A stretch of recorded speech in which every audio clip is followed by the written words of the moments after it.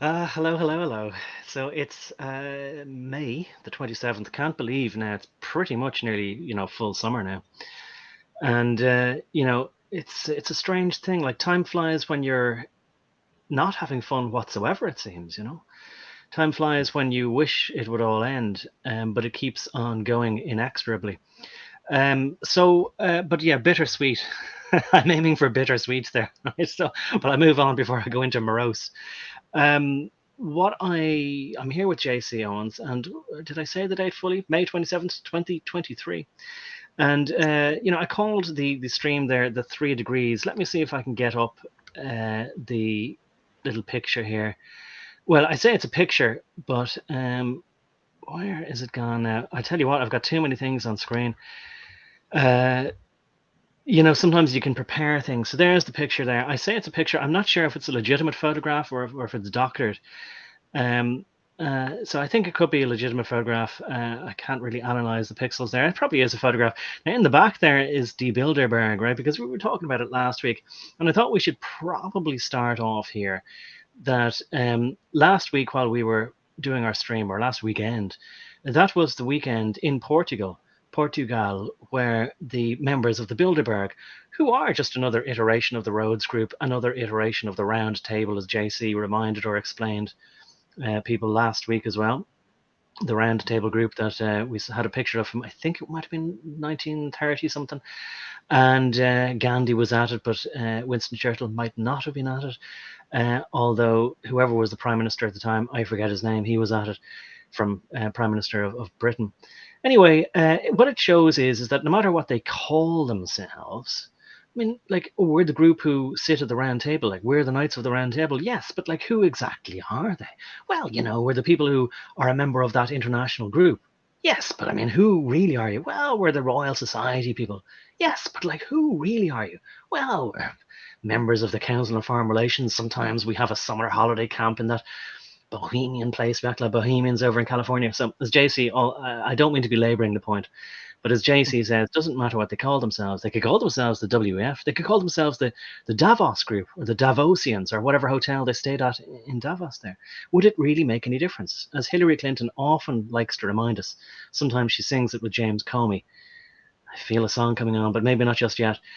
She says, what difference does it make? At this stage, does it make? I suppose it doesn't, because nobody's ever going to do anything about it. And it does seem like it's a tireless, pointless exercise to be constantly investigating and sort of saying, who are these people now? But for whatever good it might do, we're going to have a look at them anyway. So I'll hand it off to JC now and sort of say, right, I'll admit it, right? I did it, right? I did doctor that photograph, right? And I think you can tell because Prince Philip there, as he used to be known, is not alive anymore. And I don't think that that's really him looking disparagingly at the other Greek fellow who is the CEO of that fizzing company. But there's a couple other fellows there. There's Schmidt, sounds like a lovely German fellow. We'll look into him maybe a bit later, who helped start Google. And then there's a fellow called Altman there. So they're not really in the photograph. I actually doctored it. I don't know if you could tell if anybody was fooled by it. And that thought bubble there, that's not real. He's not really thinking that. And I don't think they're really at the Bilderberger Hotel there somewhere. I think it might be an Oostenrijk or something like that, a little bit outside of I can't remember, but probably not too far from Amsterdam. Anyway, hello JC, good to have you here with me again. And were you by that photograph there? Did you think it was real?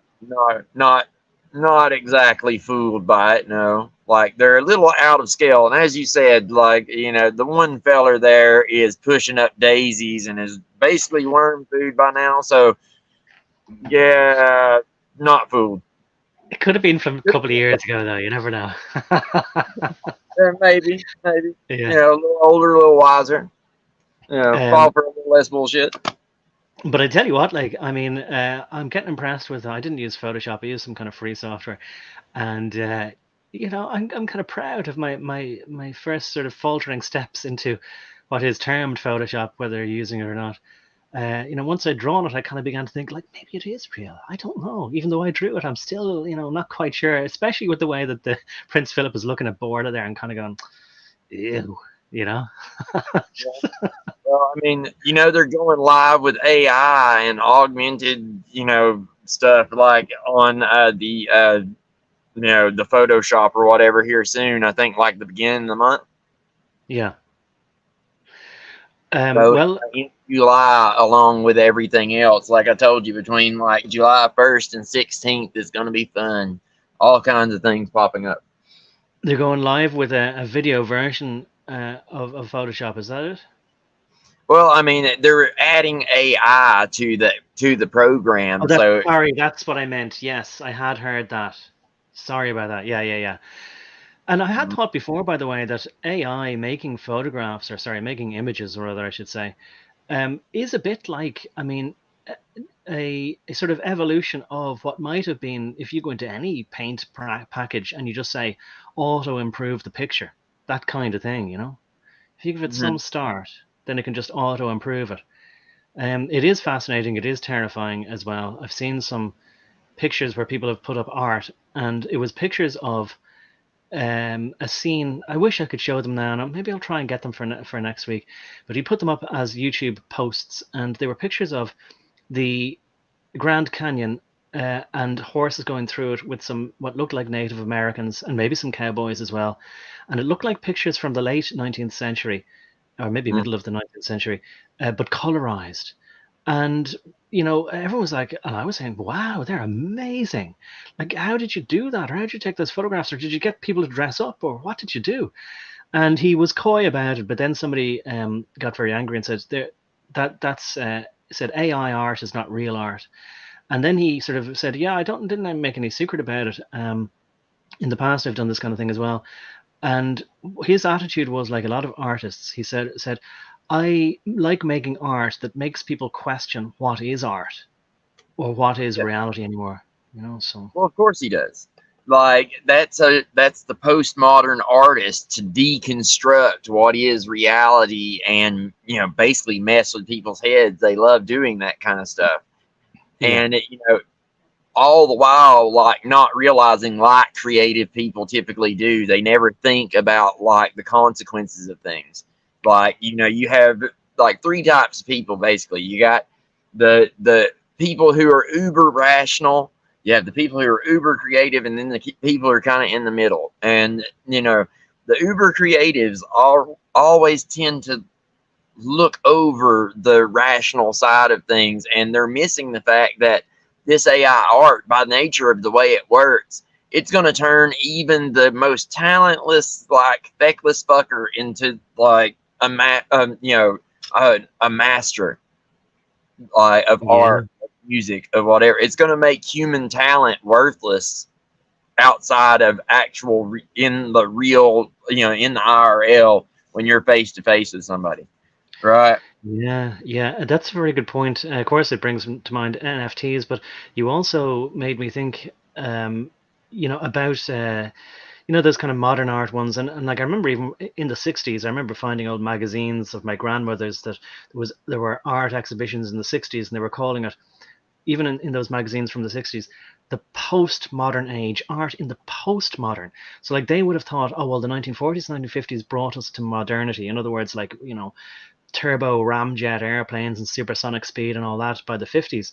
And so then they thought, right, well, now we are modern. Like we are a premier class civilization. We've reached peak modernity, and maybe in many ways we had. So that by the 60s, they thought, well, all that's left now is to create artwork, because I think they thought as well there was going to be free energy, because they were told with the now that we've harnessed the atomic bomb, we can use it for destructive purposes, but World War II is long behind us. Now only the good guys survived. We're going to use it for atomic energy. And they actually told people at the time, just like they said, robots will do all your work, so you'll just stay home and relax or go on cruises all year round. They also said there'll be so much free energy that there'll be no point in having electricity meters anymore. So we'll just get rid of them. So you'll have unlimited energy, and all you'll want to do now is just use your creative side to create art, create statues. We'll go back to the Grecian times, only be better than that, because we'll have all this energy and we'll have the transport at supersonic speeds to wherever you want to go. So they really thought they were postmodern. And then, of course, fellas started putting a canvas on the ground and cycling their bikes through paint pots onto them. Now, I mean, as a child, when I was looking at this, I was sort of saying, yeah, well, clearly that's nonsense and that isn't art. And I did feel as well that one of the requirements for art must be that you must have to suffer for it. You must have to put effort into it. You can't just cycle your bike across a canvas and go, there you are now, that's £1,000,000, please. No, and nobody in the right mind would want to buy it anyway, unless, of course, they were laundering money, as later on we found out, us poor naive souls.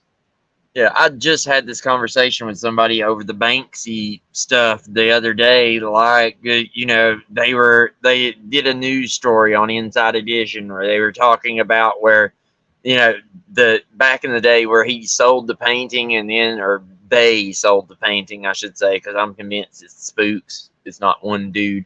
But anyway, they shredded it, like, the person bid all this money for it, and then as soon as the auction was over, a built-in paper shredder in the frame shredded the picture, and it's like, they were all praising it and everything, and it's like, it's crap art to begin with.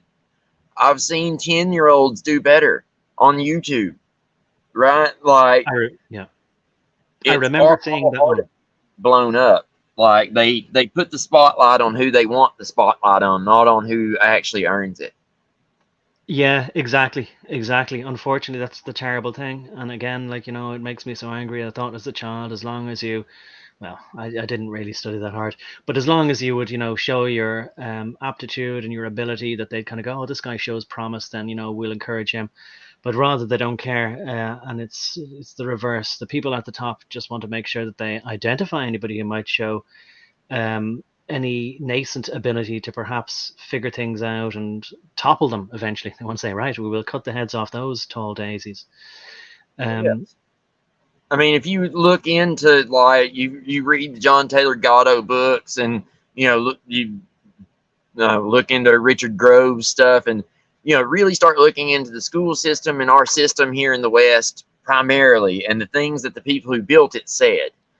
They make very clear that there is a system in place here in the West that starts when, it starts from the very time that you're born and you're given your little social security number and everything. Like, they put you in school and that little number goes through this program, and basically based on your aptitudes and, like, whether or not you're slinky and sneaky enough and clever enough and smart enough, etc., etc., etc., like, it filters kids out and decide, and, like, it's teachers' jobs to push you into the directions that you belong. And if you're a reject who won't go along with the system, they're meant to push you down and make you a reject so that other people, like specifically women and or the opposite sex, either way, like, won't want to reproduce with you, so that the people who are, like, the ones who would push back, who don't want to go along with the brainwashing, are going to dwindle, and the dum-dums are going to be the ones who procreate. You wonder how we got where we're at? Well, that's how we got where we're at. And people at the top are raised from the time they are born, like me, raised from the time they are born, knowing that they are different, and it is their job to maintain this caste system and make sure that it perpetuates. Because if it does not perpetuate, then that means that, like, everything falls apart, and now you don't have everything given to you. Now, like, there's not the brotherhood to support each other. Now, like, everybody would have to, like, work on their merit, which I'm fine with. I'm fine with that. I've worked on myself enough to where I'm completely comfortable in my abilities and who I am. Like, but most people aren't that way, and that's one of the things that holds the system together, is the fact that they know, they are raised knowing that they have to keep this system running, otherwise they lose everything. Because if they had to rely on merit, then their ass would be at the bottom, like their families were for so long. Most of these people, it's just like the Red Shields. What do they say? We are not aristocrats. We'll never be part of the gentry. Like, we never were, we never will be. That's correct. It's not in their blood. That is in your blood. You're either born with it or you're not. Or you can be knighted and given it, and then it enters into your family line. But you can't just get a bunch of money and then all of a sudden that's it, right? Which it doesn't really matter these days anyway, in my opinion. But irregardless, they're raised up knowing this stuff.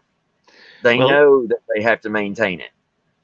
yeah, well, that's of course an insight into the psychology of the very many sort of college students we see these days, where they are, shrieking and fainting and shouting and caterwauling and what's the word for it? Having histrionics, because they somehow know in their heart of hearts that they don't really belong where they Yeah. are. They didn't get there by merit, and they don't want to have a meritocracy, and that which is why they don't want to engage in any kind of rational discourse as to, who should have any legitimate say over what things are done, because they know they couldn't compete if we were in a meritocracy. And I'll just say as well, to a previous point that you sort of made, is that we did hear as well, of course, that there were certain evil European countries, and I often heard of that Sweden. I think I mentioned it last week. Whether it's true or not, I was always told that one of the shocking things that I wasn't aware of was that genetic engineering didn't end when the West, the Allied powers, conquered the evil side. Oh no, because it didn't just get rid of the experiments. Then that the Swedish, I think they said, continued with their genetic engineering. And I always thought, like, of course, they were putting, test tube liquids into each other and then creating designer babies. Well, maybe they are now. Don't know about then. But what you described, of course, is genetic engineering by selective breeding, which, as we know, is what breeders of dogs do. And of course, this is getting into territory where people absolutely do not like to draw inferences and make comparisons. Immediately, I mean, the type of person that is probably already shouting, "Oh, you're just a member of the SRMB plus community." Well, they're getting ready to lump you into that group, even though it's a very lovely group. Actually, I find them very welcoming and accepting and tolerant of all prejudices. But the point is that they have been, as you say, selectively breeding out anybody who might have either the intelligence to eventually figure out, I suppose, their cleverness, you'd have to sort of say, their scheming, or the fact that humans aren't indeed defaulted to good, or the people who are born crafty and without conscience. And I think there's a heck of a lot of people like that.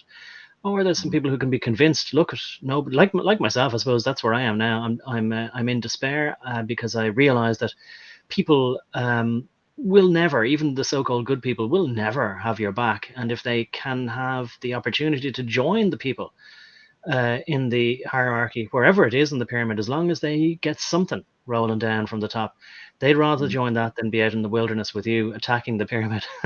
So the selective breeding or deselective breeding of the people who might ever pose a challenge to their hegemony, their authority, their control, their grip over the destiny of humanity has worked extremely well. They've used war Okay. for it as well. Yeah. Like, I mean, well, if you just think back to high school, right? Think back to your days in high school and think back to the cliques and how those cliques almost seem to be they seem to be encouraged by the staff. You have the rich kids clique and the jocks and the cheerleaders, and then you have the stoners down at the other end with the nerds. Like, you have these different castes within the school itself, which then carries on to real life, like adult life, the corporate world, etc. This same system perpetuates. And yes, every once in a while you'll get people that figure it out and start figuring out how to jump castes and move up. But that's just because they figured out how to be sneaky and all the corporate stuff, right? Or they went to college, got the right degree that opened the right gates. But it all starts right there, and you can see it beginning right there as children. If you're a perceptive child, then you're going to pick up on it rather quick, and you're going to do one or two things. You're either going to jump in with both feet and play the game, full knowing what is going on, or you're going to drop out and they're going to boot you from the system, right? Like, they're going to try to acquire you or boot you out, right? They're going to try to make you part of the brotherhood, or they're going to try and cast you out. That's the whole filtration system that has been put in place. Like, we really do have a caste system here in America, in Britain, etc., and it just operates underneath the surface. And as far as the eugenics goes, the whole idea of eugenics started in Great Britain and the USA in the first place. This is the birthplace of eugenics. Like, Funny Mustache Man got the idea from us, and it has continued, from then on. Like, it never quit. The Eugenics Institute is now planned, P-hood. You know what I'm saying? Like, Mm. that's the exact same organization. They just changed their name from Eugenics Institute to Planned P-hood. Exactly, and they used to have a big tree with the roots showing, and it did have that word eugenics written in it. And I suppose we'll mention her name, like good old Margaret, and she wasn't a singer, more of a singer. Isn't that her? Yeah. And she was unapologetic about it. But the funny thing is that I've seen videos shown of her being unapologetic about it. And I saw one recently where somebody was trying to get her to um, be definitive about whether she thought that there was any such thing as either sin or evil. And she actually refused to answer the question. She tried to redirect. And I thought, oh, maybe she just wants to be definitive about one thing. But no, she definitely wanted to obfuscate the issue as well. So I am willing to believe, from having seen that she wasn't just somebody who genuinely believed that she was doing good, that I think she was aware of her own malfeasance. But she may have convinced herself on some level that it was for the greater good.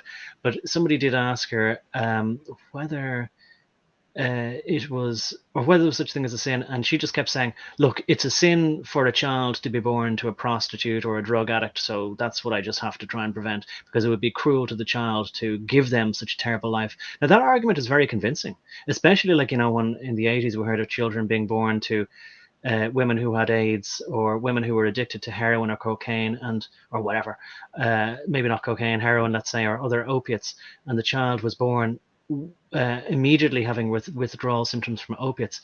And you did think, oh God, what chance does the child have? It would be better if it was never born. And that's the thin end of the wedge into then saying, right, okay, we can have abortions then in those circumstances, as well as if the mother is about to die and this kind of thing. And before you know it, you are where we are now. Yes. And that's the mistake that people always make, is right there they make the mistake of assuming that they have the ability or even have the right to be the ones to decide that. Right? They make all kinds of assumptions right there in that little moment that causes them to make that mistake. They assume they have the right to make that decision. They assume that, like, that suffering through that, won't come out and make the child more aware. Maybe because they went through that as a child, they'll never ever touch drugs ever again, and they'll make sure that nobody else does. That child could go on to become someone who ends drug abuse forever. We don't know. Yeah, you don't know, and that's the thing. All right, and I'll give another example just to add to that, right? Because like these are the imponderable questions of philosophy between the hypothetical and the reality, and you just don't know. But at the same time, right, you'd sort of say, right, well, do you want like this many drug addicts, children, and all that kind of thing, for the chance that one of them might be the savior of the world? And on the other hand, of course, you always use the facile one, like they sort of say, would you kill 6 million people as long as you got rid of that terrible man who grew up to cause havoc throughout Europe? So, they say that's the story we're told through history, in the middle of the 20th century. And, you have all these people who think they're right honorable, and they'd say, well, I tell you what I do. And Norm Macdonald used to tease people with this. They didn't realize that they were being revealed as being very callous thinking people. They'd say, oh, well, if I had a time machine, I'd travel straight back to, whenever Hank Hankler there was born, and I'd murder him in his crib, and not realizing what they were saying. Like, and Norm would go like, yeah, but he hadn't actually done anything wrong yet. This kind of thing.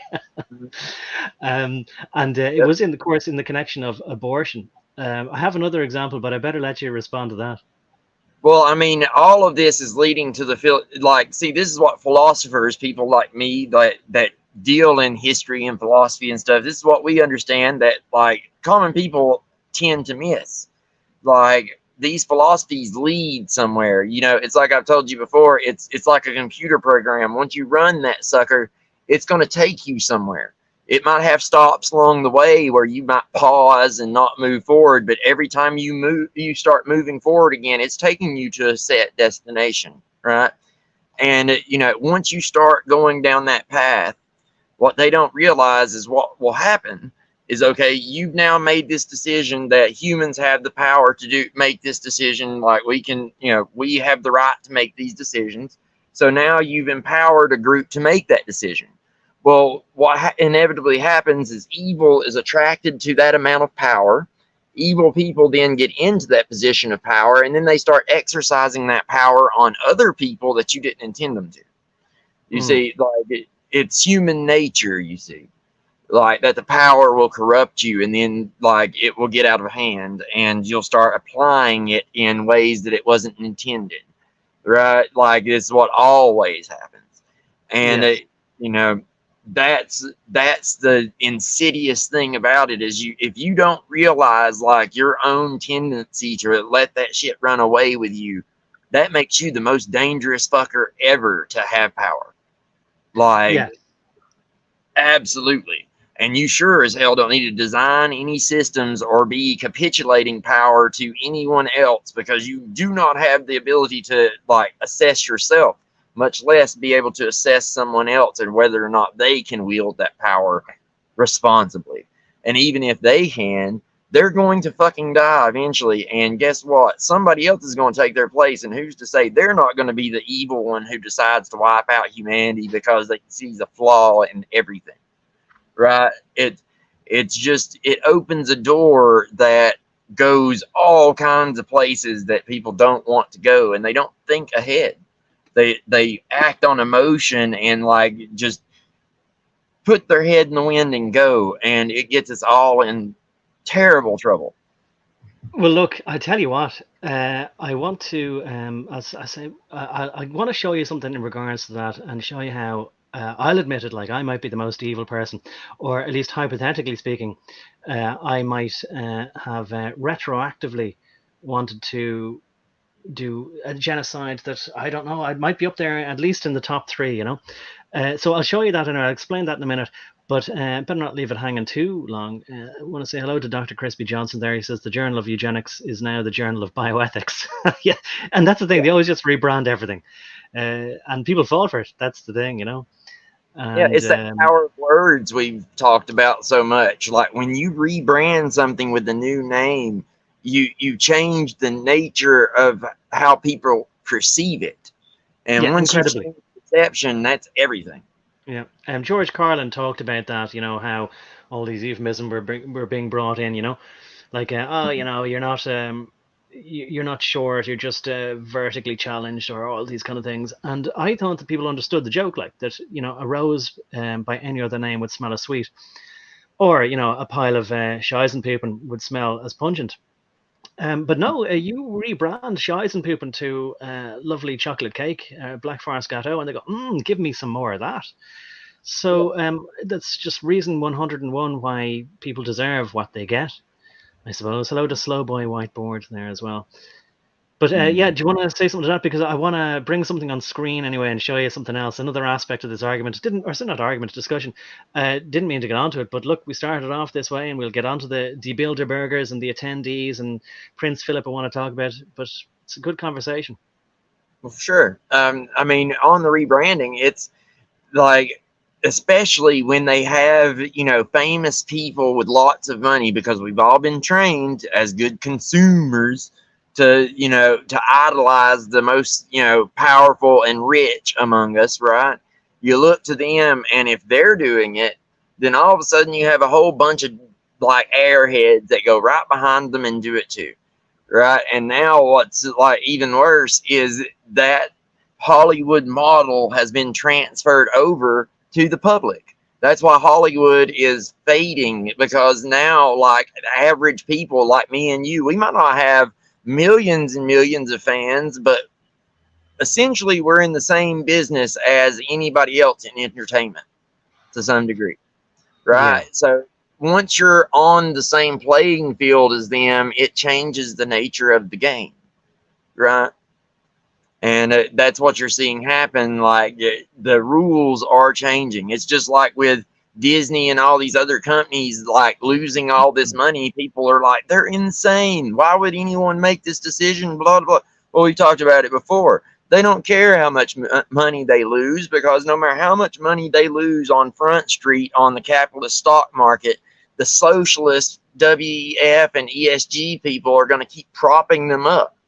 You see, that's where the nature of the system is switching, and people are still expecting it to act like it did before, and for companies to act like they did before. No, no, no, no. The amount losing $9 billion is nothing to pissing off the WEF, and now all of a sudden you can't sell your stuff anywhere, right? Mhm. Yeah. Like, so it people really have to readjust the way that they're expecting the system to work. I've been harping on this for years at this point, but just now is it really getting to the point where you can see, like, with your own two eyes, like what's going on, right? It's quite literally becoming something else, and people are functioning under an illusion. It's just like, I watch a lot of these silver channels. I don't pay any attention. I buy silver or sell silver or whatever on my own whim. I don't pay attention to what they do, but it's just helpful to see what the rest of people are doing, right? And you'll see them like expecting, they're like, oh, silver's gonna skyrocket, and I'm sitting here thinking, no, it ain't.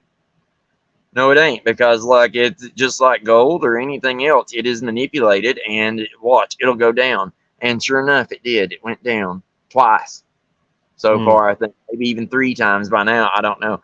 But if you're getting into silver to get rich anyway, you're stupid, because that's not what it's for. It's to maintain the value of what you have, and keep you from losing it all. You're not going to get rich off of it. You're just not going to lose everything.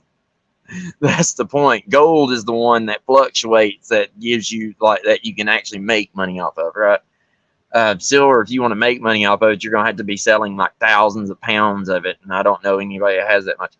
But either way, Well, it's the whole game is changing, and people have got to catch up. all right. Well, look, let's not get into gold and silver prices just yet, because I want to show you something else here, right? And you may have seen the graph there. So what we're looking at here, and I want to just go back and try and explain it, because people might go, oh, he's claiming that he retroactively would have, in theory, backwards, and I better not say the G word, but O-sided a big amount of the population there in East Africa. So I'm going to cast people's minds back to 1984 and 1985, and that's when Bob Geldof was saying, just give us the effing money now, just send in your credit card numbers and this kind of thing, because there was, what we were told was, there was a famine going on, and that even though it was Christmas time for us, that the people in Ethiopia, and probably, up in Sudan and Eritrea and all that sort of region there, they didn't even know it was Christmas. But of course, look, that was when I was a kid. I didn't know. I just sort of said, "Mommy, does Santa Claus go to everyone in the world, all the children?" And she thought, like, probably does. Yeah, how does he do that? How will Santa's magic? And so I just thought Santa went to everybody, But oh no, according to this song, anyway, with Bob Geldof and all these people, do they even know it's Christmas at all? You see, there's other things to be worried about. There was 40 million of them starving, or maybe they said the population was 40 million, but 20 million, half of them were starving.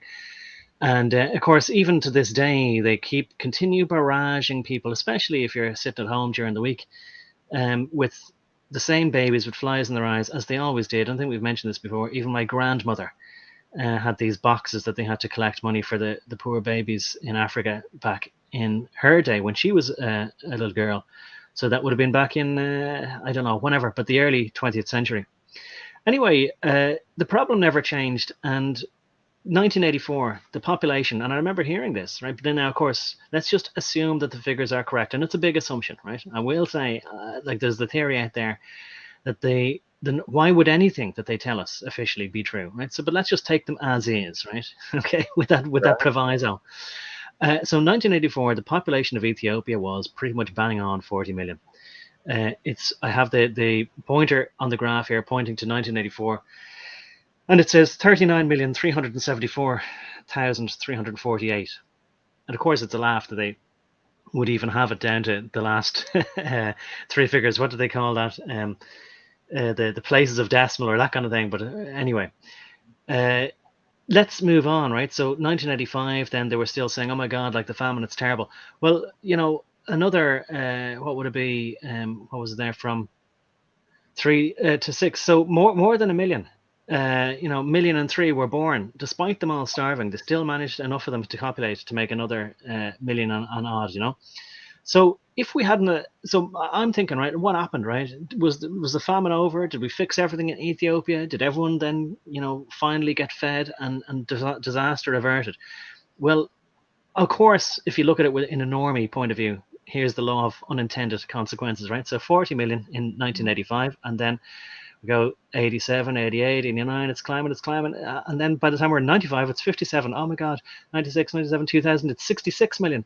Oh my God, what's happening? What's happening? Oh, they're copulating rapidly here, 28, 2008, 2009. So, pick this, right? 2007, 2008, their population, when we were having a bank crash, had doubled from that time, right, to 80 million.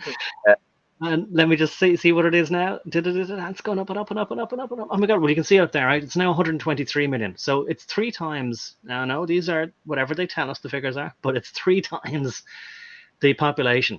So the problem is now 3 times as big. Now you might say, of course, but in that extra 80 million, there could be finally the fellow who solves, how to power cars from water, how to bring energy out of the air. He'll discover Tesla's secrets. He'll finally make world peace. And I tell you what, like, I'm wondering whether, if we hadn't, one of those people, if we hadn't made them all, have enough to eat, whether Tedros Ghebreyesus maybe would exist. Imagine how we'd have to deal with life without him, looking after our health. So if we didn't, maybe that's how they repay us. We look after their health. We send over all the UN medicines and food and all this. And then, thankfully, out of the millions, e pluribus unum, we got Tedros Ghebreyesus, who managed to fix everything there for us over the last 3 years. Isn't that wonderful? Well, you know what happened with Ethiopia, right? It's the same story as everywhere else. See, up until 1974, Ethiopia was an imperial Orthodox Christian country. It's still Orthodox Christian, it's broke off from our branch of Orthodoxy, the branch I belong to. But most of their beliefs are in line with ours. Most of them. They're not as far away as the Roman Catholics are by far. But either way, that's neither here nor there. The point is, up until 1974, they were an imperial Orthodox country. Well, in 1974, the U.S. government and the British government, as well as a lot of other Western powers, funded a color revolution with a communist dictator who then took over the fucking country and brought in Starbucks and all these other fuckers who are now exploited or have been exploiting Ethiopia ever since. And they raised the population so that they could use them for cheap labor. Well, like now that's become a problem, you see, and like all these other organizations that have sprung up around it, they're just Freemasonic organizations that are taking 3/4 of the money and the kids ain't never seeing it. Like, just like all the other little grifts that they run. But no, it's just like anything else. They cause the freaking problem and then they want to, mooch off the public to fix said problem, and on and on and on.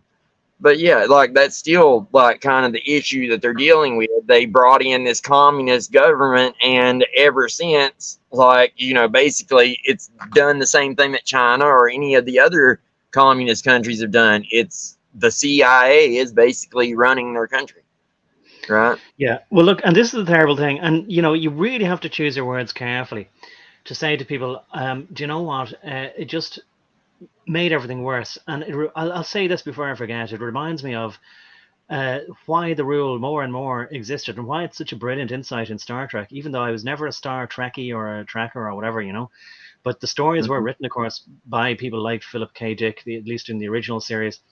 And they must have had some great writers in the second one to really harp on the idea of non-interference, the prime directive. Don't get involved. Because I always thought, look, they're being really mean. Why don't they just give replicators and transporters and all this kind of thing to everybody? But they did have a few episodes where they'd show you the lesson of that they give technology to people on different planets. That they don't sufficiently evolve their morals, and that they just use, as you've said, I think, many times, and it seems obvious now, but it's worth repeating, that any advance in technology that can be used to make people's lives better can also be used as a weapon. So you make free energy available, and they might just use it to create weapons, and you give people food, and then they might go, good, now I'm strong enough to take your land from you, and I'll grow crops myself on your land, or I'll take your society, or whatever it is, which is in a way what we see happening. But you put it a little bit more, let it up to people's imaginations, that it was the powers that be, or who currently are, they just want to have more and more cheap labor. And of course, as long as they keep these people basically fascinated with having larger wheels on their cars, flashier rims, more and more gold necklaces, diamond studs in their teeth, as long as that's the things that they sort of strive after, that they'll never have the thought into their heads to sort of say, oh, I would like to actually find out who's in these castles, and who is really the man behind the castle, or who's the man in the high tower, sort of thing. That was a Philip K. Dick story. Well, So, there's a but yeah, really just a prime directive anyway. And I just want to say this: it would seem cruel not to interfere, but that's the kind of thing that you have to do. Would you disagree? Let 20 million of those 40 million starve to death, because otherwise they'll never learn. Or if you interfere in nature, like they say, don't interfere, like say with animals, like they must kill each other for food, or they must certain amount of cubs must die, otherwise the others won't survive through the winter. And you can't just continually sort of artificially boost the numbers, otherwise you create a greater potential catastrophe. yes, I would mostly agree with that. Yeah, like I'm a non-interventionist. Like I would like America to deal with only America's problems, and if we get involved at all in someone else's, it wouldn't be more than like, oh well, here's you some food and stuff, and like we'll send over some medical help, right? Like we're not going to send them weapons and all these other kind of things unless it's integral to our survival, right? Like if it's like Canada, like, well, we don't want somebody conquering Canada that's then going to then conquer us, so we might would help defend them, right? Something like that. But mostly we should be 99% non-interventionists and fucking with other people's shit, right? I Yeah, do not believe in getting involved in other people's stuff, and I believe that when you do, the very few cases that when you do, you have to be very, very selective in how you do it and who you give that assistance to. It's yeah, just like absolutely. give assistance to the Afghans. I saw it happen over there myself. You give assistance to the Afghans would then turn around and then sell the weapons to the people they're supposed to be fighting. Yeah, exactly. Now, and of course, when we were naive, we might say, oh, they never could have seen it coming. Just like Janet Yellen would say about inflation, she never could have seen it coming. How was she's supposed to know that printing trillions of dollars would result in inflation? Of course, we would believe then, the military, their plausible deniability is, oh, duh, we didn't know that would happen. But now, of course, they'd call us cynical for realizing, no, that was always the plan all along. Yeah. Um, and It's then, just like right now you see like with the whole pull out of Afghanistan and leaving all that equipment over there, where do you think that equipment wound up? Maybe in a place where there's a war going on right now.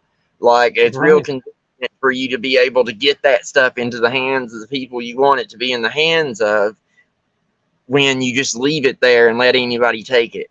Right right. now, the government doesn't have to be attached to giving those things directly to those people. Like it's just, oh well, couldn't have guessed they would have got a hold of that. It's not like Yes. the supply lines is sure they got it, but whatever. But yeah, Yeah. that's It must exactly have the been kind of some stuff to do. Chechen rebels or whatnot. We'll blame it on the Chechen rebels for bringing it from Pakistan, or not Pakistan, Afghanistan to Ukraine. But also, I wanted to say that the law of unintended consequences, as far as trying to save people from a famine, and it's always, look, stop. There's no time to think. There's an international crisis going on. And sometimes that you even hear them say, like, oh, well, the Eritrean or the Sudanese or the Ethiopian government has called on the international community. And you don't know who the international community is, but you presume those lovely people on the news who wear nice suits and power dresses, know exactly who the international community is. But they have all these phrases, of course. It's a rebranding, the international community. Well, it's the people who are pulling the strings. You might say it's the round table people, but of course it's I like to think of it often as the Punch and Judy show. It's the same man, but with a glove on different hands, and it's Punch and Judy are actually the same person. They might go, Yeah. oh, Judy's terrible the way she's always hitting poor Punch and this kind of thing. But Yeah. so it's like saying, Judy has called on the international community to save her from Punch, and then Plod comes along, but it's the same guy. He just put a different glove on the same hand. Yes, and that's the way the dialectic is always played. It's always played like this. And I mean, it'd be different if like it was an ally of ours and they're going through a famine through no fault of their own. The weather just turned bad on them for some reason and they're left in a spot. I'd be more than willing to help out an ally in that situation, right? Yeah, But that's in a the kind of situation thing. where they adopted fucking communism and caused it, that's a whole nother situation. Now you're dealing with a country full of dumbasses that you need to let do their thing because they're going to drown you with them if you try to get involved. Yeah, well, You you're know, right, exactly. If there was a legitimate natural disaster, a hurricane, a volcano, an earthquake, or whatever, then you'd say, yeah, fine. Look, we're all, people who our allies, our countries, have friends. We have agreements that our population are allowed to travel, without too much interference between each other. Of course, you're our friends, and not only that, you're our cousins. You're our literal genetic relatives. Which is, mm-hmm. Just briefly, sort of, won't quite go near the third rail, but which is why, a couple of events during the 20th century, there, people who should have said, no, we absolutely won't go over there and start and engage in a war. Based on some flimsy pretext that Charles Lindbergh tried to warn us about. But I'll Yeah. just leave them hanging and move on. Just that's the opposite side of the coin. I'll just say real quickly, I absolutely agree with that. Like, it's one of those things where we used to do that as a people. We used to be like, okay, look, our cousins are fighting with each other, but we can't get involved in that shit because we don't want to get the whole family involved in the tussle. Let those two deal with their shit. You know what I mean? Like, let them fight it out. And then we'll figure it out. Like, but no, now like everybody wants to get involved in everybody's stuff for every little reason, and they manufacture reasons to get involved. Now, And we shouldn't be fighting our cousins, but like if our cousins decide to fight each other, then that doesn't mean I have to automatically get involved. And I would compare it to like if somebody breaks down on the side of the road because they ran over a nail somebody else left there in the road. Like, I have no problem helping them change that tire. But if I just sat there and watched them get out, stop the car, get out, jab a knife through the sidewall of the tire, and then go hollering help, no. Like, I'm going to leave them in the dust, pass them up. Yeah, exactly. Now, the big problem, of course, is, and I suppose it's worth saying, but it almost goes without saying anyway, is that unfortunately people used to have faith in the media. To some extent, there was more reason to have faith in the media. Anybody these days who has faith in any media is unfortunately not at the races, or deliberately blind to the lies that they tell us, and that it's with intent. It's with full intent to mislead and manipulate. And somebody there did. I'll go back and just call out the quote there. I think it might have been Jamie Hillier-Rubis. He says, quoting William Casey, thanks very much there, of the CIA. Did he say it in 1992? I thought it might have been earlier. I thought it might have been 85. We will know our program of misinformation is complete when everything the American people believe is a lie. Well, that extends, by the way, well beyond the American people, because we get all the American news media, and all our news media, even if it's local, is fashioned after it. It comes all from the same top telex machine anyway, modern telex machine. But I also wanted to read out there, just while I had it up on screen, just go back to it there, that Slow Boy Whiteboard had it very right there, when she said foreign aid takes money from poor people in rich countries and gives it to rich people in poor countries. So I love those little ones that are like, forget that word where it's for something like a word that's spelt the same forwards and backwards, but a sentence that has the logic forwards and backwards as well. So I really like that. Onomatopoeia, is that it? Is it? I was thinking of onomatopoeia, but I can't remember. I don't think it's quite that, but it doesn't matter. Um, Anyway, anyway, it was quite succinct the way that she put it. Yes. yeah, I like that. Now there was something else that I wanted to say on the subject there, but I've lost my train of thought. But look, we could probably move on unless you've got anything else to say on that. Uh, no, I think that's it. The only other thing I wanted to say was like, what is that African American fellow? He's a Republican. Real famous. Like he does a lot of documentaries. What is his name? He's an African American fellow who does documentaries, is he? He does documentaries and all kinds of talks and lectures and stuff on the right wing side of things. Like we were just talking about him the other day. But anyway, Like, is he? But he's a professor, is he? yes, I Thomas do. Sowell. Is it Thomas Yes. Sowell? Oh, Yeah. no, like that's it. That's it. He does a documentary where it talks about like African American people and Southern people. And remember when we were talking about the whole Elvis thing, and I was talking about how that music and that behavior style was handed down to both races in that area. Like it has to do with that. Like, and it talks about that Southern pride that comes from Ireland and Scotland and our people's like really high-minded pride. You know how our people are. Fight you in a heartbeat if they feel like they've been even slighted, even the tiniest bit, right? So it's one of those things that it did develop out of like a pride that our people have had for a very long time, and it has followed us throughout history. And I've noticed it in my own Southern people. We are typically a boastful people. We can tell a lot of tall tales. Like if you're not careful with some folks, like we can fight at the drop of a hat. We tend to be more violent and aggressive than others. Like in some cases, there are tendencies that did carry over. Because African Americans specifically started out in the American South, they picked up a lot of the tendencies that Scots Irish settlers had. And love them or hate them, like my ancestors were quite a rowdy bunch, and they had some tendencies that weren't necessarily the greatest, right? And some Southerners still have those tendencies. Some of us have come well beyond it, and some haven't, right? And it has kind of carried over, and I do believe that works into why rap music and that culture took over the South so easily, because the two have always been inextricably linked. You can go back to the pistol duels and sword duels in the South that went on way longer than they did in the North. In the North, they quit doing that stuff and started letting the courts handle it long before we stopped doing it in the South.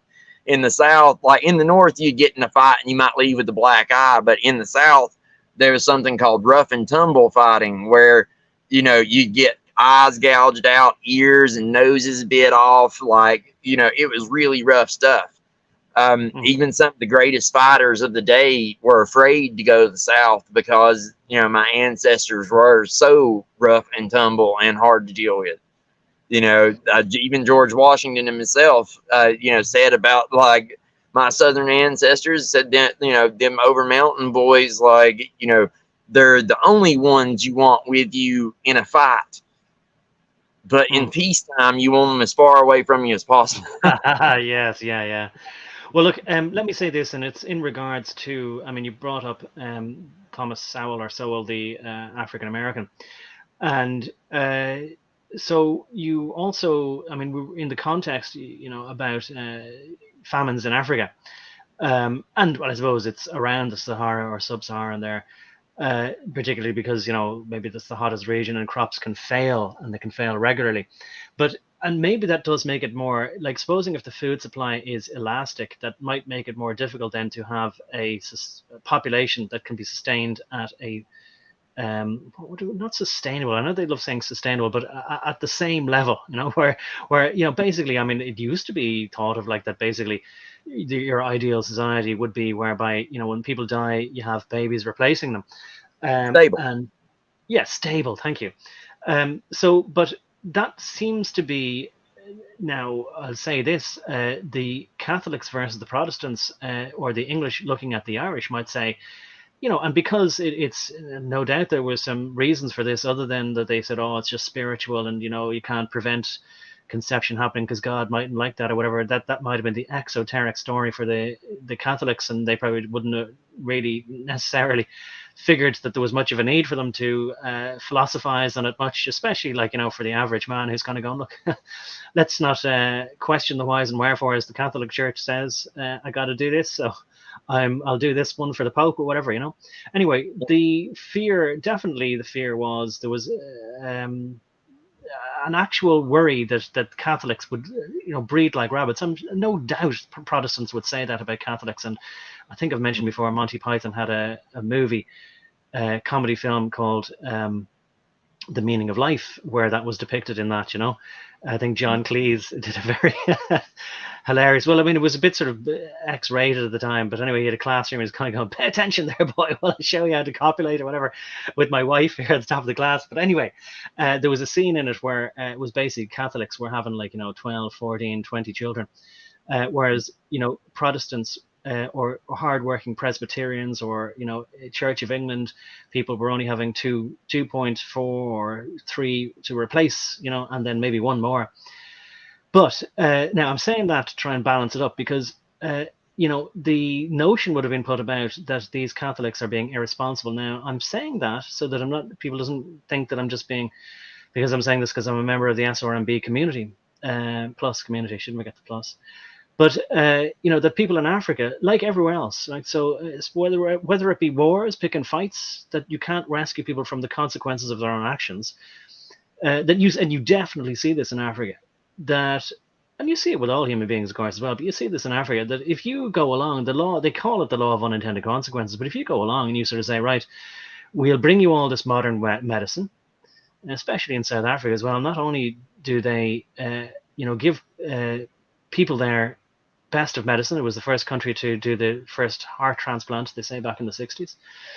So they had, first world medicine and food and, agriculture and all this. But of course, everyone in Africa then wanted to swamp into the borders of South Africa, because the going was good there, best of food and medicine.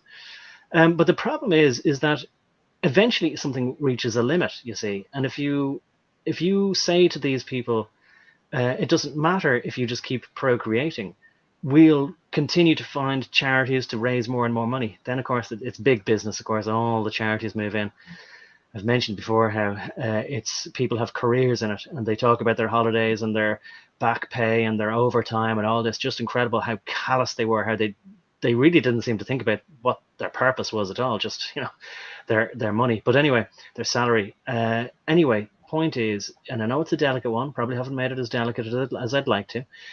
But if you remove the natural constraints, and people don't like to compare themselves to, say, polar bears or brown bears or wolves with cubs or whatever it might be in nature, that a wolf wouldn't have 20 cubs or 20, maybe that's the word, 30 cubs, whatever, because she wouldn't be able to feed them all. It would be irresponsible. And you even see it like with these prairie dogs, that they prevent others, irresponsible ones in their group. If they want to go off to another group and get pregnant, they can't come back to their group because they don't have enough food. But if other people keep coming in and giving them food, then it artificially removes their own natural limits. And I just want to say this, right? I need to get this in here. So there was a fellow called Molyneux, Stephen Molyneux. And I think that he was removed from YouTube because he kept pondering on this philosophical concept and mentioning the theory, which is called, R for Romeo and K for Kilo, selection theory. And I could never remember which is which, and it was the idea, and I'll read it out here from a summarizer, right? And it seems to have sanitized it a bit, so I think I can read this out. It says the R, which is a small r, / capital K selection theory, states that the organisms either survive by R, the rate of reproduction, or K, the level of care provided to offspring. And it says humans fall into the K part of the theory. But of course, there's different degrees of everything. And it does boil down to personal responsibility and delayed gratification and things like that. And of course, people might say quite reasonably, well, if there's no limits in the environment, That's fair enough. Or, the amount of food you could hunt, and of course in Europe, if there's a winter, you just can't have these many mouths to feed, these kind of things. So that's why people evolve differently. But people don't, even we're, of course, far too far into the territory where people don't like to talk about anything, and they just say, oh, you're just a member of that SRMB plus community. They'd like to malign you that or impugn that community. I've talked to the wife about this situation, and I've talked about it here in America, where you talk about the neck beards in their grandmother's basement, right? Like, and all these guys that are part of the MGTOW community, or the incels. That's it. That's what they call them, the incels or whatever. It's like, why do we think we have so many of them? Well, there's a lot of reasons. Feminism is one of them. Yes, yes. And Yeah, but I yes, would also hypergamy. say what's that? Hypergamy. Yeah, Hypergamy. Yes. that's also part of it. Yes, and but you also have the fact that now birth rates are more successful. Now you have the fact that it's easier, people have more options than just who would be in their village, unlike back in the day. So back in the day, if you weren't handsome, smart enough, quick enough, strong enough, whatever, you'd either be killed or just nobody would want you, right? Like, and these days, like, okay, I'll use myself for an example. Like, you have someone like me, like, I'm fairly smart, I'm tall, I'm strong, I'm fit. Like, I've, survived being stabbed, shot, thrown through windows, thrown out of, moving cars, crash, banged, whatever. Okay, you see this in nature. You see it with sharks that have scars all over them, or, any other like predator out there in nature. You see they're scarred up. They're the old ones that they make it, and they have a lot of offspring, which then their offspring are tough because they choose who they have offspring with, and they pick other tough, intelligent creatures. And like, the royalty of Europe have always done this. Like, right? This is why they held themselves apart. This is how they got into the incest thing in the beginning, is because they were trying to control their breeding, and they didn't fully understand at the beginning, like, what they were doing to their own genetic line, right? Like, they messed it up. But now they understand it quite well, and they've been actively doing it. And this is what you have in Africa with the Bill and Melinda Gates thing. Like, okay, the population went up, they took help, but along with that help, with that medicine, what was it spiked with? Well, we now know that the medicines that they gave them were spiked with anti-fertility drugs that destroyed the fertility of like 80% of their young girls over there in like a lot of those countries in Africa. They've been using Africa for decades as a testing ground for this medical technology to end up using it on us all. Like, this is where, like, they've been doing research on the male birth control pill and all these other kind of things. They've been actively working on trying to figure out how to get this eugenic stuff in place. And it's all based on this same kind of theory, right? Like, because they've removed all the guardrails as far as like what nature would do. And, there are people, as far as that theory is concerned, that are living that wouldn't have otherwise, like, without help. Like, now you have the elites saying, well, since we've removed the guardrails, we're going to have to put in artificial ones. So, and that's what you're seeing them do. Like, Well, this whole theory is that the whole thing they're doing is based on that very theory you're talking about. Like, this is what they're trying to engineer into society. yeah, well, Thomas, as Slowboy there says, Thomas Sowell or Sowell's books. Depends. I don't know how you're supposed to pronounce it. I don't think I've heard him saying what his name is. Anyway, Sowell, as she says. Book about that is called White Liberals, Black Rednecks, and yeah, she's very good with coming up with just the right, appropriate bit of information to the conversation. But what I want to say to you there is, I've talked over there. Do you want to say something? Oh, I was just saying, yeah, like, Kristen's good. She's like, that's my homegirl there. She knows she knows what's up. Yeah, another Everybody, ortho girl. huh? Damn it! Can you repeat that? Oh, I was just saying, everybody should check out her channel. Like, she has good clips on there. Right. Yes. Uh, she has a lot of different iterations of her channel, because a lot of the stuff is these kind of things that you're not allowed to talk about, isn't that it? Or, Well, they yeah. don't want to talk about it, yeah, because one thought might lead to another. Before you know it, Right. you might be scratching your head at the bottom of a rabbit hole. That's Um, right. That's right. You might like end up starting to like understand like the thinking that is going into the things that these fuckers are doing, which will then allow you to predict what they're going to do next. Isn't it funny how that works? oh, if only we could get at the head of the curve. I'll say this: I knew a fella, and I think he told me his father was an ambassador, or else he worked in the ambassadorial service. Maybe he wasn't an exactly ambassador, but anyway, he worked. He had some position over in Africa, and I think he might have grown up there for a while. Now, it wasn't South Africa, but maybe it was one of these countries like Zambia or Chad or wherever. Where there's a bit more. I know for some weird reason, it seems that Zambia. Sorry, it probably isn't weird, right? It's probably because it seemed to me to be a place that was still quite untouched by, or lesser touched by, foreign influence. Anyway, he told me that there were often these people, Americans, who would come in, and they'd be with the Red Cross or whoever, and there'd be a few shady characters who weren't part of the Red Cross. But of course, as we know, the Red Cross isn't exactly what we think anyway.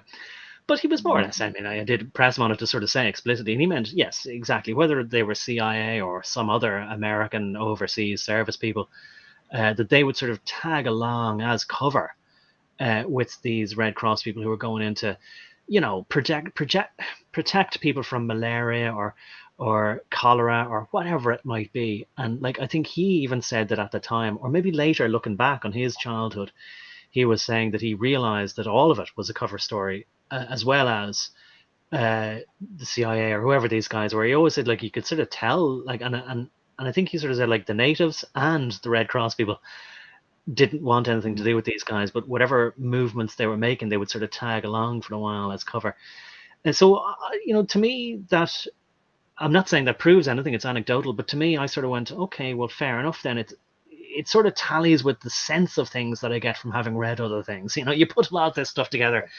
You try not to fit jigsaw puzzle pieces together by forcing them, but sometimes they look like they fit and they snap in. And you kind of go, well, that actually does look like that fits with that there. And it's always nice when something kind of tallies in real life and somebody tells you something that sort of sounds like what you've already, without having seeded the conversation or told him what he tells you something that aligns with something else. But my question to you is that if indeed, and let's not get too conspiratorial here, but if indeed, the things that they're giving them might have an ulterior motive, or they might have a dual purpose, right? At least let's say that. So how is it that, for example, if they did it in Ethiopia, that the population went from 40 million to, and we'll just say the figures are true, assume they are just for the sake of argument, to 120 million in the space of less than 30 years? How did that happen? Or are you telling me that it would actually be, 10 times that amount if they hadn't given them this sort of fertility reduction drug? Well, see, I would have to check to see if they rolled it out in Ethiopia or if Ethiopia was one of the provinces that they were jacking the population up in. Like they have different regions that they're doing different things in. Some of them they've actually spiked them and caused them to go infertile, and then other regions they have not. It's kind of like you have a control population and then you have the test population, right? And like I said, like because of Starbucks and the coffee industry and all that, like they right now need a bunch of people to work that. But as soon as they have robots to replace them, oh no, Ethiopia will be going under the knife, so to speak, as well. Like everybody will be, the West included. Like all this is going to be rolled out everywhere. Like I suspect that recent pokey pokes have had things in them that might damage the reproductive system. Just saying. Well, yeah, of course, everybody theorized that. We'd better not touch that rail now, because somebody got a strike there for video he put up a year and a half ago. So things Oh, do seem to be a little bit more relaxed, but at the same time, they don't have to get you immediately. You know what I mean? But yeah, no, I mean, obviously, I mean, that's the things that we're alluding to. But I like to sort of then, essentially, what I'm doing is the sort of null hypothesis, hypothetical experiment here. If that is so, then why don't we see the effects? And I mean, like I would say reasonably as well, people keep saying, oh, there's all these adverse effects. Maybe, but I mean, like, I'm not seeing it with my own eyes until I see people like literally in the street, you know, every time I go out, kind of go, oh no, it got me, oh no, it got me. Then it's not significant enough for me, but it could be just me. But I don't hear anybody saying, oh yeah, like basically I'm living in a ghost town now. Do you know what I mean? well, it would So appear I'm like skeptical. I'm looking at it right here, and it would appear that this is just like they just started the Ethiopia program with the Bill and Melinda Gates Foundation Well, it's a bit. recently, like within the last Yeah. decade. Well, if they So, wanted to, but you understand why I'm being skeptical? Because if they wanted to reduce the population, they didn't do a good job of it, did they? And I'm that's just what looking I'm at saying. the. Like now that robots are a thing, like now's when you're going to see. Like they just now went in and had this whole thing with the whole the stabby stabs over there, and it like then the government finding out, like their government finding out that it had stuff in it, right?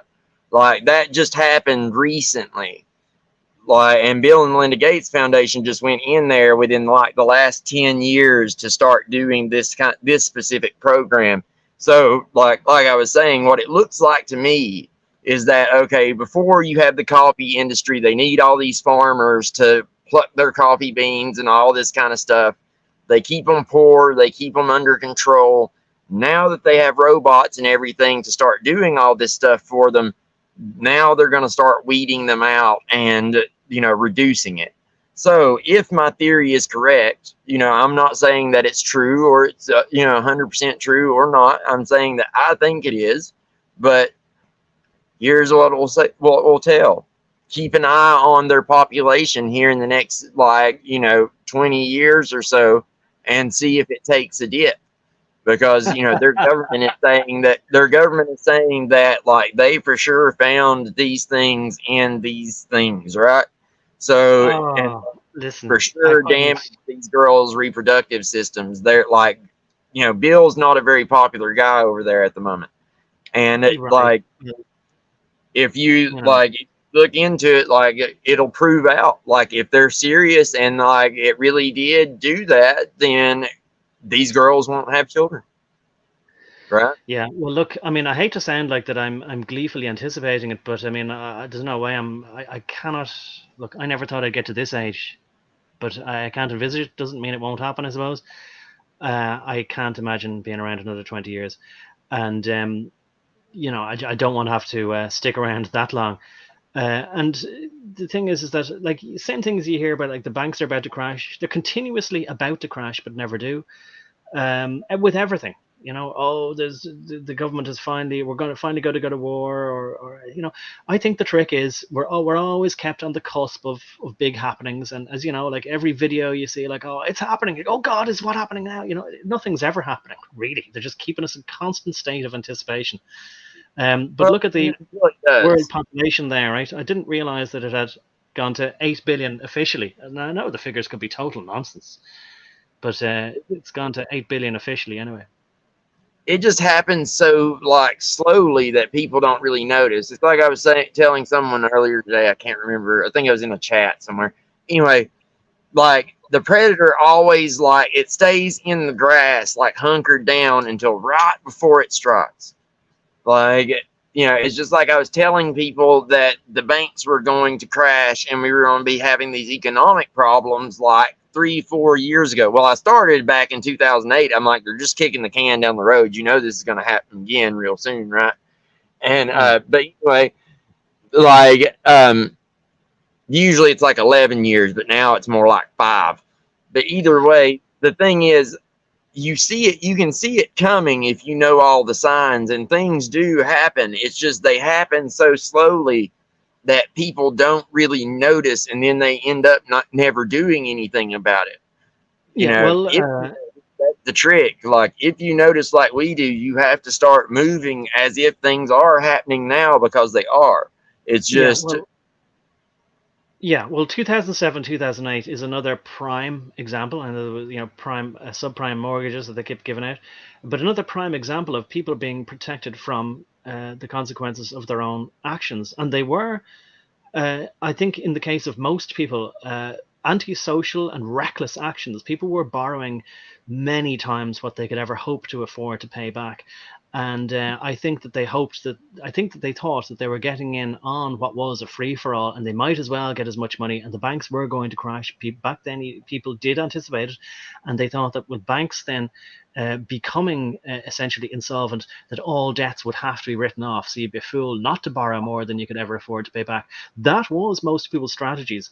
And anybody then who would have said, well, I'm not going to get on this gravy train, or this runaway train over the ravine because they wanted to be responsible, those people destroyed any hope of most people being able to afford their own home on a normal salary. And I know there was deals done in the background. So that was a huge rift in society. And the economic term was bandied about, or people were educated with the term of the moral hazard, right? And the moral hazard being, if people aren't punished, if people didn't lose their homes, if people weren't made destitute, if people weren't made homeless because of their reckless borrowing, then they would actually be rewarded for their bad behavior. And it was destructive to society. And of course, it made inflation massive, and it made most people then have to be stuck with a life of renting at most, never being able to afford their own home, never really being able to have a retirement. So, there was a rift then, as now. It's like there's people now, people are moving on, but there are people with something inside them. We don't know whether it's good, bad, or has some good aspect or bad aspect, whether it's nothing. We don't know if it's a placebo, but we do know that the people who took it believed that they wanted to take it, and they wanted to feel better, be protected against these other people. And we know what they thought of us, and yet we're still in this society. So it's a very uneasy piece. But 2007, 2008 was another example when consequences should have been felt very strongly, and we just all moved on. And as I say, this is why I think I have realized that nothing actually ever happens. There are never any consequences. Every generation just thinks it's the modern current generation, and then it gets to grow old and kind of go, oh crap. It's a game, as you discovered. Just how can you shaft everybody else and stab everybody in the back, but have crisis, and then all these mini crises to lumber between? well, I mean, there are consequences. It's just that they cushion them, like, so that people will accept them and move on. Like, there have been all kinds of consequences, such as tons of lost freedoms. My lord, at the lost freedoms that people have given up. And then you have all kinds of other things, like, okay, it moved. Like, first you had bailouts in 2008, now you have bail-ins. More consequences. Now people who didn't borrow, recklessly, quote unquote, are going to also get screwed over. So it's one of those things where it's going progressively worse, and the consequences are getting progressively worse, but nobody is noticing, because everything gets cushioned and cast off the side and swept under the rug, and people try to ignore it, but they're not going to be able to forever, because what's fixing to happen is, like, the rug's about to get pulled out from everybody, because when the US dollar goes, like, everything's going to go. And what's coming in is going to be under the central bank only. You're going to have a wallet with the central bank only. I mean, But there's this a is what reason. I'm saying. Like, and you said it yourself, cushioned, right? So they have the digital dollar ready to go. People still won't feel the consequences. They'll be cushioned. The old paper dollar might go, but it is gone anyway. So again, people will be cushioned from their actions. No, they're going to get consequences. The dumbasses are just going to walk into the slaughterhouses like a bunch of dumb cattle. Like, they're going to lose their freedom. They're going to wind up brain chipped and, mark of the beast type shit. Oh yeah, but they'll love it. That's the thing. They'll Yeah, love it. They love their slavery just like they love the existing slavery. They've proved it many, many times. yeah. Just because they love it, though, doesn't mean, like, it's still any less of a punishment. Just because I make they would lie never admit. being put on the rack doesn't really make it less of a punishment. You're still going to die at the end of it.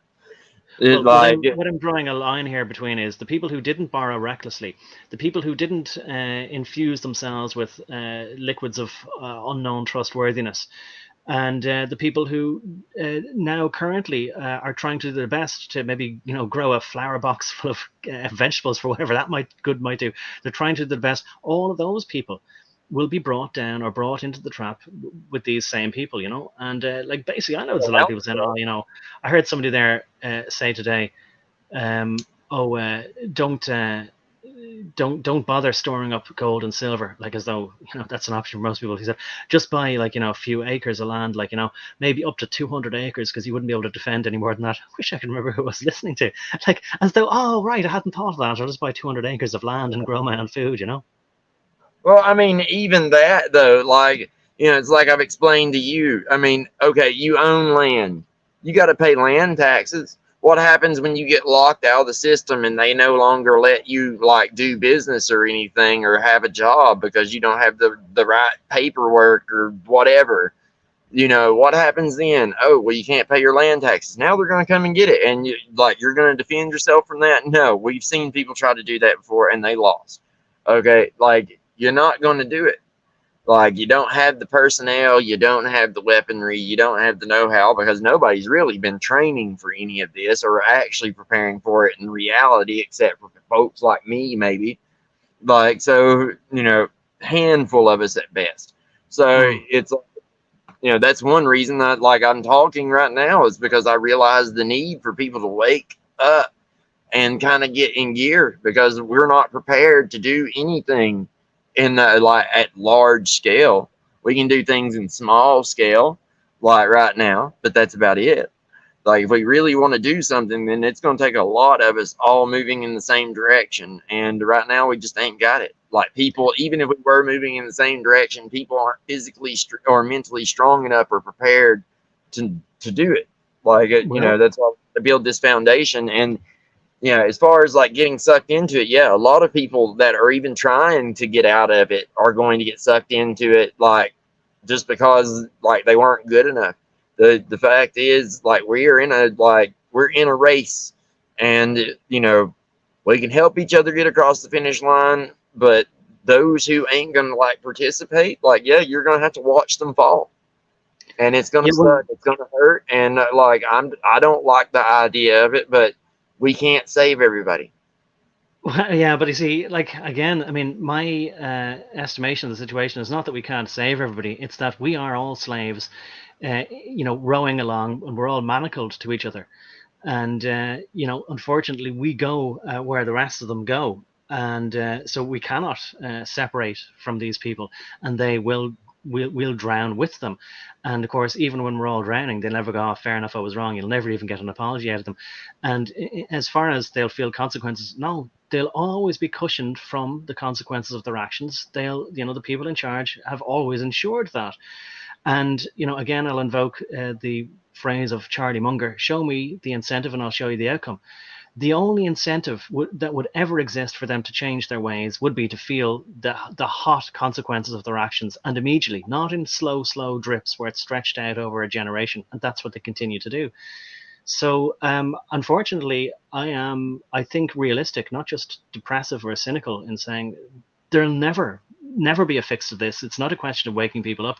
Whoever wants to be awake is awake, and everybody else is just going along with the system, because the other path is the more difficult path, and most human beings, the people we see now, will never take the more difficult path, because to them, principles don't put food on the table. Oh yeah, like, I agree. Those people are like, no, they're already lost, dude. We've had this conversation. I'm talking about our people who are already technically, quote unquote, awake or whatever. I'm trying to get our people on, like, training their bodies and their minds and getting prepared for war. Like, I'm just trying to get our people that we already got on our side in gear. Yeah, the rest of those fuckers, they're done. Oh no, they're past done. They don't even, like, they're already in the trap, and like the grill is being prepared to put their ass on it, and they don't even know. Right? Yeah. The fish is already in the live well in the back of the truck on its way to the fish fry. Well, I want to say this here now because Lily Gazoo always puts me to shame, right? She earlier said, like, it'd be a good skill for everyone to be able to cut grass with a scythe or a sickle. And she says, I do it. I'm, but get this, she says, I'm cutting a field by hand, listening to this. How is everything, right? So she's cutting a field with a scythe, right? And Slowboy just to confirm says, what, with a scythe? And she says, yes, with a scythe, an antique scythe, but she's probably knows how to sharpen it as well, right? So there she is, listening with her phone or whatever, right? And in one hand, and cutting the grass with a scythe in the other hand. And here's me going, it's impossible to feed yourself, and she's out there cutting the wheat with which she's going to probably bake cakes and bread from. So look, that doesn't inspire me. That just makes me kind of go, I just give up. I'm so put to shame. But Lily has always done that, right? The first time I ever saw her channel, more or less, was I think at the beginning of the convicts, and there was no work for her wherever she was. So she said, right, I'm going to hop into my vehicle and I'm going to pack everything I own. I'm going to travel across country because I hear there's work maybe in Florida or something like that. She might have been starting out in Washington State. And she had car trouble then, maybe got a puncture, maybe her engine didn't work right, but she managed to not panic and get the thing fixed. And I just thought, wow, incredible, because I would have said, oh, this is a sign I'm not supposed to succeed. So I have to say, all praise to Lily, just amazing, but puts me to shame for sure. I'm glad, that's really good to hear. That's like the kind of shit that me and the wife do. I can, we have wheat in the yard right now. Like I cut things with blade like 2 days ago. It's doable, man. Yeah, Like I well, haven't had a bank account or had any dealings with the bank since like before the 2008 crash. Like I haven't had a driver's license. I haven't had a valid driver's license in over a decade. like well, you're not making me feel any better either, because I just want to wallow in the futility of it all. But I'll read out a few comments here, okay? Slowboy Whiteboard says, nice to the sickle, or the scythe, I should say. Because I think a scythe is the longer handled one. Anyway, she says, nice. I bought one a few years ago that was almost $500, and the wooden handle broke within a couple of weeks. Oh, that's no good. Especially, you would think that it being, oh, maybe that's a modern one. Maybe it's because it was modern. I don't know. So she says, I was so disgusted, I just gave it up. And you have to take a break to sharpen it every 10 feet. Wow. that was a good one. Like if you get a good one that's made out of good steel, like I prefer the differentially hardened ones. Differentially hardened means the backside is soft and the edge has been quenched and hardened. If you get one of Right. those and the handle, the grain structure of the wood in the handle is right, then like you'll chop all day. Like Right. it's a matter of like anything else. You gotta like know how to pick a good tool, and some people buy really crappy tools. Yeah, look, I can imagine as well. If it broke, if the wooden handle broke, I mean, it depends as well on the wood. But I mean, I do have some old pieces of equipment anyway. That is from at least my grandfather's time, and it's made out of willow or ash or whatever. And I can't imagine that the stuff would ever break. Um, Yeah. Well, I mean, yeah. as So long as it's took care of, it won't usually. As long as you don't let it turn that whole gray color and everything, like you keep oiling it and making sure the handles stay nice and everything, like they'll right. last a very, very long time. You'll Yeah. sharpen the head off of it before the handle breaks. Well, things there. It's not just a sort of rose tinted glasses. Things were definitely made with quality to last, of course, in the past. It really, like, it was only in the 1950s, 1960s, particularly, that they actively brought about the philosophy of planned obsolescence. Before that, that wasn't really a thing. Well, it was Um, kind of a thing. Like they started doing it with light bulbs, like a little bit before that, like early 1900s. They were doing it with light bulbs, but like by the well, 1950s, it had been introduced to like everything, hadn't it? well, I'll just say this, and maybe not, but I'll just say this that my grandmother had a General Motors Frigidaire fridge, like one of those classic American fridges.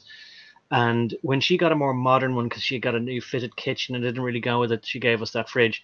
Uh, Now I don't use it anymore. It's in the shed, but it could probably be restored. But anyway, we used it for many years. So she had it for a few decades. We had it for a few decades. It was a bit noisy. There was a bit of a power draw when the motor would kick in, but it always worked. And maybe it needed a new seal once or twice, maybe once in its lifetime. But one thing we always remarked on is that the light bulb in it was like a regular light bulb that, you know, just like you'd see the screwing into or bayoneting. I don't know whether it was bayonet or a screw fitting. Anyway, we never changed it. Like she had it for decades. It was in the fridge for decades, on off, slamming the door. So that bulb was never changed, ever. It's just a matter of changing the filament to a material that lasts longer. That's all it is. Like they quite literally went through different materials little at a time, like trying different ones and timing them. And, you know, they picked the one that burned out that, you know, at a time period that would satisfy the customer, but also keep the customer coming back buying new bulbs, right?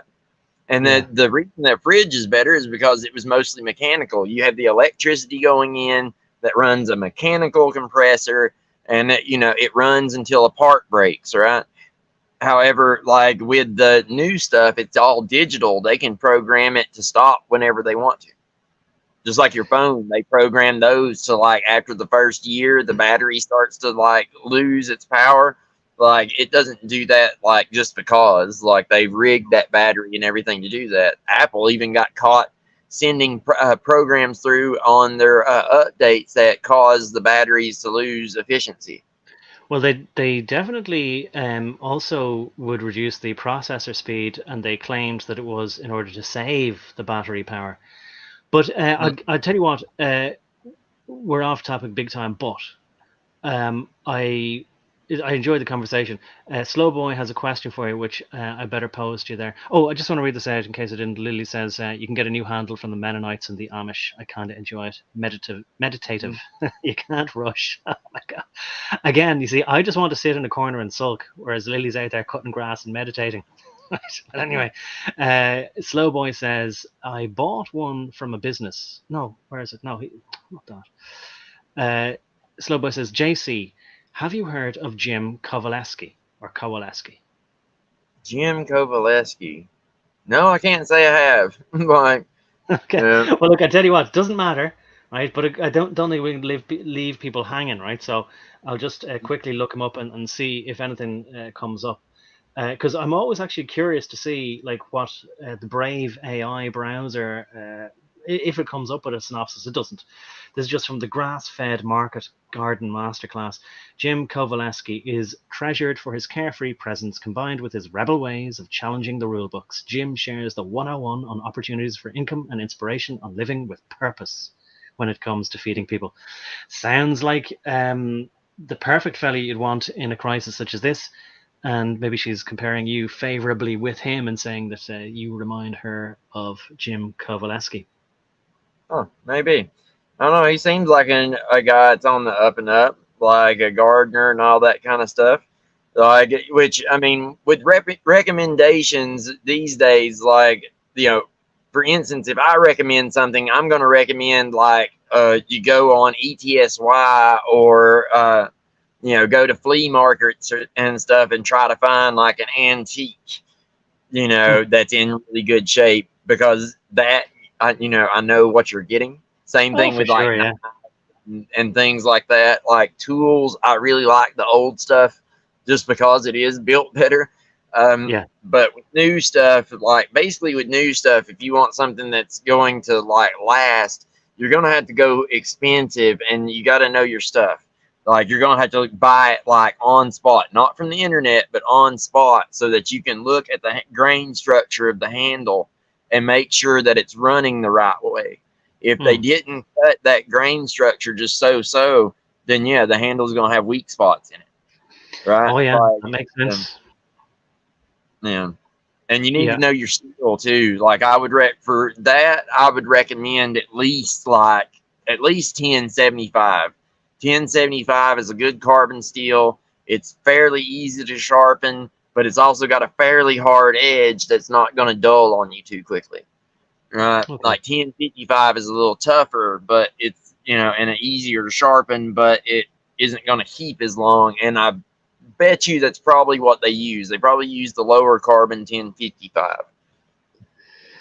Right, well, I'll just quickly read this out and then we're caught up again. She says, I bought one from a business on his recommendation. He has a lot of videos about using a scythe. And Wake Alaska says, and he might be going live later this evening or this afternoon, his time. He says, I have a little sickle, works pretty good. So they're all at it. For right? traditionally for lawn mowing and for women to use in the field. Usually the men use the scythes and women use the sickle, but you know, well, I don't think you're trying to insult Wake Alaska there. We I'm are just using a woman's at it, sickle. using Why a did she little use a historical man's stuff. scythe there? But anyway, I can't help it. We call it rednecking where I'm from, where we just pick on our friends. I can't help it. I know. But he's in Alaska, so maybe the grass isn't as tall yet. It only requires a sickle. But Lily Gazoo says, and this is a bit of a humble brag. I'm going to say it's just polite modesty. She's saying, "Oh, it keeps my waist trim. Vanity. It's only for vanity that she's out in the fields cutting the grass with a sickle." I bet you she's got her own horse and grain. What do you call it? Grain mill or whatever for grinding up the grain, and then she's going to bring in the ground flour, and she's going to sieve it, and then she's going to knead it with water from her babbling brook or her stream there, and she's going to make fresh bread in a kiln she made herself with turf she picked up from dried from the fields last summer. I bet you that's how she bakes her bread. I'm all for it. Like, you know, I'm planning on building an earthen oven at some point in time myself. Like, you know, they're good to have just in case. Right now, we have a wood burning stove, but like having an earthen oven, like in case there's no power at some point, would be nice. Yeah, well, I You know, tell you what, I learned in South Africa there was a fella and he was selling these more or less L-shaped box metal pipes. The diameter of the pipes would have been could have been 2 inches, maybe an inch. He had different models, and at the very top, then he had just sort of welded, a support that you could put a pan on top. You had slightly different models where you could put like a kettle, or you could put a wok or a flat frying pan, these kind of things. And all you needed to do was just find some scrub or bush and just stick it in the bottom, just dried grass, a few twigs, and he called it rocket stoves. And I know you probably well know, maybe a lot of people well know how to do this. You could get the same effect by digging in the earth and having an inlet and an outlet. I suppose it's the same principle as just managing your airflow or turbocharging things or whatever, just have a draw or a draft. But with this L-shaped pipe, and you find just a bit of dry grass and twigs, you can boil water with it just fantastically. yeah. Well, where I'm from, we call that a Carolina fire hole. That's how you have little fires that like aren't as easy to see from a distance. Like you're trying to do escape and evade tactics. That's a good little way of doing it. You dig down in the ground about a foot, and then you go over beside it about a foot and dig down and then down to the side and make that little hole there so that you can get your fire down below the ground line so that people can't see it from 10 miles off. Right. Yeah. It's a really helpful thing. And like you said, it does burn really well because that little inlet gives it oxygen to the bottom of the fire. So it burns really good, but it burns fast though. Yeah, It does. and it's sort of it burns fast, but it would be controllable as well. You can make it out of bricks, and then you can alter if you have some way of altering the aperture. Look, it's the same way people All can you have experiment to do with. is cover the hole. Like cover that Yeah, little no, hole. no, I get that, but like to be able to fine tune the aperture, like a lot of people have noticed, like say if you've got an inlet on a closed furnace, that you can open it at the bottom a little bit, and of course, if people have ever experimented with the air inlet of their cars, and sometimes it's counterintuitive, but people would think, oh, you want to have air trumpets right on the top of your manifold, but sometimes, especially for greater torque, people have discovered through trial and error, I suppose, that if you have a longer inlet tract or duct, that if you make the air come in a way that it has to come up a long tube or go around a corner a bit or spiral even, that you might get better torque out of a car's engine. Well, yeah, if it's just like, well, I mean, it's just like an arrow or anything else. Like if you spiral the air, it will compress more air into the cylinder, like it gets the air going faster. like any kind of rifling would, you know, on a Oriented bullet. rifling. Yeah. It's like the Right. reverse of a bullet. Yeah. Yeah. And Yeah. Leading basically what chamber. it does, it cools the air as well as giving a spin effect, which then forces more air into the cylinder. And a turbo basically like helps that, like it, you know, it spins and helps compress more. And then you have a supercharger, which uses the power of the engine that, you know, the power that's already coming off the engine, and then, you know, boosts that using a belt and pulley system and some more stuff. But yeah, like it's a neither here nor there, but either way, it's the same kind of idea. Yeah. Mm. Well, look, we'll just finish this off here and wrap this up, and then move on to just a little bit of talk. We want to talk about Bilderbergers. We want to talk about some of the people that were at it. I want to ask you about Prince Philip, and also a bit more about Freemasonry. Lily Gazoo says the centennial light bulb has been burning since 1901 in Livermore, California. She says there's an online. You've been there, have you? Yeah, like there's a firehouse, like, and it's burning there, and yeah, she's right, for sure. She says there's an online bulb cam, a live view. This is Wake, Alaska, or Reg from Alaska. He says 8 billion population is a fraud. I'll just better say what I remember. I think it's 9. Oh, I better check. Let me know in the comments. 907 AK. I forget. Damn it! Just let me know in the comments there. 8 billion population is a fraud. It's part of the official story. Everything is a hoax and a psyop. That's sort of his and Jack's catchphrase. Go ahead. Yeah. I was just saying it's quite possible. Like, you know, I can't say one way or the other because I haven't counted everyone, but I've said many times on this stream as well as in real life, like, you know, that I don't trust it. I mean, look at who's taking the numbers down and what their agenda is. Just based on those two facts, you can't trust it. Like, can I say 100% that they're lying? No. But can I, like, is there enough circumstantial evidence to make me doubt it? Yes, of course.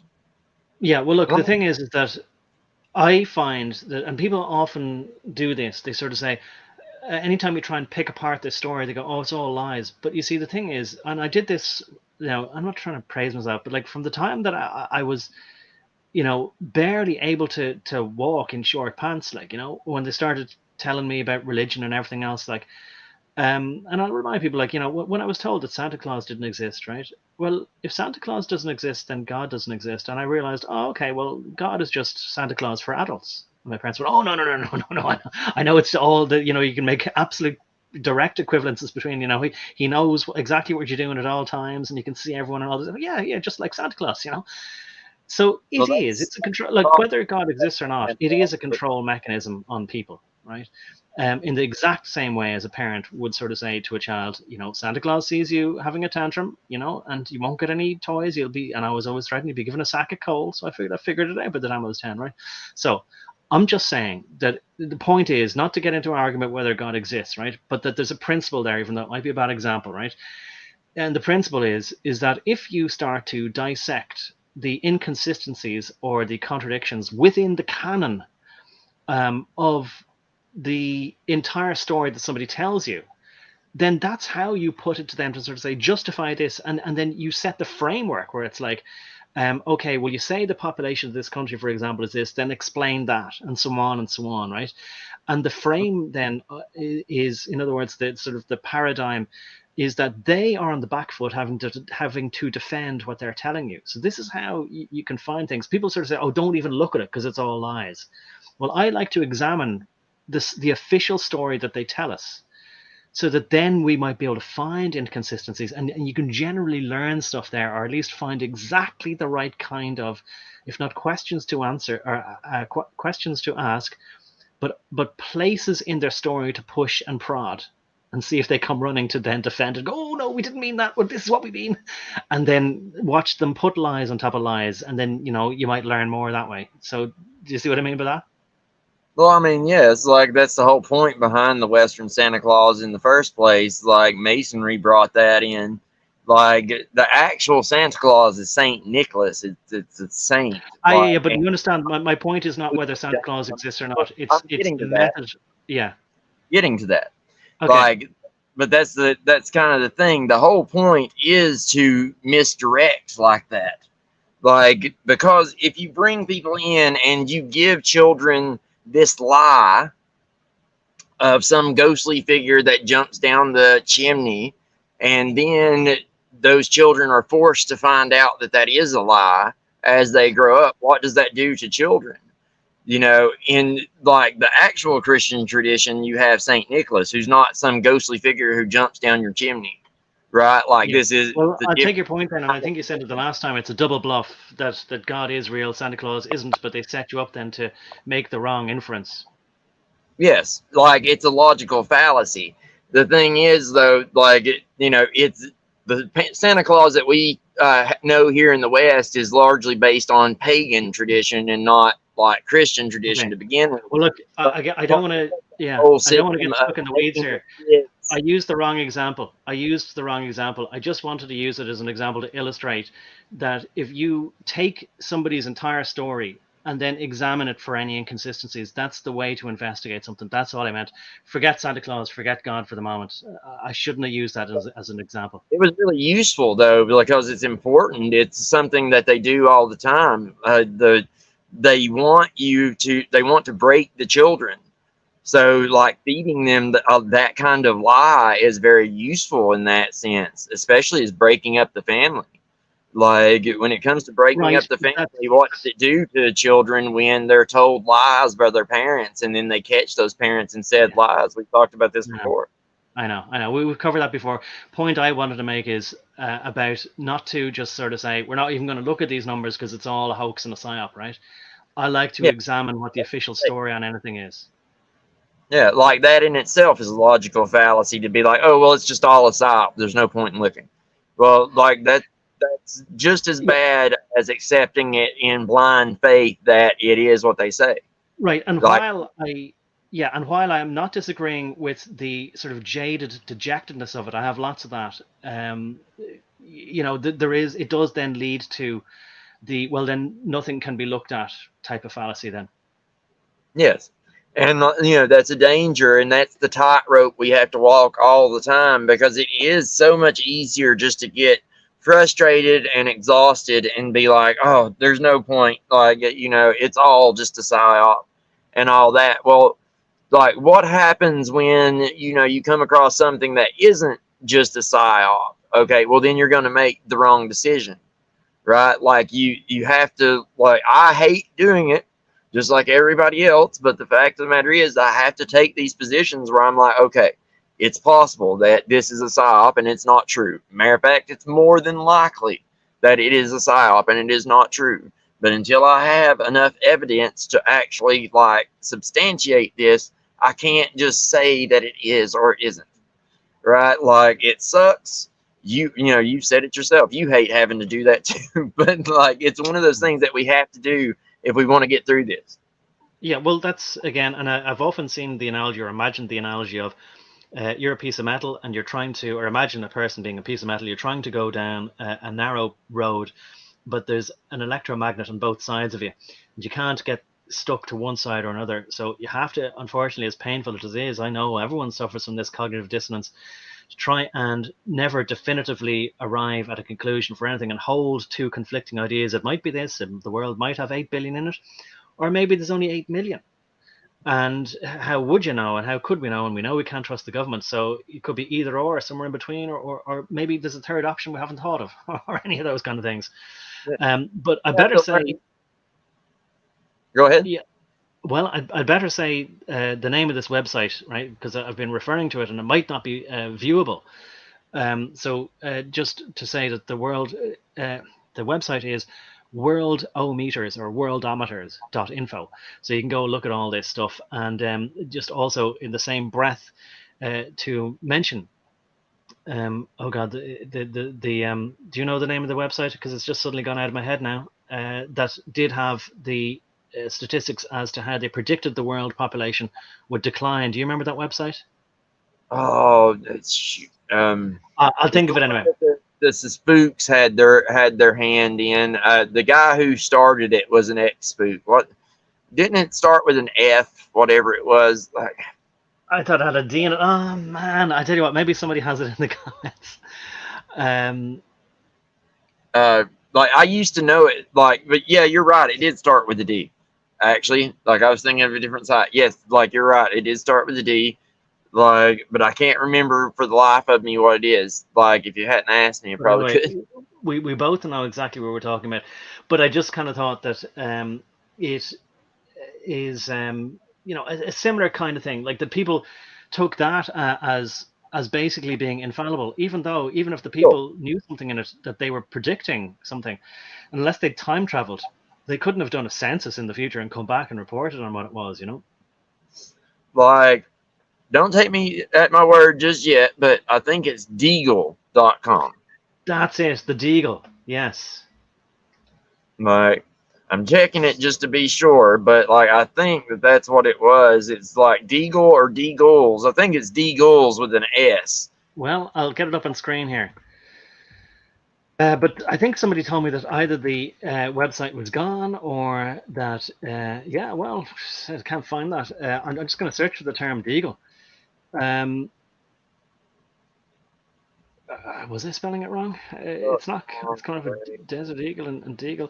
I thought it was Deagle.com. Deagel. Okay, Deagel.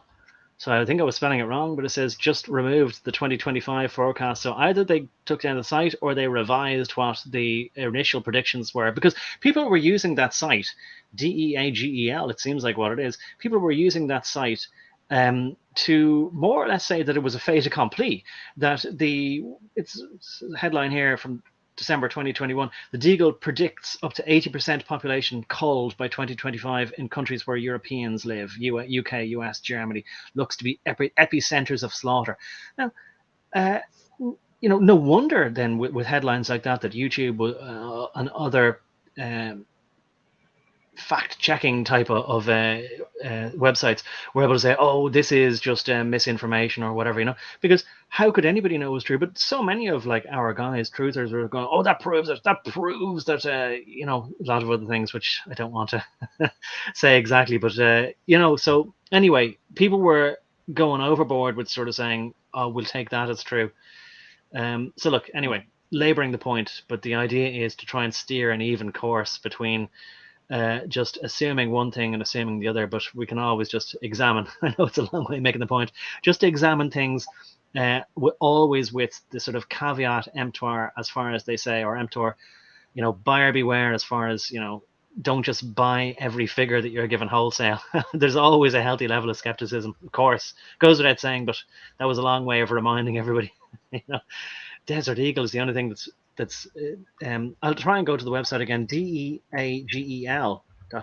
Like I checked Wayback Machine, and somebody did save it into the Wayback Machine or whatever. Somebody did put it in there, like Deagle.com, like, but the ones I've clicked on so far have been no good. Like they've been removed from the Wayback Machine is my point. Okay, yeah. Well, looking at it here, it looks like that there are still statistics there, but they've been changed or redacted or removed, or the website has been changed in some way. But anyway, look, people might just, for what it's worth, for whatever way the figures might be useful, to just hypothesize about certain things, philosophize, ponder, ruminate, perhaps the word for certain things, and be careful about making any extrapolations based on a false premise, of course. That's the thing, right? How many different ways can you say it? Like, to have what used to be a healthy level of scientific skepticism. Right. So there's that anyway, DAGEL.com. And the other one that I was looking at then was Worldometers, which I just like the way that the site is laid out fairly neatly, You can at least get what they claim is the population of each country and what it was in the past and what it's predicted to grow to. Yeah, like there is like all kinds of like TikTok stuff on it as well. Like, and then like, it's like, who is Edwin Deagle and all these other kind of things. And I'm looking at a screenshot of it like as we speak. So it did for 100 exist. Like I saw it with my own eyes back when it did exist anyway, but like I'm just making sure, you know what I'm saying? Well, I mean, Like, it seems if the website does exist, it's just been modified now. yes, just like everything always is, like these days, the digital world is constantly changing and evolving all the time, and you can't keep up with it, Right. especially now And AI and all this like fakery is going on. Like well, anybody I can make better, AI make anything. yeah, well, I better just say this here. So you said, who is Edwin Deagle? And I'll read out the result here from Bing. It says Deagle, but it's spelled differently, right? So, like, the website is now Deagel, but it's saying Deagle was Mhm. Under Secretary of the Air Force under President Bill Clinton. He later became assistant to, and there's no space between assistant and to there. So again, do I trust a result that's typoed? He later became assistant to the Secretary of Defense and the Deputy Secretary of Defense under Clinton in 1994. Edwin Deagle, and again Deagle, is also Mhm. listed as an active member of the Council on Foreign Relations, the CFR. So Mhm. then why, like, was the old website deagle.com, which doesn't exist currently, did it exist in the past? I don't know. But now there is a Deagel. Mm. So that's Yeah, kind of weird, isn't it? that would be kind of how they would do it, right? Like if you're trying to keep people from like finding the thing, like, well, you just change the letters around and be like, see, they're not the same thing. Well, I tell you Not what, I mean, this is how you would spoof a website. If you can't, like, because even if Deagle doesn't exist anymore, you can still own the domain name and not allow it to be purchased. And but then somebody might set this up, and eventually it might redirect to that. So I'll just confirm it again. Deagle.com might have been, yeah. Well, it just says can't reach this page. So Mhm. It's is blocked. there such? Did you try Wayback Machine when you tried it? What version of the spelling did you use? I used both of them and I found Okay. hits on both, but everything I clicked, I couldn't, it didn't lead me anywhere. It just led me in Well, circles. look again. Even though we're miles off into the weeds without a scythe or a sickle, I'm just gonna have, so while it's on screen there. Not that it's not that I would not believing it. I'm gonna put in Deagle.com, spelt LE, after this guy Edwin Deagle, which is why I think as well people were saying, "Oh no, I would trust those because he was the Air Force guy and he was the Clinton advisor and member of the CFR." So you wouldn't. Wasn't just a random guy predicting stuff Yeah. by pulling figures out of his hat. Yeah. Well, with the last spelling I tried, I got like 66 hits, and I like clicked on like a few of them, randomly to try and see if it took me anywhere, but none of them did. Uh-huh. One of those 66 might, like maybe. Right. Well, nothing seems to happen when I search for Deagle with an le.com. Um, but just searching for Deagle, I mean, nothing comes up either. But that doesn't make much sense to me because I would have figured maybe that would pop up some websites. Look, I don't know. Something strange is there. Maybe look, I better check the comments. Maybe the people are going like, "Duh, we know what the answer is. Stop wasting time on this stuff." Um, I don't know. Like, but so it is one of those things that, when people started making a big fuss about it, the fact checkers got a hold of it, and I think they took it down immediately after all that. It was a well, little and too again, on the nose. yeah, but and again, it means nothing because maybe they know that if they ban a channel or take down a website, people kind of go, "Oh, it must have been all 100% completely true." Then they know that people reach or jump to those conclusions. Streisand effect. Like, if you tell people not to look, they're going to look. But I'm not saying that. I'm saying that people are aware, like that. If a channel gets banned, they think that's evidence that everything that was uttered, every word that was spoken, every fact and figure, is now verified 100% true. If Yeah, they've well, I was banned it. just thinking it's a version of the same psychological effect going on, I think. Yeah, The well, it's a false whole like, confirmation that everything was true, and I think that again, it could be an example of a double bluff. So you just don't know. it could be, very much could be. It is hard to say. Like the thing I will say about population though is I've been a whole lot of places in my life, and the world don't seem as populated as they say it is. Like when you go into a city, oh yeah, a city's super populated, but everything in between is like tumbleweeds, bro. Oh yeah, that's true. Yeah, sometimes when you go traveling, all right, by car, or even if you would go by bike, I remember somebody I was reading today said he cycled several times across Europe on his bike, and you really got to know the terrain. I bet you would. So yeah, Mhm. if you do some traveling, well, I think maybe in the States people still do, I suppose, and you know, the more that the TSA and they make airline travel just more intolerable, the more people will go back to driving interstate by car.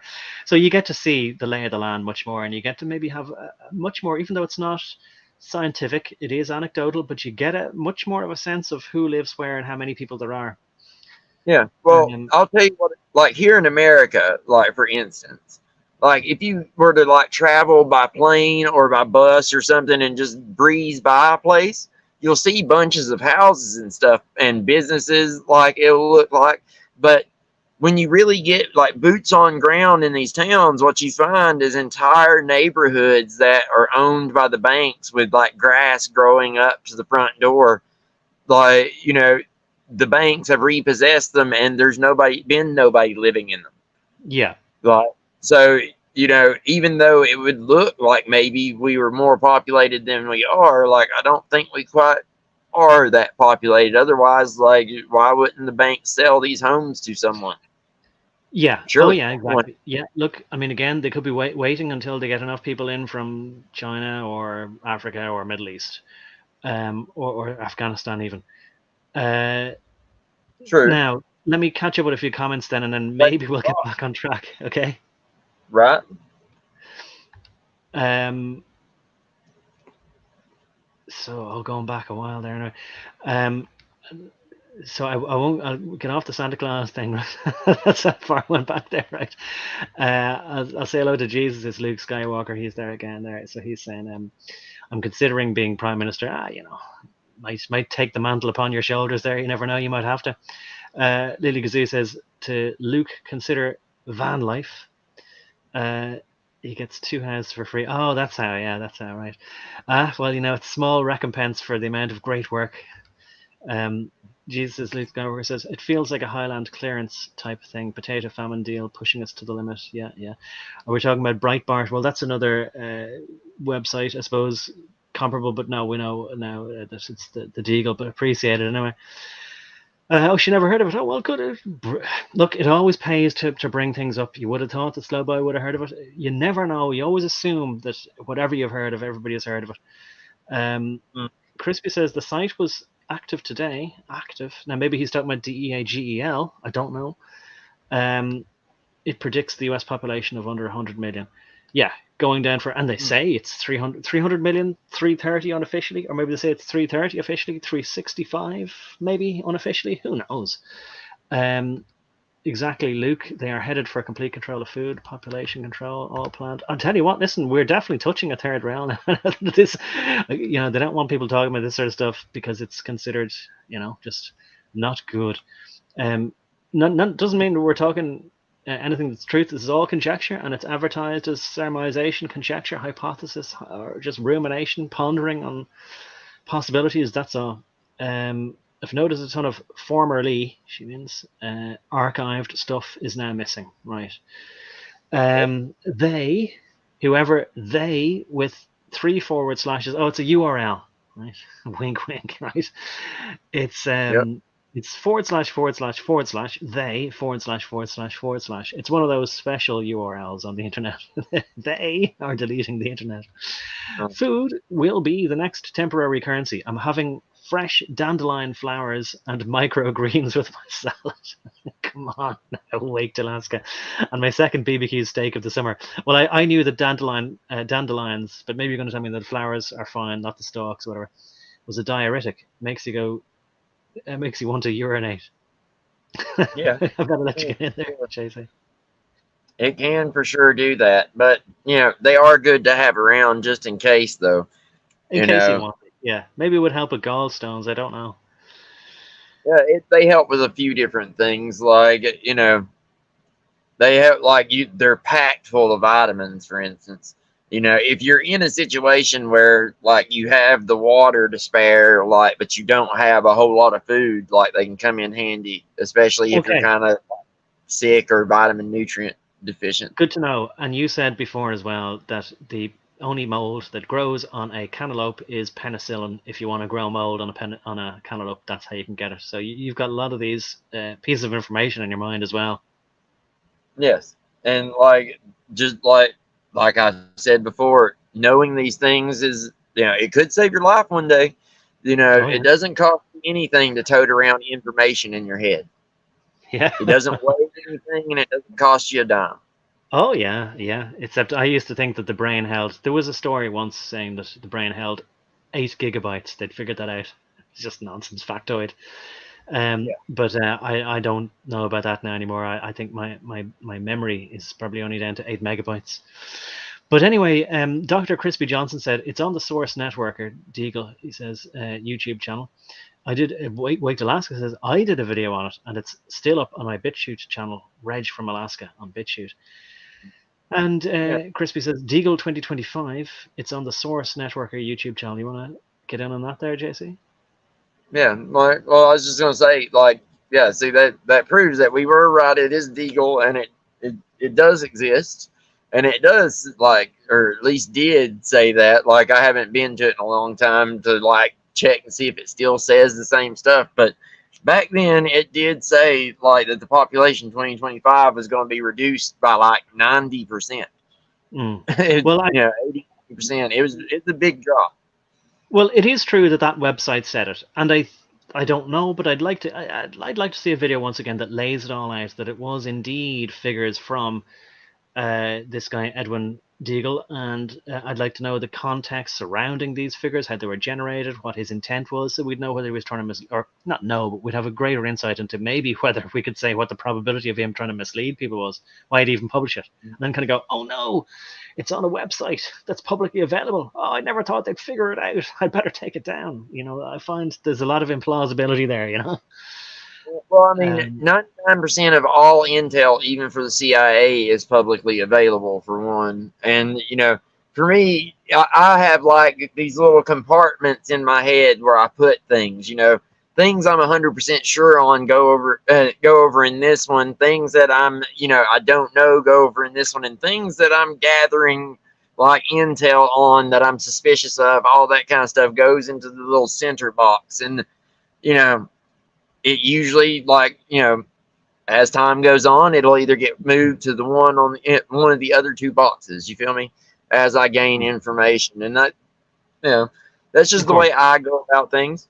of course. It works for me as a methodology for keeping up with stuff. And Deagle was one of those things that I saw it and it was compelling enough for me, knowing what that they want to do and the timetable they're working with. It sounds plausible that that's exactly the timetable they're working with, but I don't have enough information to know for sure, so I put it in the Yeah, undecided box, and that's where it's been ever since. I haven't got it's getting closer and closer to 2025, and they have rolled some things out that I'm pretty sure has probably put a big dent in things, especially when you add in if indeed it did damage the birth rate as much as I think it did, then that's going to have a huge impact in just a couple of years, because if people stop having children, that's going to have a quick effect, right? right. Well, yeah, well, look, as I say, I'm remaining highly skeptical on the whole thing because, of course, the easy thing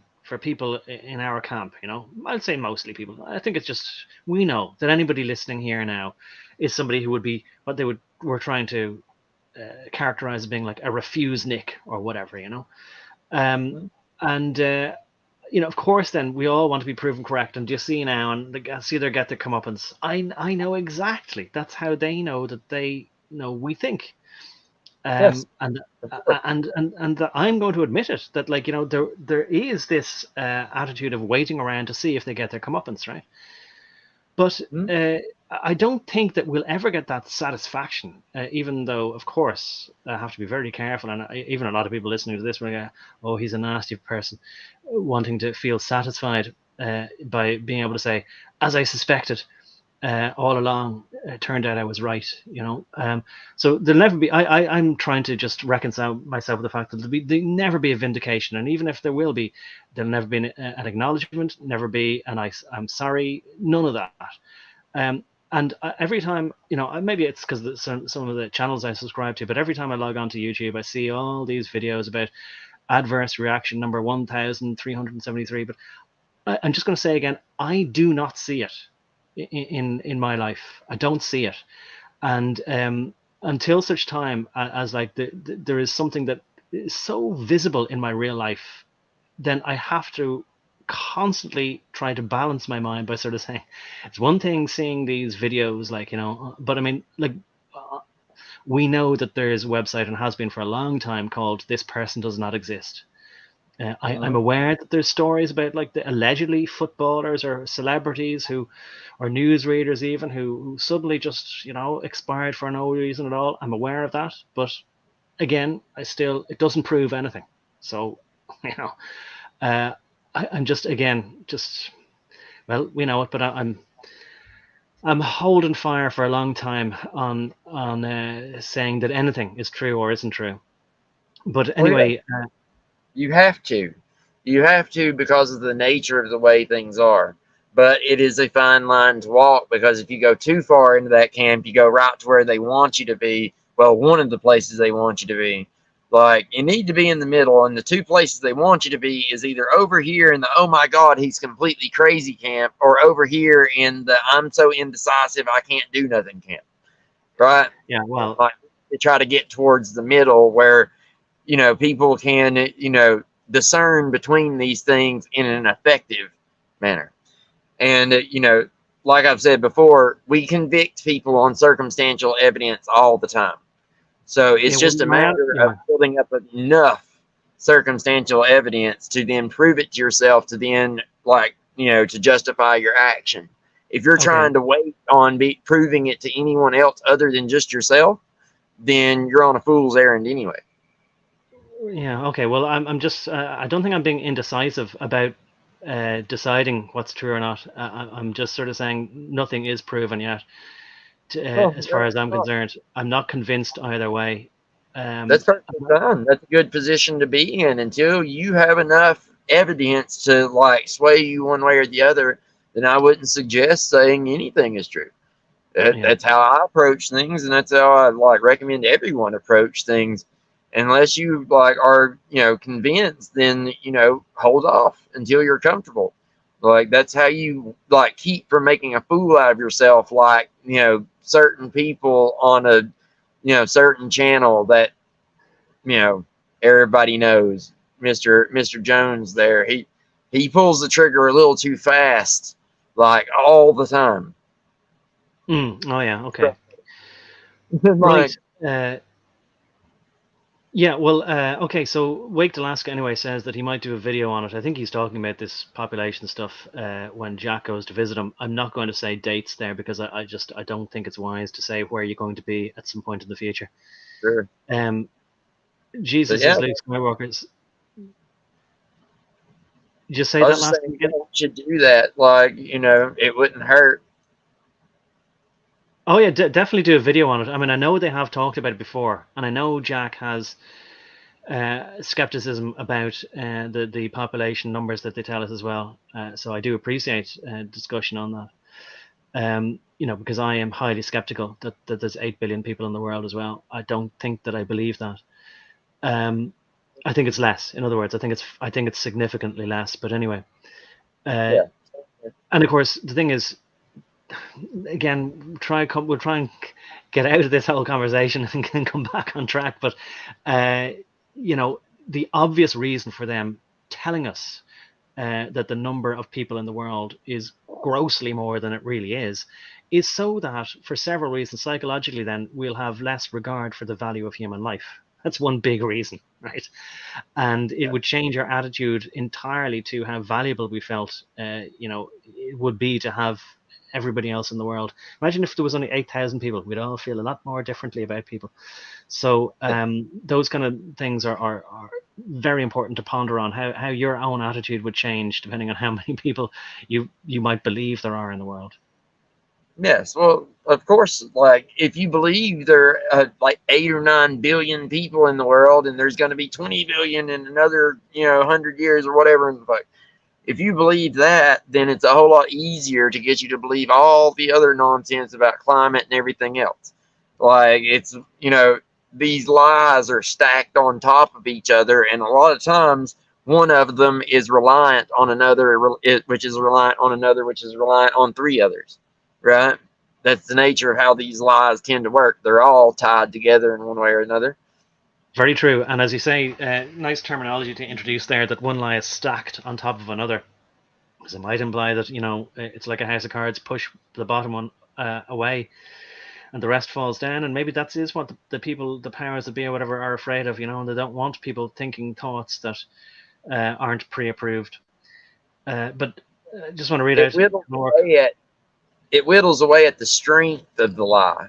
It starts to like wake people up and get, and rock the boat, and they don't like that. For sure. Australia's birth rate fell below replacement level in 1976 when the population was at about 12 million. We are at about 25 million now, all immigration. Yeah, they've done that to every country. Oh no, your birth rate is down. We have to import now people to, well, as you can see there now, whatever was there in 1976 is now the majority. Or sorry, the minority. I saw like the propaganda the other day from Great Britain was, oh, for the first time ever, we've surpassed France in population. It's like, well, yeah, but that's not because of your birth rate. Which state was that? Or country? Oh, it was saying that Great Britain, the UK, right. the first time ever surpassed France in their population, and it's like, well, yeah, but it's not from British people. Like it's like you took in a quarter of another country's population. What do you think is going to happen? Oh yeah, for sure. And now look, you have me. I don't know if you can see that on screen there. Yeah, I think you can there. That's Deagle, but I'll go back to. I know while we're here, we're looking Deagle there.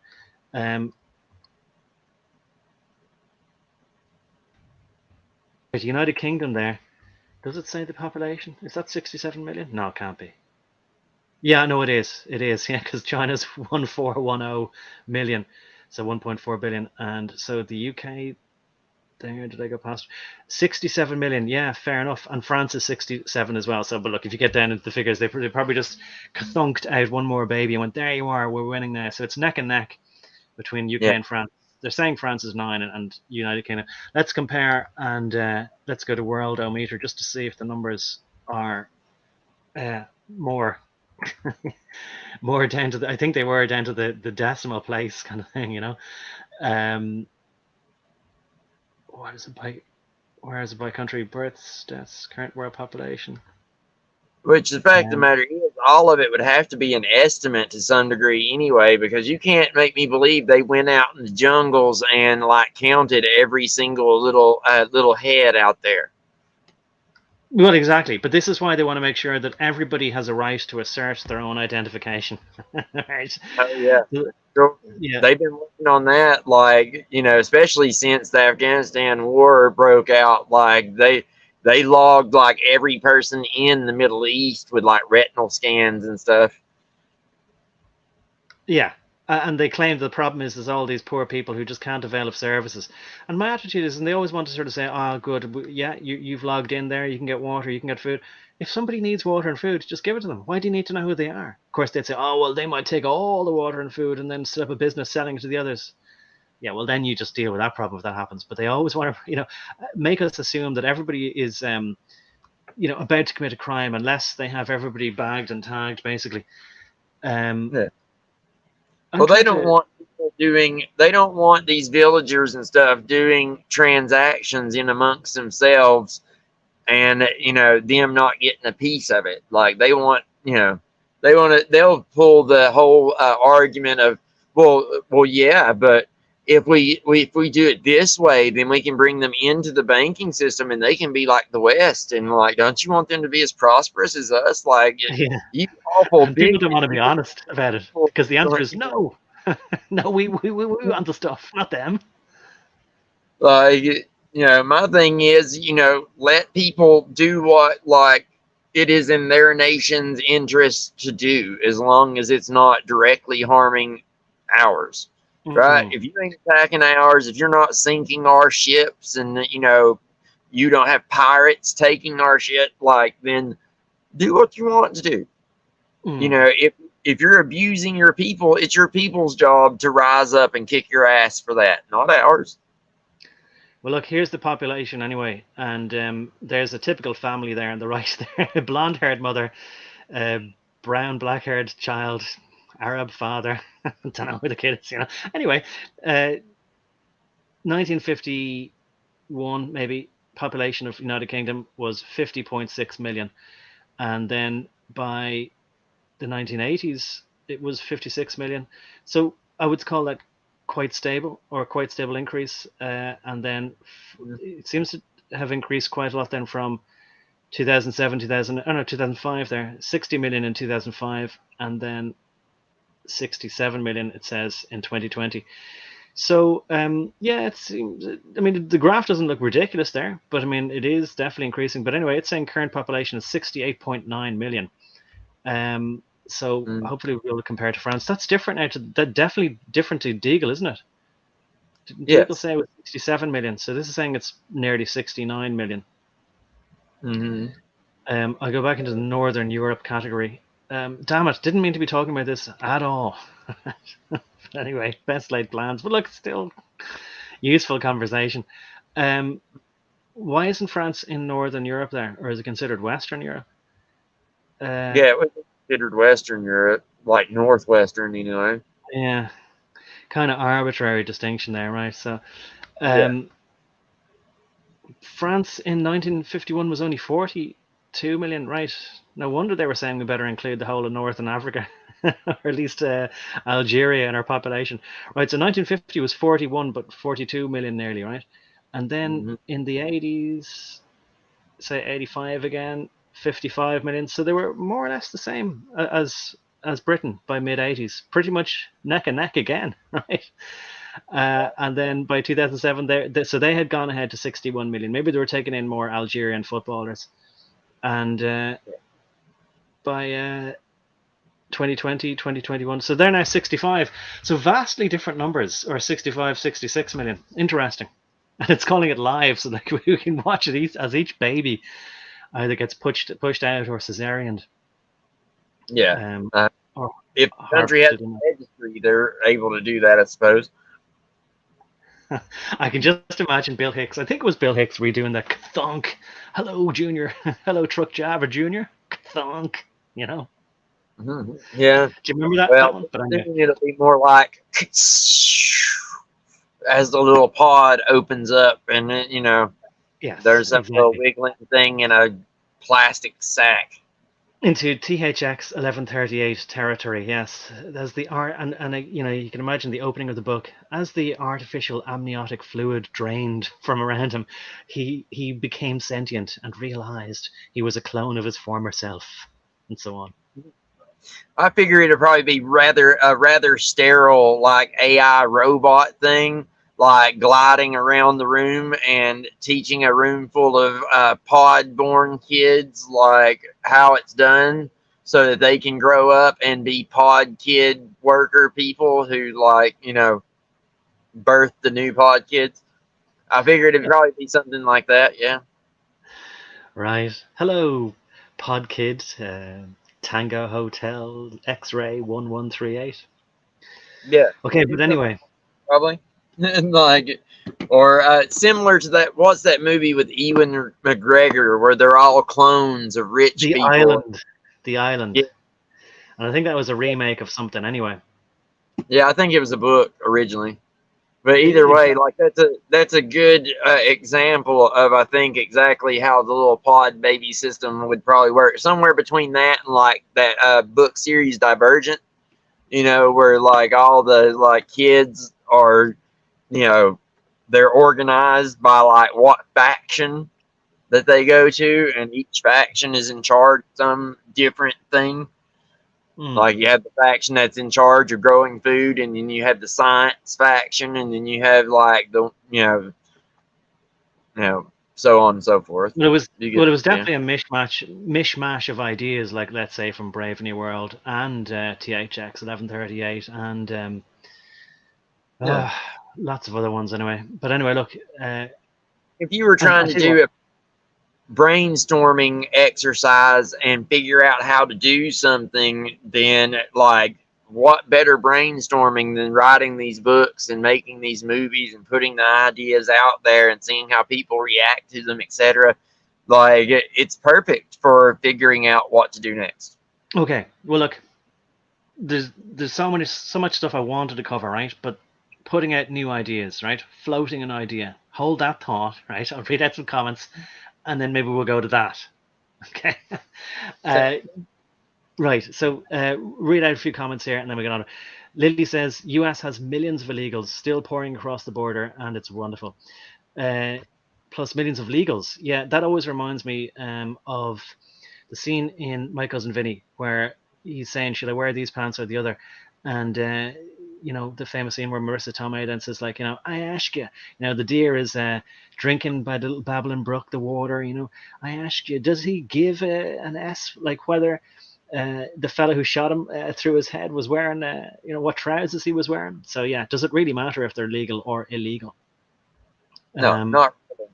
They're not really Americans, and they're here for God knows what. So no, it doesn't really matter. so that's one of the sort of false, I suppose, talking points that Donald Trump uses a lot. He says, "Oh, I love legal immigration and all that." Yeah. Anyway, and people sort of say, as long as they're coming here legally, um, It's like, as long as you like are doing it all nice and legal, I don't care if you destroy everything, like whatever.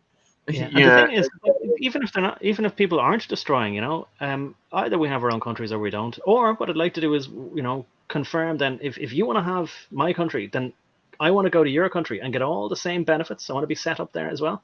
I want to be allowed legally work at the very least. I want all that sort of stuff. Not actually yeah, looking for handouts, but can it be a two-way street? Because if you love the cold and the wet and the rain, then I'll take your tropical country. I'll take your house. We'll do a house swap. What about that? Or is that off the table? Because people, that's the way it always works. Unfortunately, it doesn't work that way. People sort of say, I want what's mine. I want to keep what's mine, but I also want what you have. You yeah. see? And that's Well, obviously the way to sort of say, well, then that can't be fair, can it? right. And I mean, people would always say, well, like there's that one like X Games guy who came out and he's like, talking about I moved to America and like I did all the stuff. I flew the flag and blah blah blah blah. It's like, well, yeah, but did the way you think really change? Probably not. You probably still think the same way you did when you were back in your country, and you probably still have a whole lot of love for your original country too, don't you? And like, I bet your family's still there, and I bet like if something were to happen, you would be really put out to have to make a decision between the two countries, wouldn't you? See, these are the kind of problems that arise, and if you don't like completely renounce your allegiance to your other country and completely adopt the ideals and ways of Americans or wherever you're going, then you're not really one of them, Yeah, and well, you at the very probably least, should be immigrating. yeah, at the very least, renounce your fidelity to your other country. But what you find is people tend to become more patriotic because they tend to forget the bad things about their old country and only remember the good things, just maybe like past relationships and things like that.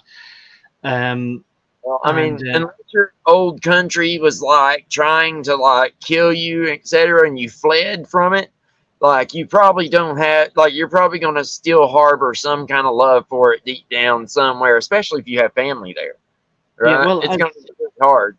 Yeah, it's totally counterintuitive. You would never expect it, but that cohort of ladies of color, and a lot of them were around Michigan, I think. I forget who they were. They have a name for them, but anyway, they are hell bent on recreating Eritrea or Somalia or whatever countries that they represent, and that woman who married her brother to get him into the country and all this sort of stuff. So, and these are the people who are kicked out of their own country or claimed to have been politically persecuted in their own countries, and so it's a big mistake then to assume like, oh well, that must mean they are our allies and we must want them in our country. Just incredible that they, the assumption is always, oh, they must be here because they love the country even more than we do ourselves.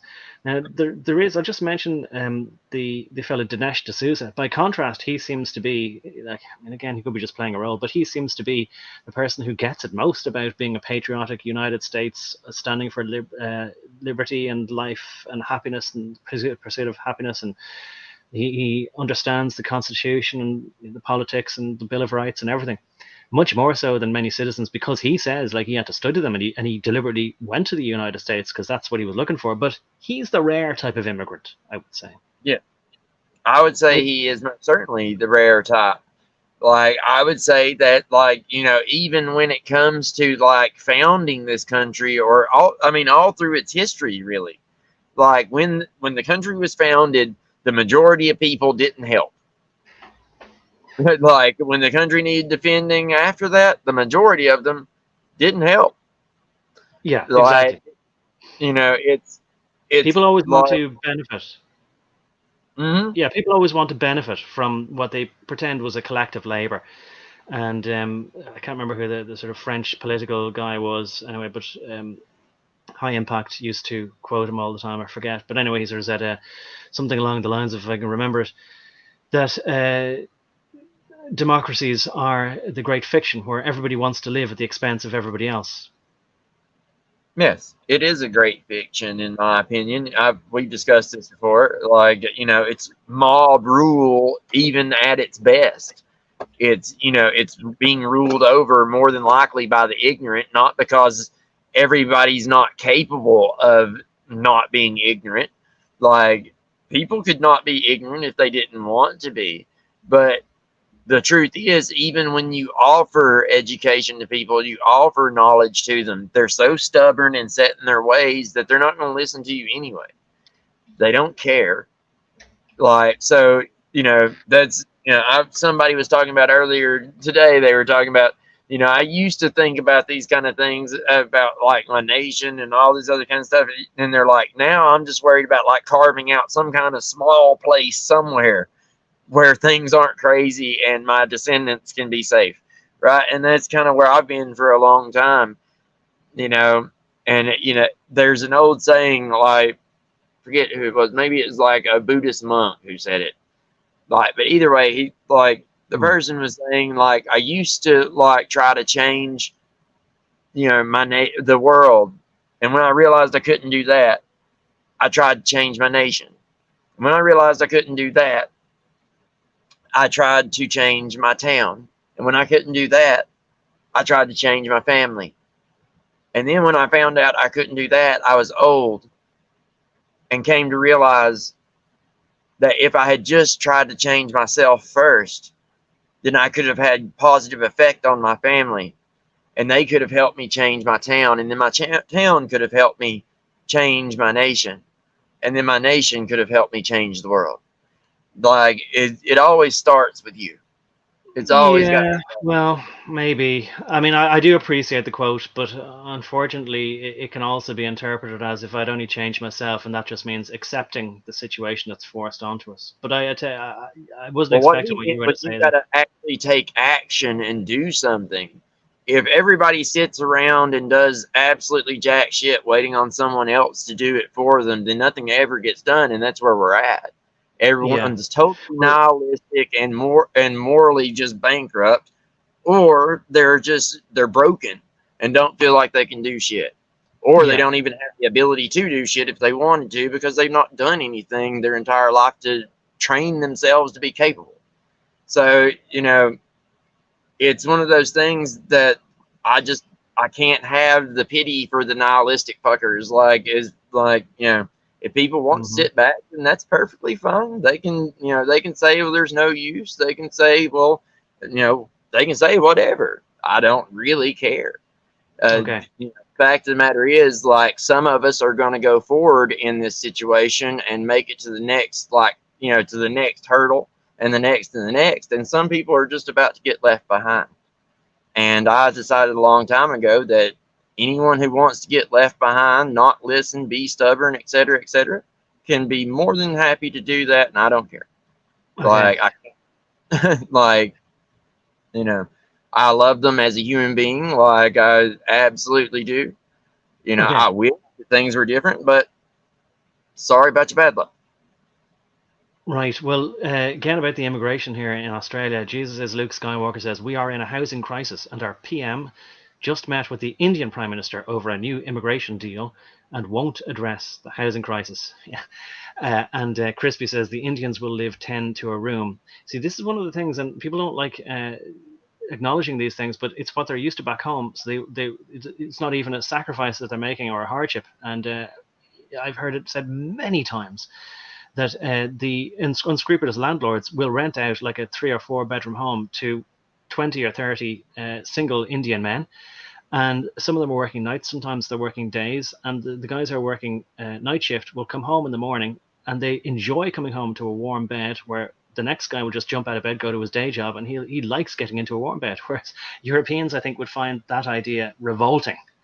But that's not something that they've ever their lifestyle, maybe where they came from, they've never known any different, so they don't even see it as a hardship.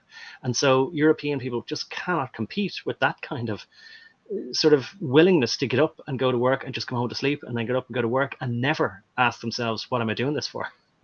Or maybe Yeah, they do feel like, if I do this for 20 years, I can then go back to India and have my own palace. Maybe that's what they think, but of course Europeans can't do that.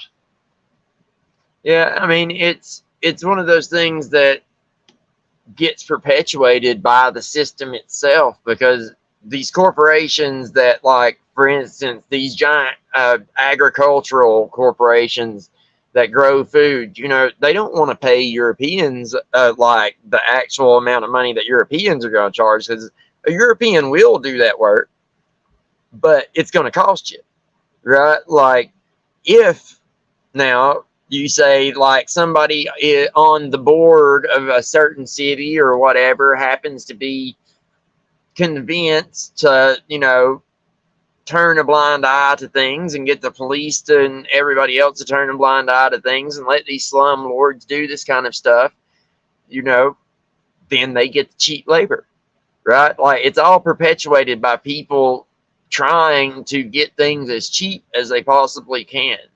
It's kind of built into, like, at the very least, like, America's philosophy. I know, everyone is trying to get something for nothing, and the corporations are always trying to save a penny and make a pound. Hmm. So it's a for instance, the corporation I used to work for, um, they had a thing where they sold batteries, and there were batteries that they quite literally made for 25 cents that they would sell for, quite literally 30, $40, right? Yeah. So, and it was mined in country. The parts for that battery were gotten for, if there's only 25 cents to make it, you can imagine how little they paid for the materials to make it out of, right? Exactly. Yeah. Oh yeah, Somehow the the markup. everything only added up to 25 cents. Like, even at, like, factory level, like, production, that's really cheap. Oh yeah, Like, the markup and the profit on things is incredible on so many things. And of course, I remember there's this brand, or still is probably, of coffee called Fair Trade. And then I haven't looked into it, but I bet you, if you looked into it, you kind of go, oh, it's just they just called it Fair Trade. And then people just say, well, it must be good. Everything must be fine. Problem solved. Great. I can just go back to having my mocha frappe lattes.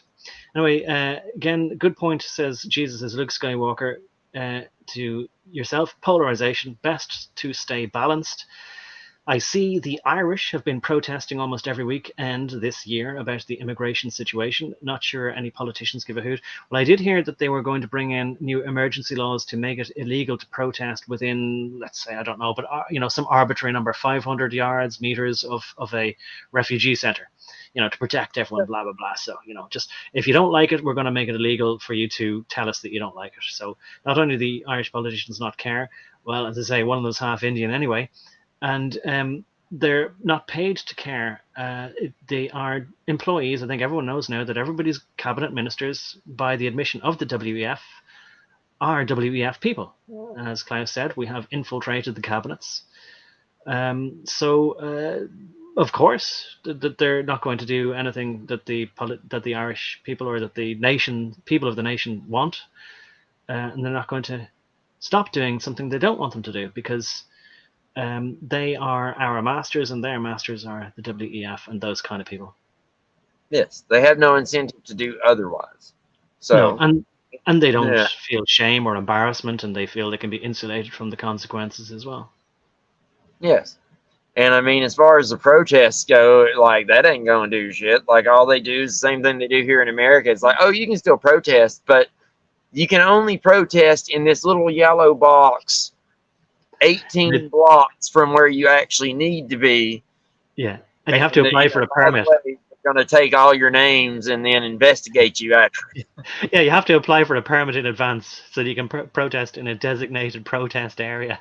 Though in the TV series Arrested Development, they did a great skit on that, where there was a cage where they went into to protest. It was fantastic.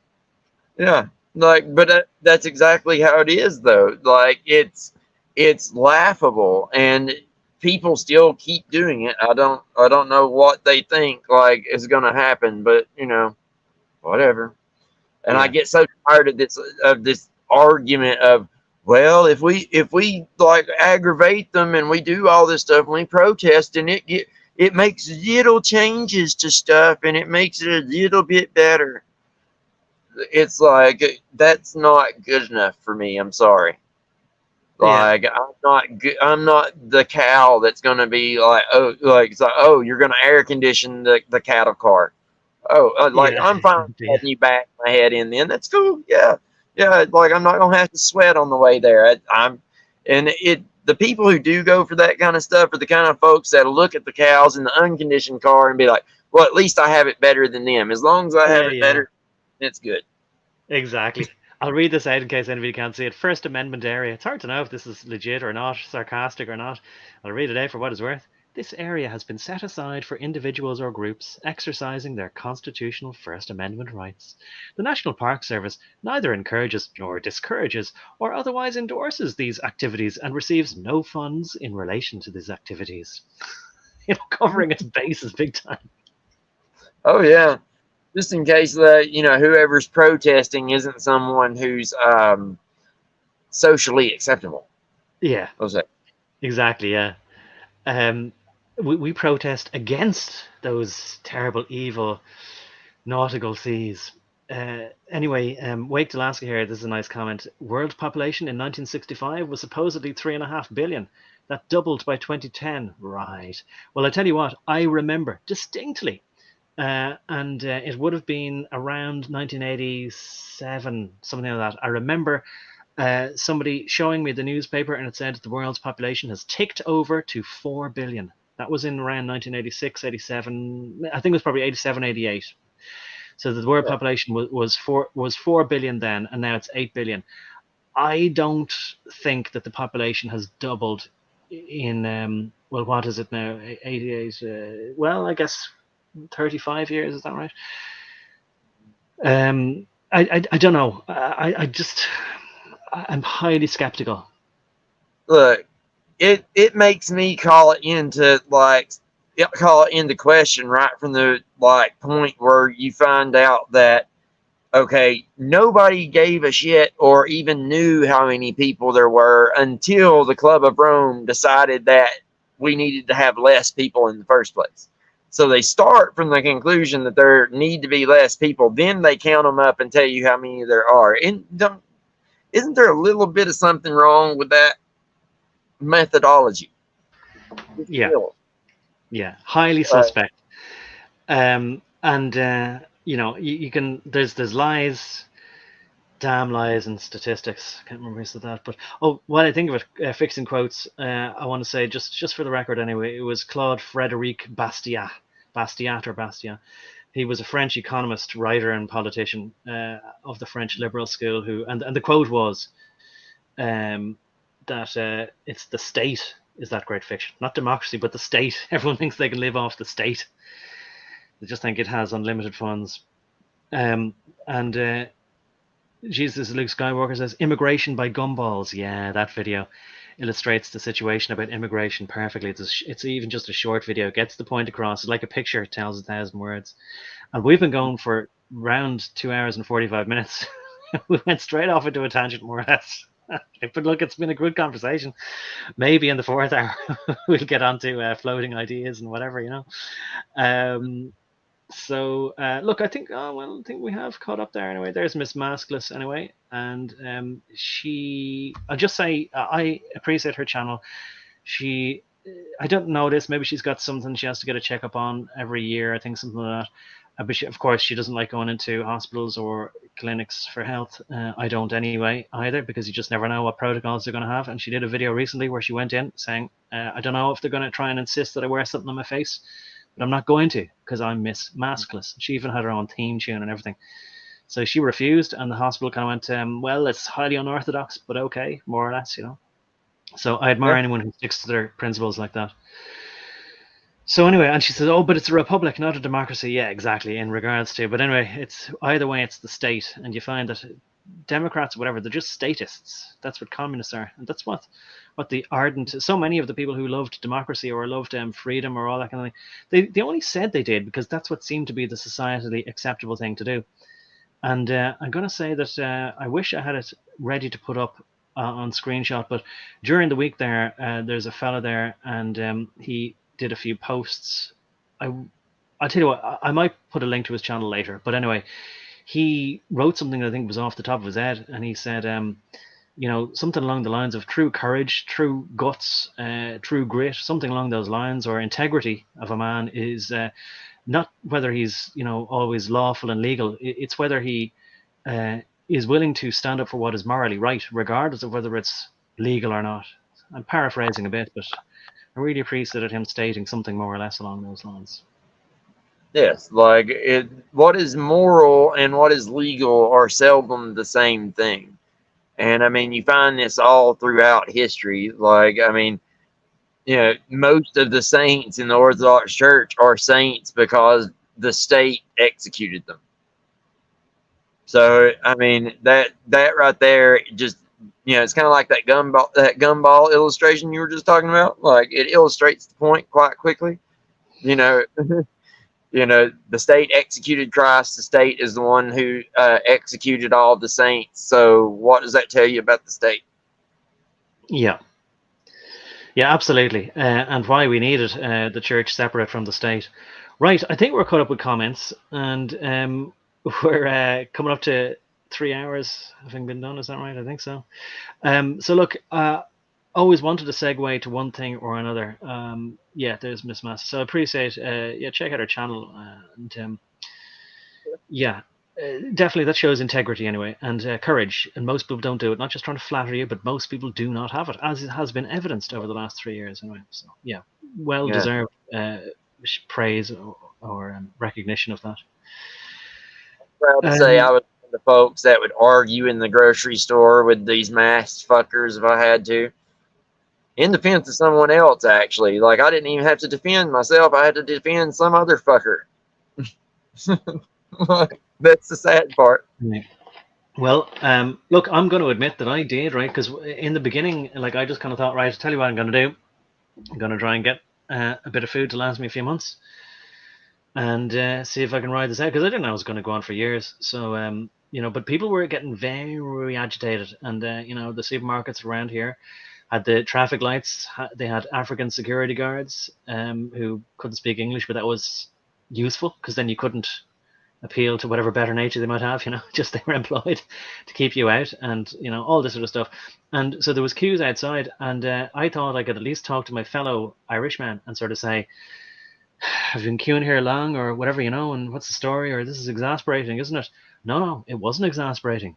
They were all doing the social thing, and how dare I get close to them, and they were getting very aggro and, wanting to, obviously it didn't make any sense, but wanting to actually have a fight, which would get us closer then, wouldn't it? So this kind of thing. So I just thought, all right, listen, I'm not gonna, I can't go shopping and then be worried about some guy saying I'm gonna hit him in the back of the head with something because he's not wearing a mask. So I did wear a mask sometimes. Now, as it went on, I then thought to myself, oh, they're still selling coffee from a vending machine in the supermarket. Where some supermarkets will have cafes inside them. So I bought one and I walked around with the trolley, and I just took the mask off so that I could drink the coffee. And people didn't seem to have a problem with that. Obviously, that doesn't make any sense either. but that's how I got away with it then. Well, I mean, you were obeying their rules is the thing. It's not it was quite clear very early on that it was never about what actually was going on or what mass or anything would actually do. It was about whether or not you were complying, and whether or not it's still about that. I still see people wearing the things, and it's you might as well be putting stars on yourself. Just saying. Yeah, that's the thing. I mean, it really is putting a target on you. And the thing is, when I realized that I didn't know if there were any of my compatriots, so-called fighting Irish, pugnacious paddies, more like, when they think they've been insulted in a bar or whatever at 3 a.m.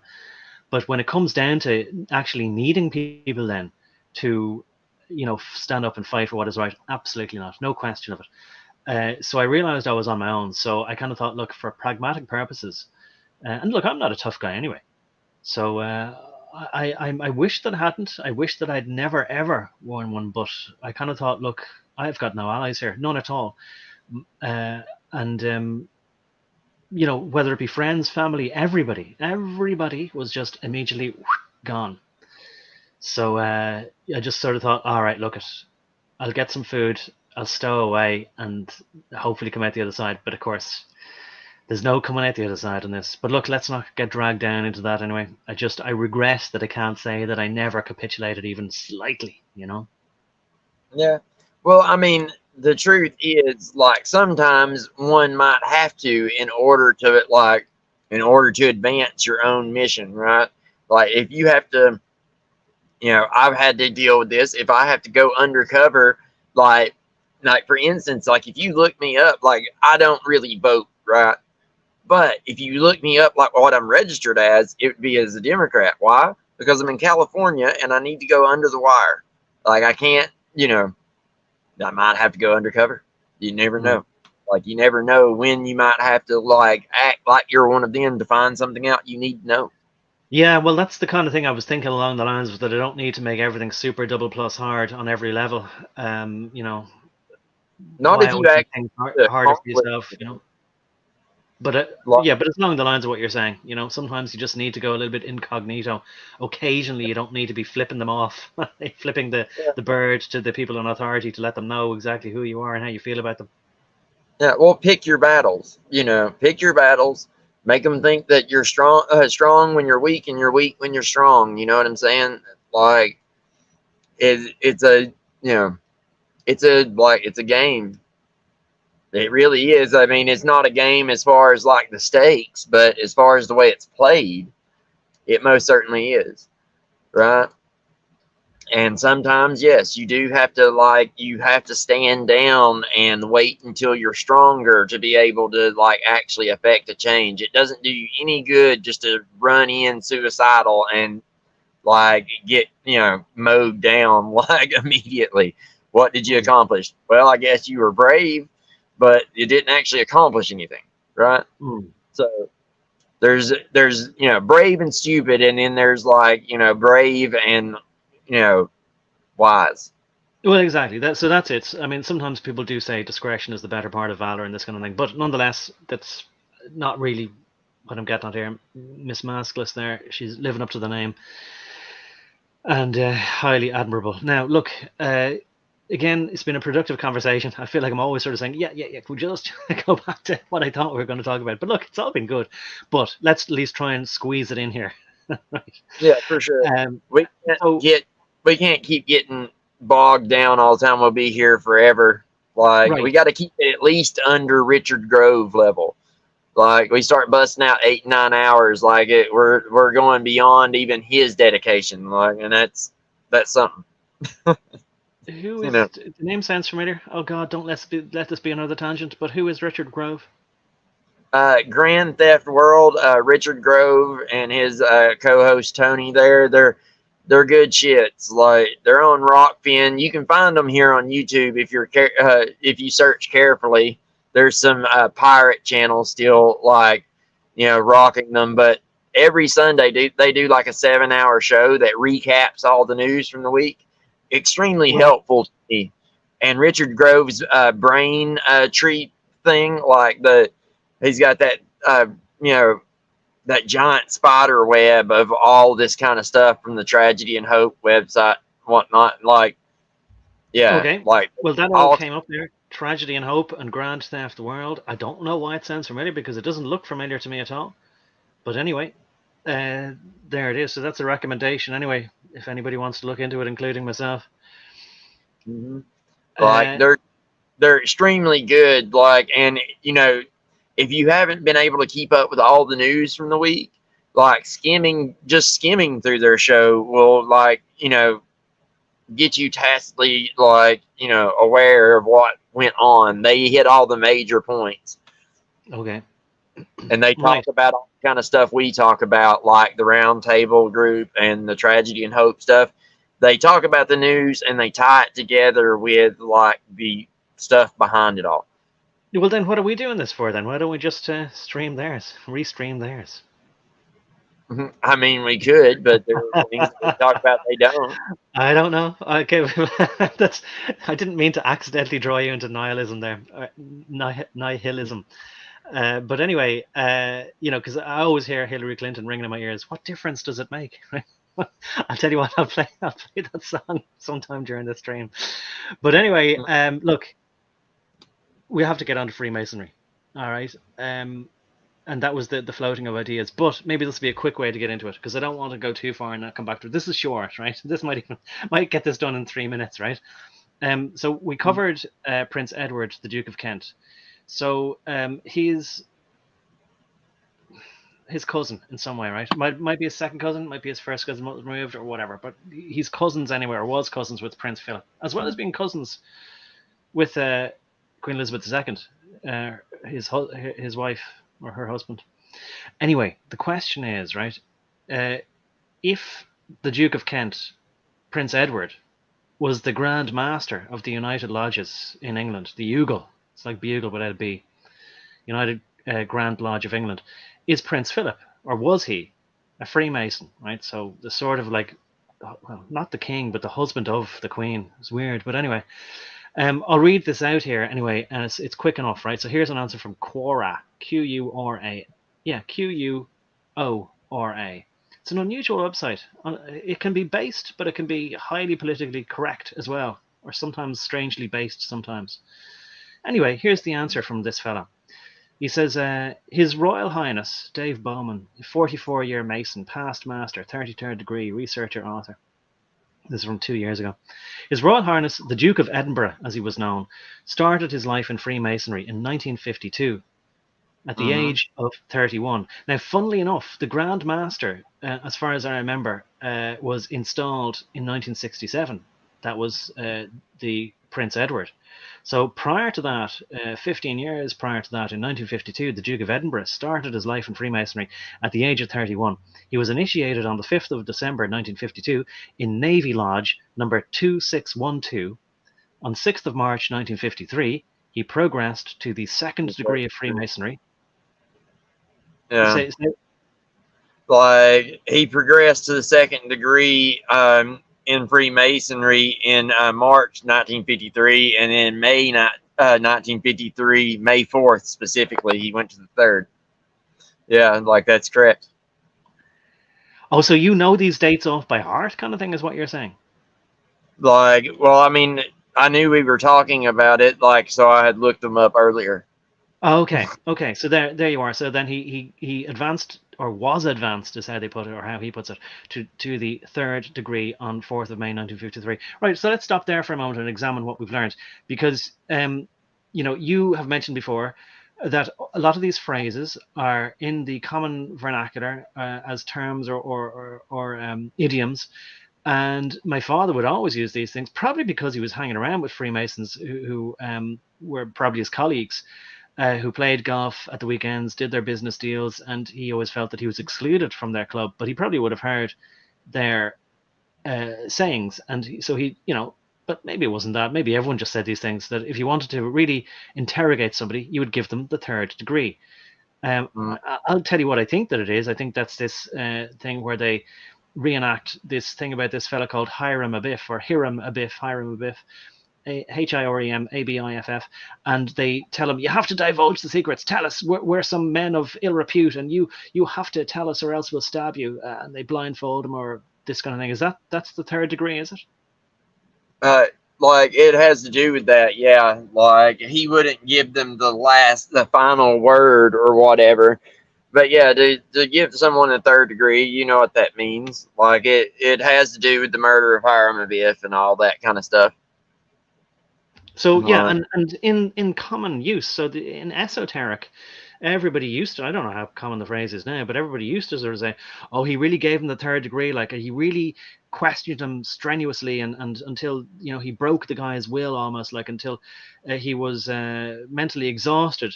So the implication there is that if he knew anything or had any secrets to spill, he really would have been questioned so thoroughly that we now know everything he knows. But the test of this supposed test of this is that he refuses to divulge the last secret, as you say. Do you want to explain then what are the secrets he might have given away, or they might have been false secrets? Yeah. Well, like that whole thing with Hiram Abiff, that the story goes is like the initiates or whatever, they murdered him because he wouldn't give them the the last word, the secret name of God and all that. So basically that's what Freemasonry is searching for, is the lost word. And like that goes into them creating a new word, and ISIS creating a new penis for Osiris because they couldn't find that part. And all it all ties together that way, right? The lost word is the penis of Osiris, the newly formed penis of Osiris that ISIS created for him to create then Horus, right? Okay. So lost word, the unspeakable name of God, and the secret to becoming like God man, or like the perfect Mason, right? Okay. And so do they tell the initiate, here's the 3 words, and then the test is that you just don't divulge it no matter what we do to you? Well, no. Like at each level, there's going to be different things that you're supposed to understand from the stuff that they teach you, right? And like in each level, like you're also going to be getting deeper and deeper in with like blackmail material, basically, because you're divulging your secrets the deeper you go in, right? You're divulging your secrets and they're divulging theirs, and like the further you go into the initiation, the more bonded you are to one another, because like, I mean, basically, if you screw them over, you're screwed, and vice versa, right? Like that's supposed to be the implication of it. Like all of it is a ritual to bond you to the group, right? Mm-hmm. And Yeah, and that was that. yeah, and as you've said, by this stage you've already divulged your own secrets. If it was the Skull and Bones people, they would have divulged their own sexual peccadillos and proclivities, and talked about their experiences sexually beforehand. The more embarrassing, the better. This kind of thing, which would bond them to each other. Therefore, like they could say, "Well, I have dirt on you, you have dirt on me," and that kind of thing. But like maybe it doesn't really matter. What I wanted to ask was that my impression was, or maybe I'd seen something before, whereby in the third degree ceremony, the people who were playing the roles of the ruffians, or the men of ill, is it of ill repute, or of, anyway, Like people of, what, there's a special term for it, men of, Like Is it? men of ill repute is one of the like terms that they would use. Yeah, like but either Yeah, way, yeah, like maybe that's it. Yeah. they symbolically murder the person. Yeah, Right. and What then I was you're going to say is not. It's not symbolically like they give him a real good roughing up. well. I mean in some cases, I guess, but like most of the time with like elites and shit like that, there ain't gonna be none of that kind of shit going on. Like unless Okay. like occasionally they might get punched in the eye, like you Right, know. and you were very dismissive of the idea that there would be any kind of operation on the eye or any modern technology going into the oculus or anything like that. You were just saying, no, no, it's just a ceremony where they get punched in the eye. So then, can we reasonably infer from that that if we see celebrities, musicians, politicians with a black eye, that they have just gone through the third degree? It's possible, like unless you can Is it figure out probable? where they got to a bar fight or something somewhere to explain it away, Right, well, then look, I mean, yeah, probably. well, the thing is, Right. there is a phenomenon that pretty much every famous politician, musician, movie star, there's a photograph of them with the black eye. So, is it probable, not just possible, is it probable that that means that they've recently gone through the third degree? Not the third degree. That's going to be more like the 33rd. Like that's like the final like symbolic degree or whatever. Like So your then, your final test before going on to bigger and better things, right? so then, Uh, is it common practice then on the 33rd degree to punch them in the eye to give them a black eye? in a lot of lodges, yeah, like but it's that's the thing with masonry. Every lodge is like has their own type of thing that they do, so some may do it and some may not. It's just like, okay, for instance, in England, there's a certain timetable by which you go through the degrees. You can't just go through them, right? But in the South, where I'm from, you can quite literally be initiated into through all 3 degrees in a week. Mm. Like To all depending, three or to all 33? To all three? Is it the first three? you can do like the first three and the like all the symbolic degrees. You can go through the whole thing in a week. Okay. Like it's all down to what they want to each lodge wants to do. Some of the ones in the South will go by the old rules where it takes time. Like I went through one that takes time, but you can, if they want you bad enough, they'll just move you right on up through and not even care. And that's Okay. another kind of thing I found out while I was in there that really pissed me off. It bothered me greatly that some people based on their position would just be kind of scooted right on up through the ranks and graduated through just because, right? Oh And yeah. that shows you what their peccadillos about things are and how seriously they actually take this shit at the end of the day, if they're willing to just move people up through the degrees just to get access to their power, Mm. right? And that Um, goes to everything is permissible as long as it furthers the great work. yes, and as you've said before, but it's definitely worth repeating, that the structure of all corporations is the same and based on the Freemasonic structure. And you see this in corporations as well. Sometimes a new guy starts and he's terrible, but doesn't matter for some reason. He's inexplicably promoted right up into management and then senior management almost straight away. And you kind of realize, oh, they just needed to get him into the corporation, and then that was just a pretext. He always knew he was only going to be with us grunts for a few weeks before they recognized his brilliance somehow.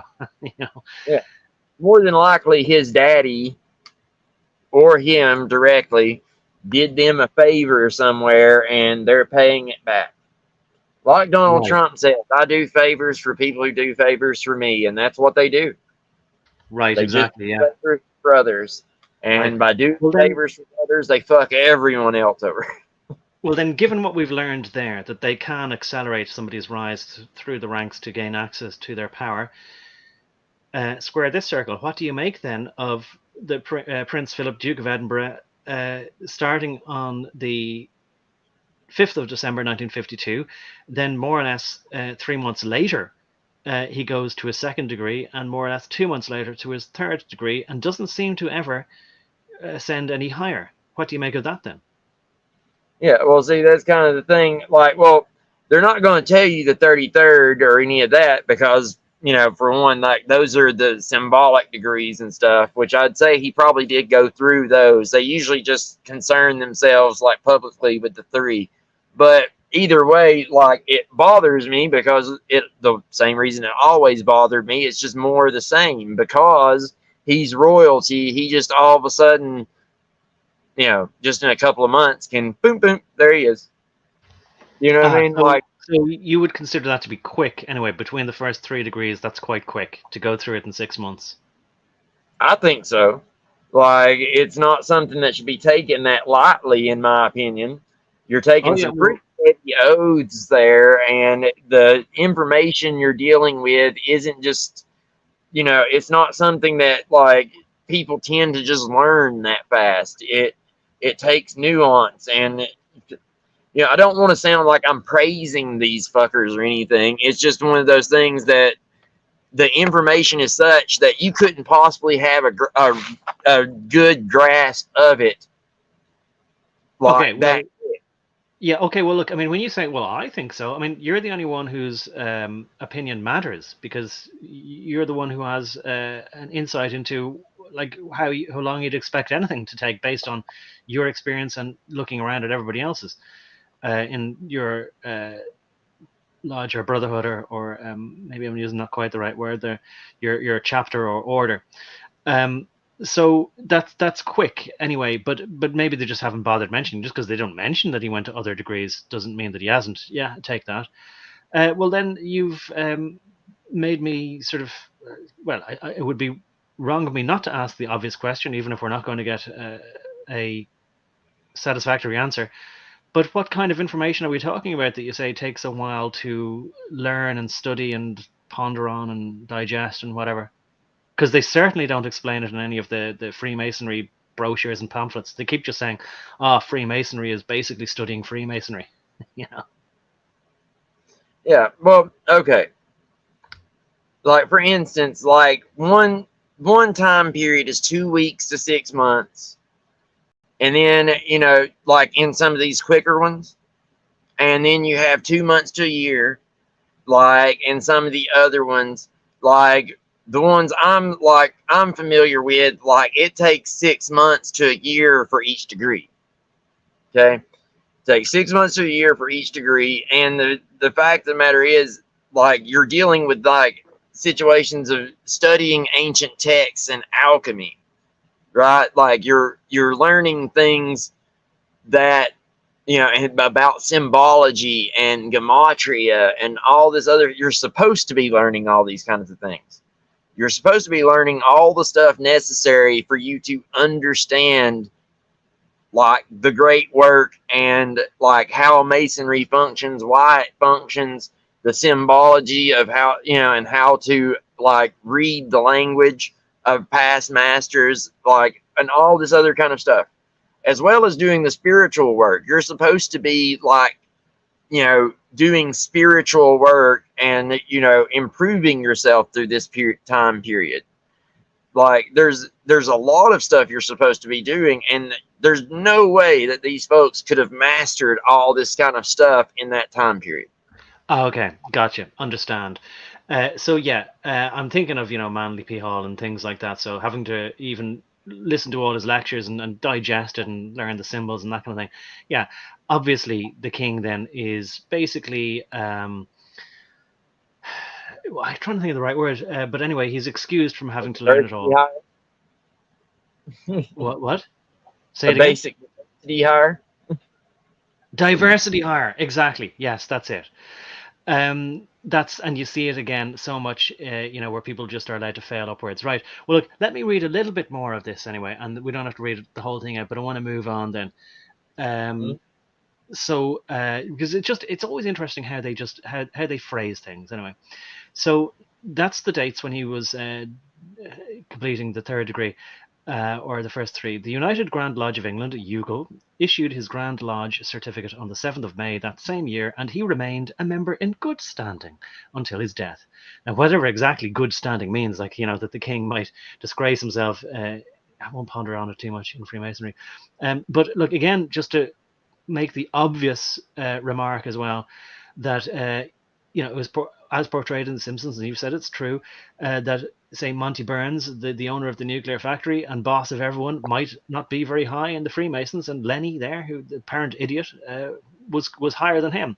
And so there seems to have been that anyway. If the Duke of Kent wasn't the king, but he was the Grand Master, so in the Grand Lodge at least, he was the boss, and the king was just, look, maybe he was more than the third degree, but he was just, according to this anyway, just a fellow. Yes, he might have been a royal fellow, but he was just a fellow who came along. He had to bow and scrape to the Duke of Kent, possibly, or at least theoretically. Well, I mean, you go look, like almost every royal in Europe has belonged to the lodge, right? Almost everyone in Europe.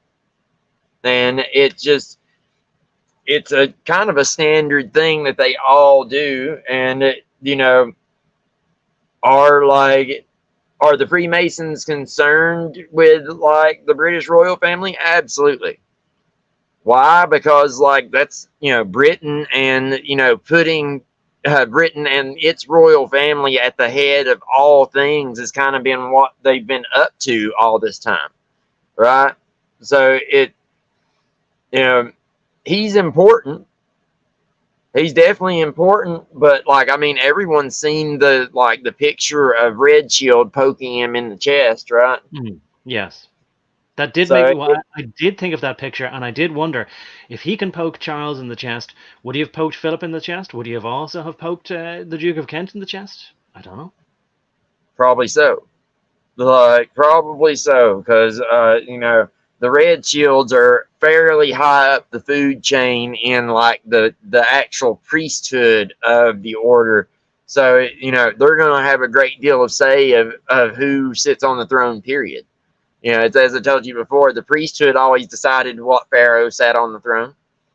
Akhenaten tried to move it under one god, and look what happened to him. He got kicked off the throne, and they chiseled off his nose and his cartouche from everywhere.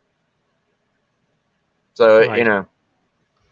if you try to play against them, then, they'll dethrone you and put somebody else there, or they'll just bring in a democracy. Democracy. Well, look, I don't know if I can get it on screen there. I'm going to have to just for the record, right? Because it's just such a fantastic photograph. I'm going to have to try and put it onto screen. 1 second. There we are. So that's Evelyn de Rothschild. I'm Evelyn de Rothschild, Charlie boy. You will do whatever the hell I tell you to do. Ha ha. Well, that's somebody else's addition to that photograph. Kind of hides the finger, but his finger is right into his solar plexus or something like that. And Charles looks suitably abashed. Yeah. I can't get over the fact that his first name is the same as my grandmother's. Evelyn. Mm. There was some, wasn't there an author, Evelyn Waugh? I think so. Yes. It's like a boy suit type thing for me. I just automatically think of a female when I hear Evelyn. Yeah, well, I do too, and I always assumed that Evelyn Waugh was a woman, but it was a man. Right? Yeah, and I mean, it's a boy named Sue. Like I said, it's a weird thing. Like, I don't understand. Like, just like I'd never understand why you name a guy Kim, or or Tracy. Yeah, but funny enough, in France, Kim can be a man's name. Yeah. Look, yeah. I don't know. It's a strange thing, but look, Evelyn, yeah, Evelyn. I don't know. Maybe in a different century, things were different. Sometimes things do change that way. But I remember Norm Macdonald, right, was talking. He did a skit on Saturday Night Live, of course, years ago when Saturday Night Live was funny, and it was some skit about how sometimes British accents, the hoity-toity British accent, can sound gay, right? No offense to English people, right? And then he sort of said, which and then he discovered that some guy wasn't, and he was like, what, that guy isn't gay, he's just British. And he's like, so then how exactly do you tell when British people are gay? Anyway, I mean, it was just a lovely way of brilliant way of insulting everyone in England. But anyway, it doesn't matter. Probably doesn't make much sense without the skit. Anyway, I do like miss Norm Macdonald. He did make me laugh. Absolutely. There's not enough of them out there like him. You know, like most of them like aren't even funny as far as I'm considered, but he was funny. Yeah. Well, look, I won't. I was considering searching for it there, but you get a strike real easy if you try and play any of his stuff. Even though I know there is a channel like I'm Not Norm, you can get most of the stuff there. But anyway, um, I'll tell you what. Let me read out a bit of this more just to get it into the record while it's here. Who knows, right? Because maybe people won't be able to find it. I think I might have put a link to it in the description. Maybe not. I've put some links into the description to some of the things that I thought would be playing. But look, we'll try not to go over time. Try to keep it to 4 hours, but we'll see how we go. If we go a little bit over 4 hours, maybe. Um, anyway, let me read a bit more of this, and we'll get into the record because I sometimes think, look, maybe somebody's only going to be listening to this at some point in the future, if it does survive. Right, so throughout his life, the Duke of Edinburgh remained an active member of Navy Lodge, and he was known to drop into meetings almost unannounced. Navy Lodge has a storied past, and an amazing roster of luminaries appear upon its membership roll. The Lodge prides itself on being the premier naval lodge in the world, with unparalleled history, an unparalleled history that includes 4 monarchs as past members. Very illustrious. King Edward VII, King Edward VIII, King George VI, and King George II of the Hellenes, or Hellenes. Incidentally, there are 2 lodges named Duke of Edinburgh Lodge. One is Lodge number 1182 at Liverpool, warranted July 2nd, 1867. And the other is Lodge number 1259 in London, consecrated 4th May 1869. Both were named for Prince Alfred Ernest Albert, son of Queen Victoria, who became Duke of Edinburgh in 1866. What I wanted to ask you there was consecrated. So, one of the fellas there, I think we might have played it last week there, said, so I wanted to find out, like, all right, lads, what are you doing there in your, I don't know what accent I'm doing. What are you doing there with your Freemasonic garb and your suitcase? You better sacrifice a chicken, haha. Well, I think I do know who sacrifices chickens, but we can't name them. Mhm. But how do they exactly consecrate a lodge? Well, I mean, you've probably seen a good deal of the ceremony. It's going to have to do with the whole laying of the cornerstone and all that kind of stuff. You know, you're gonna lay out the foundation and all that kind of stuff. It's a big little ceremonial thing they do there, and that's how they go about it. I mean, you can watch the ceremonies like on YouTube, as a matter of Okay. fact. Okay, fair Well, enough. So it is just getting the set square out and making sure the cornerstone is square, and that's it. There's no spilling of water, blood, anything. Well, I mean, if I it's been a long time since I've been to one, but there seems to be some oil and stuff that is some consecration oil and stuff for the cornerstone, and there's a tripod that lowers the cornerstone, and you'd have to watch the whole deal to Okay, well, really get a good feel of it, but you know. well, maybe I'll look for a video and we'll see if we can get it for another stream. Okay, well, look, that's right into the record there. Unless there's anything else you want to say about that, we'll move on. Well, I was just gonna say, pretty much any for instance, that magazine you had, you sent me earlier, the Oh, that's what I Freemasonic want to magazine. move on to. Yeah, that's what I want to move on to. Oh well, good. You'll notice in there, there's a part where the cathedral that a certain king was just coronated in. There's an article in there that talks about them, doing some work with that church's Masonic cornerstone. Right, now let's should be on screen, but it's not. Oh, here it is. Okay. Right. So people, if they saw last week's stream or one of the posts I put up, so the photograph maybe, well, maybe not, maybe, but I mean, it might well have been taken for the cover of this magazine. Maybe it was specially taken for this magazine, and it's called Freemasonry Today. Right? I found this on a different site. Their own website only goes back 5 years, but this is from 2017. And so now, anyway, it's called FMT. They've actually rebranded it as FMT. Foxtrot Mike Tango. Hmm. Uh, And I thought that was reminiscent of Kentucky Fried Chicken. They wanted to hide the fact that it was from Kentucky because maybe that might have bad aspects to it, or maybe they don't want people to know it's chicken, or maybe because they might not want to use chicken, maybe they want to branch out into other things, or who knows, you know. So there's something going on with the rebranding there. But anyway, that's the magazine, and you know, we'll come back to the front cover maybe. But you wanted to go to an article. Do you remember what page it was, or tell me again? What's the? Oh, it was just talking about it was talking about them working on the cornerstone of the Right. church there. Okay. Do you have And a let's page see. reference? Uh, let's see here. I can't remember the exact page.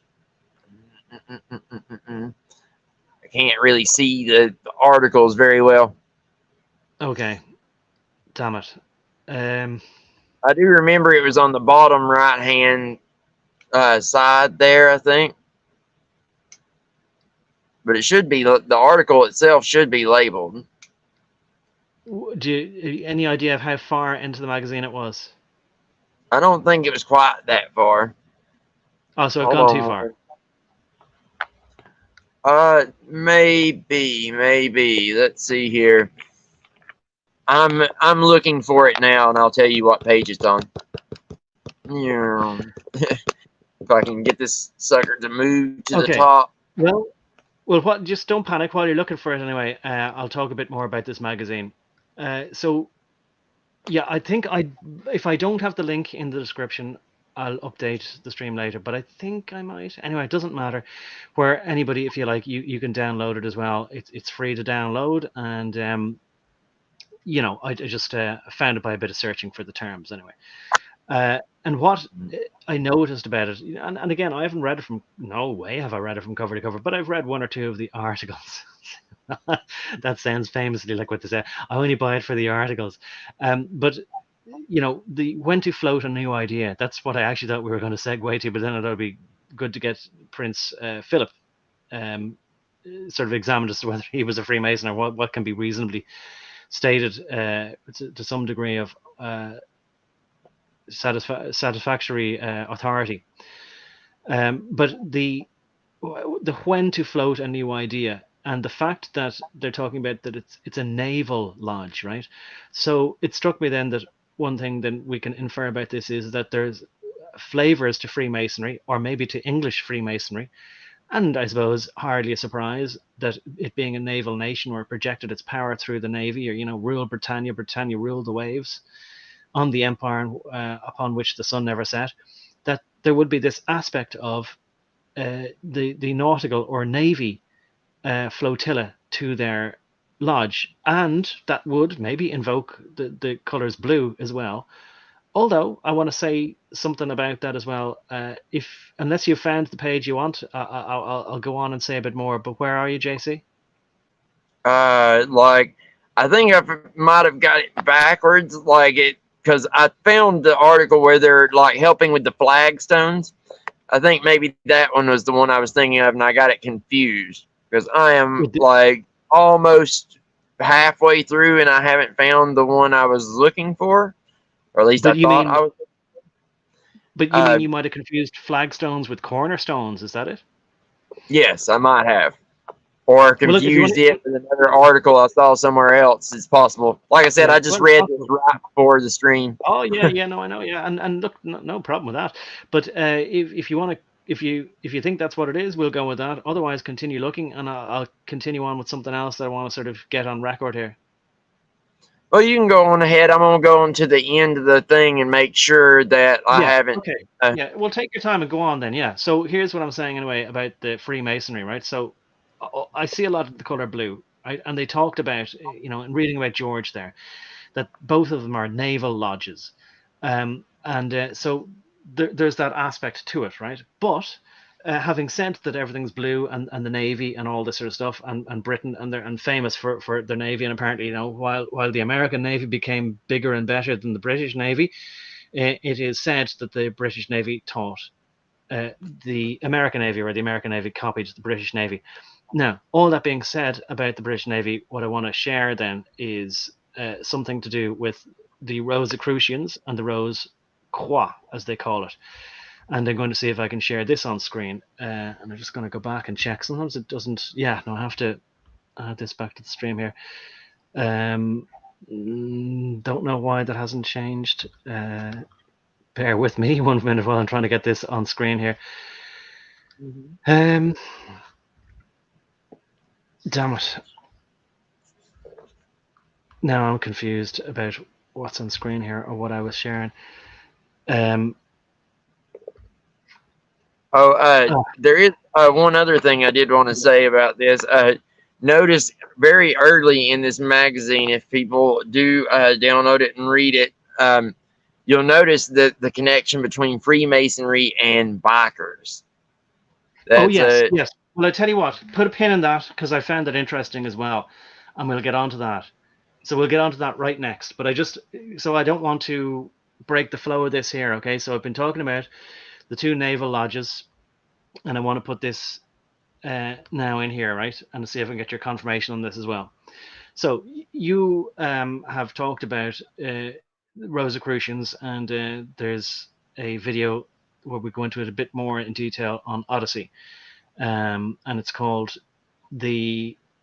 what did they call it? The Anglo connection from the English rose to the Lion of Judah. Now, you've talked about, and famously, I didn't realize this so much, right? But in the United States, the two factions of Freemasonry, as you've explained, are called the Scottish Rite and the York Rite. So after two places on the island of Britain, and one would assume Scottish Rite from Scotland, and the York Rite then from that place to, I suppose, slightly to the north, but in that area, slightly to the north of London, but in England nonetheless. Anyway, they're not called the Scottish Rite and the York Rite in England. And you would think, well, why not? Why wouldn't they call it Scottish Rite and York Rite in England? That's where they're from. Well, here's what they call it, according to them. Anyway, now you can dispute it if you want, of course, but here's at least what they say. Even if they're lying, here's what they say. So according to this website here, and I put the link to this, I think, in the description. If not, I'll make sure it is afterwards. And it says the ancient and accepted rite, or Rose, and it's cross, but it's French for cross, Croix, croix, is one of the oldest orders yet. Many craft Freemasons know little about it. The Grand Secretary General explains how the rite has attracted more than 250,000 members worldwide, and it says known outside England, Wales, Scotland, and Ireland as the Scottish Rite. So, according to these people, anyway, the Scottish Rite is the Rose Croix. Is that the Rosicrucians? So, are the Rosicrucians the Scottish Rite? Yeah. Like, this is what I've tried to say. Like, they try to obfuscate here in America and say that they're not the same organization, and I would beg to differ. Like, they're all the same. Like, the Rosy Cross and Freemasonry are the same organization, one in the same. But they would try and distance themselves, the two names, apart from one another so that they can have that plausible deniability between the two's operations. Now, another slightly funny thing here is that, and I think we'll see it. I think it might be in the magazine. I think so. I think there's an article on it where they talk about that there was a rift, a fracture, a diplomatic incident, some kind of situation where there had been a fraternal link, or more than that, a cooperative union between the UGL, the United Grand Lodge of England, and the equivalent United Grand Lodge of France. But they'd fallen out with the head Freemason, or they had decided that the head Freemason of France, or the Grand Master of the French Order, or the French Lodge rather, had fallen into disrepute. They didn't specify how, but then they decided, okay, they had to distance themselves, and then when that didn't work, they had to disenfranchise them, or separate ties completely between the two lodges. So it got me thinking then, why do the English call themselves a French version of the Rosicrucians? Why are they calling themselves Rose Croix? Do you have any theories, insight, or knowledge about why that might be? Well, I mean, it's the French and English aristocracy have always been intertwined since the Norman invasion, especially. Like, they're, and all of this Oriental Masonry kind of got its its start there in France here in the West, right? So that's where that lodge bloomed out of. It started as the Oriental Lodge there in France, and kind of moved over, and eventually integrated with the Scottish Rite. So like now, for all intents and purposes, all of these, or the Oogle, they're all under the Oogle, right? As you're calling it. Yeah. But it wasn't always so. And they still have ideological divides, as I've explained before. They both want this utopian ideal. They both want like so many of the same things, but they have little disagreements here and there about how to get there, exactly how to handle this, who to put in charge of that kind of stuff. Yeah. Okay. Well, look, just to say for the record anyway, that was from Urban Fraternity. URBANFART. Sorry, not FART. FRAT. URNITY. .blogspot.com. And it's called the page is called The Ancient and Accepted Rite, RITE. And just to get it into the record there, this order takes as its founding documents the Grand Constitutions of 1762 and 1786, the latter written by a group of eminent Freemasons under the titular direction of Frederick the Great. And down there is a picture of the Duke of Edinburgh again. Sorry, not the Duke of Edinburgh, the Duke of Kent, Prince Edward. So easily confused there between the Duke of Edinburgh and Prince Edward. I don't know, similar wording anyway. But there he is in different garb, and he's got the Prince of Wales motif. I put a post during the week. Maybe actually I might be able to get up a bigger picture there, which I put up during the week. I think I might have prepared a copy of it. Let me see if I can get it up on screen again, just because damn it, I don't have it. Look, sorry, it doesn't matter. But anyway, we'll move on.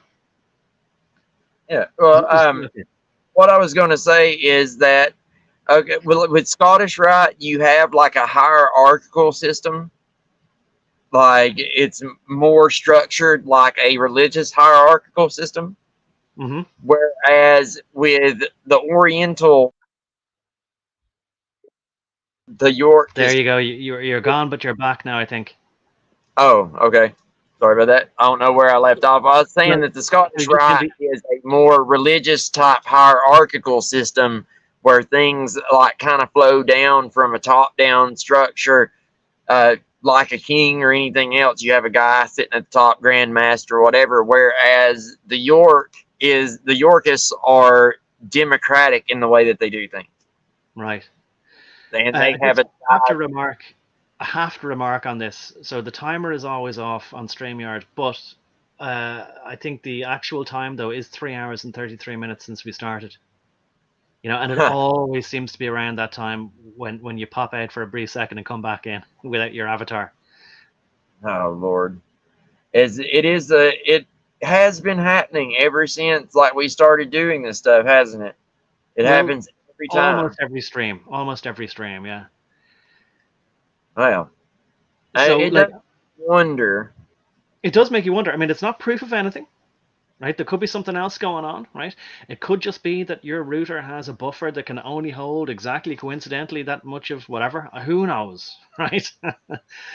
I mean, for example, I know that there was a law in the past where certain cameras or phones weren't allowed to take video that were longer than a certain number of minutes. Otherwise, it was legally classified as a home cine camera rather than a phone, and therefore would cost more tax dollars. You could download a firmware to change it, but they had to sell it with a different firmware with that limitation. You just never know. But at the same time, we're often talking about Freemasonry and 333. It just makes you pause at least to consider the possibility, Yeah, it does. I mean, it's kind of hard not to consider it a possibility, right? And but what I was talking about earlier with Westminster is absolutely, it's said to be built by operative Freemasons, by the Masons themselves. Like you can find it on the Masonic Times site. Like if you can't find it in here, I haven't been able to find it in here, but I am aware that like Westminster Abbey was built by Freemasons according to them. Right? Okay. And like it's been around for a long time, much longer than what Freemasonry is supposed to have been around. So square that circle. Right. Because now the funny thing is, and there's a bit of deliberate fudging there, but so this magazine is dated spring 2017, and they say that the year 2017 is their tricentennial year. And in fact, and maybe I'll be able to zoom in on. Well, look, I don't know if I can zoom in on it or not, but during the weekend I put up some posts zooming in on his, and I don't know if they're called badges. I forget what maybe the better term is, but anyway, the badge on our right, on his left, so nearest his left arm, seems to me to be something which, if I can actually find it in this magazine, here we are, in this magazine. Seems to be the celebration of their tercentenary. Did I say it's right? Tercentenary jewel. So it's saying 1717 to 2017. And we have 3 castles, or 3 turrets, or 3 rooks, or castles, rooks. Anyway, in the symbol there, and there are 3 C's, which I'm guessing might stand for 3 centuries, but who knows? I mean, obviously, with everything you'd expect Masonic things to have esoteric and exoteric and polyvalent meanings and whatever, but at least there's that anyway. One of the things that struck me about this magazine is there's so much of these, like before Netflix, the kind of magazine where it's like, sign up to this library and you can rent 1 DVD every week as long as you send it back in the post, and this kind of thing, And also like Red Dwarf, I loved that TV series. One guy was basically mocking another guy, saying, you always sign up for all the stuff, like, and later on in here anyway, I think there is buy this amazing special coin which is 100% pure lacquered in 19 karat gold. And the kind of people who fall for this sort of stuff, you'd imagine, wouldn't be Freemasons, and so it's like, buy these classic jackets, and let me see if I can find it. I hope to find it, because I think it is in this magazine. And you kind of think, I thought these people were supposed to be clever. Who would be falling for this stuff? Even in 2017, you hear it is the 100th anniversary of the House of Windsor. Special offer, £5.95 instead of £56. Oh my God, so you're getting such an offer just for us Freemasons. Like if I was a Freemason, you'd be imagining it, And it's a, send my payment. Yes, please accept my payment of £8.90. £5.95 plus £2.95 postage and packaging. So anyway, this guy in Red Dwarf was saying, yeah, you're always signing up going, yes, please rush me my portable walrus polishing kit. I can't follow this. Right. Pure iridium platinum plated coin, all this sort of stuff, Like that's right on the money as far as I'm concerned. That's exactly the kind of shit that makes me feel like, any old magazine where they're trying to sell you like stupid stuff like get this, Sitting Bull commemorative coin, or this, they're trying to sell you some chrome plated commemorative knife in a cheap wooden box. But JC, like, it's plus a free wristwatch worth £24.95 with every order. Style may vary, but still. Yeah. Great. Which, like, you remember when I was saying, we were just talking about it says 1717 to whatever, the 300 years or whatnot. Well, it also has in here, there's that commemorative coin, like showing how long the Windsors have been around, and you notice they're kind of, they're kind of tied in a way. They're both on those those standard 100-year marks, right? It's not like 150 or 125 or 122. No, it's 100, 200, 300. It's exact hundreds, right? But also, like when you're talking about Westminster Abbey, for example, like if you type it in, like right here, www.masonic-lodgeofeducation.com, right? It says Freemasons, a fraternal brotherhood of builders. Westminster Abbey, one such cathedral built by Freemasons is famed Westminster Abbey in Westminster, London, which was founded in the year 960 AD. Okay, right there, they're saying, okay, it was built by Freemasons and was founded in 960 AD. How can it be founded by built by Freemasons, founded in 960 AD, and Freemasons weren't around till 1717? Right. Right. And that's it. And that's why I sort of say, like, look, what they're saying here again, and just to reread this document, it says,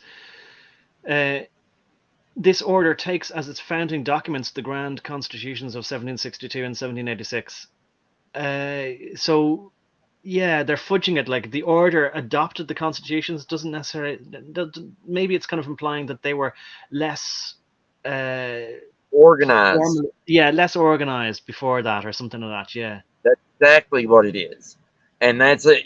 That's what I try to get through to people. Like, these orders were spread out all over the world, like as the mystery schools always have been, and the mystery schools function as such to where they can be compartmentalized and function completely on their own without any contact with the others until they get big enough to where they can have contact with the others, and then they're immediately meant to like connect with one another and spread. Right? It's a specific system that functions a very specific way, and changing these names, going by unification dates and all these kind of things. It's how they obscure the trail, so you can't trace them back as far as they actually go. Well, I'm very glad you mentioned that. You're spot on. Just before commenting on that, I think I have the picture here visible. Is that visible on screen? Can you see it? Westminster Abbey there? Mm-hmm. I can see it just fine. Okay. No, because it's sometimes not very straightforward, like what I'm sharing at any particular time. So anyway, I just want to remark as well. I having looked at it, I suppose more recently again because of the recent I keep nearly saying consecration, but I mean to say, of course, coronation of the now Prince Charles III, who I think might be taking the title of the Inclusivator for being the defender of the faith, but also of the faiths, plural. But anyway, to me, I know it's not the same, but look, I don't know. I could be just dead wrong, but to me, there is a similarity between that and the famous Church of Notre Dame.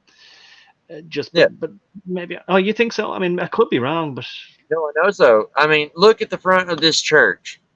Look at that triangular peak in the middle, and then look at your Joachim and Boaz sitting there right and left with the four little spires on each one. Mm-hmm. Like, it's, I guarantee you, like, if I counted all the window panes and all these other kind of things, I'm sure I could find all kinds of Masonic symbolism all over that building, as well as Notre Dame. Well, funnily enough, and I don't know if we talked about it before, but maybe I just didn't bother bringing it up, but the glass pyramid that they put in the Louvre around about the middle of the 80s, as far as I remember, it was claimed at the time, people were saying at the time, that there was 666 glass panes there, although the architect denies this, but it's something close to that number anyway. Yeah. Well, I mean, the architect was a Freemason. Like, you remember who it was, do you? Yeah, he was a French Asian guy, and his father was really well connected with the French government, and he was basically handed the project. I forget his name, but yeah, I'm familiar. Well, yeah, that rings a bell that he was Asian anyway, and maybe it does fit that he'd be French Asian anyway. And people didn't like it at the time. People did not want that to happen. They thought it was sacrilegious and vulgar, and but President Mitterrand was insistent upon it. Yeah. So if you think about it, like Oriental Masonry, why is it called Oriental Masonry? Well, it's because it comes from the Orient and it blooms out of Buddhism and that kind of system of the mystery schools. And where did the opium transport into Western Europe start? The French connection. It Ah, goes all okay. the way back into like the like 1600s with France importing opium. Like if you watch shows like that BBC show, like the Three Musketeers BBC show, it shows the Hmm. French way back in them days, like doing opium. Like Mm, one of the main characters gets hooked on it, even. So it's one of those little moments where they're showing you a little bit of truth there, just a little bit. I see. I But, see. Yeah. Well, can you see the pyramid there? yeah, and Yeah. Okay. inside there should be an inverted version of it underground, like on the Yeah. inside of it. Isn't there? Well, look, the fact that it's reflecting the water there is absolutely no coincidence. And yeah, one of the shorts that I did two shorts. One was you, one was me talking there a little while back. The most recent two shorts, and one of them was then looking down on the people then walking on the sort of the white marble tiles then below. But people are quite used to it now, and I think it's actually, I think for a lot of people, it actually could be the main attraction. To get in, it's the entrance into there and that kind of thing. And I think a lot of the French might have come around on it as well, and they like it now. Yeah. Well, I mean, it's the representation, the diamond. The two pyramids joined is that's a huge Masonic symbol. A very important one, represents perfection or whatever, Oh, unbreakable perfection at that. Like because the yeah, diamond's so like a hard, right? diamond. Yeah. Look, just while we're here, I suppose I might as well just get up the Louvre, see if I can. Sorry, not the Louvre. The Oh God, this is what happens to me. What's the name? Notre Dame, Our Lady, in other words, right? And funny enough, isn't there a place in where is it? Is it somewhere on the East Coast called Notre Dame University? And there's a football It's team. like kind of midwestern, I think, northern. It's in Okay, Michigan, I Michigan. think. Okay, yeah. Uh, Um. So yeah, look, I suppose I'm not dead wrong. And well, I say not dead wrong. I mean, you're already as well sort of saying that you agree. So if this picture will come up now, uh, that it's too big now. But anyway, there we are. It's very similar construction, but slightly different with regards to the two towers. But there's distinctly two towers there, and the triangle then in the middle, and all the same stuff. Then, really, isn't yeah. it? Yeah. Uh, like, well, yeah. I mean, it's you got the big sun wheel in the center. You have the two towers. You have these three entrance ways, which I've showed you before. Like you see three entrance ways at the Aztec pyramids. You see the three entrance ways in Egypt. You see the three entrance ways in China at their pyramids. This is like a standard thing. Mm. Yeah, and look, the thing is, I know that there's all these channels. You know the guy I'm talking about. He posts late every Sunday night Oh or yeah. early Sunday morning. What's the guy's Nope. name? In Indiana, by the way. I don't watch sports ball, so I can't keep up with those things. Oh no! I'm not talking about that. I don't watch sports ball either. No, there's a fella anyway, and I just can't think of his name, but you will think of his name. And he does the looking at all these impossible buildings. How do they build all these things without modern hydraulic equipment? Without cranes, with only horses and manual labor. How did they build all this stuff? How did they get up high at all? Now, I suppose scaffolding probably was a technology that existed with bamboos and things like that. People do tend at the same time to forget that like there was ways and means, and people weren't idiots in the past. And in fact, they were able to do things by moving levers and pulleys, and people did shipbuilding and one of the lodges I think might be called Spinnaker Lodge, and I forget actually I meant to look up what a spinnaker is, but it's something to do with ropes and pulleys. And I didn't know this until recently, but there's a principle whereby with every pulley you introduce to a rope system, you double your lifting power with every Yeah. pulley or something like that. So there are ways with scaffolding and pulleys to lift bricks up and stuff like that. People just think, oh, it must be impossible if you don't have electricity and hydraulics. Now, at the same time, I don't want to say, oh, you just get if to build the pyramids, you just get millions of slaves. I'm not saying that, right? The But spinach is a three-cornered sail, by the way. This, is it a three-pointed sail? yes. Okay. Well, at least I wasn't a million miles off. Like it's a nautical thing, and you would have ropes and pulleys and things like that. Yes, but yeah, you're correct on the pulley systems or whatever. Yeah, like every time you loop that rope around one more time, like you're doubling like what you had. Yeah, So, but which yeah, that is this is totally all part of the counterintuitive. mystery. Say what? Which is totally counterintuitive. You would not just kind of immediately assume that to be the case, especially when like we know that like with the gearbox, like and like say if you try and well, let's say there's a lot of people now might have bought recently. Like there was, I noticed they were for sale a lot. Where if you wanted to fit an attachment to your drill or your impact driver or something like that, you could make it be a right angled one for getting into corners. But your torque is basically reduced by half. So you would think, well, if you're going to wrap a rope around a pulley, you're going to be reducing your torque. But no, you double it. So it's not something that seems intuitive.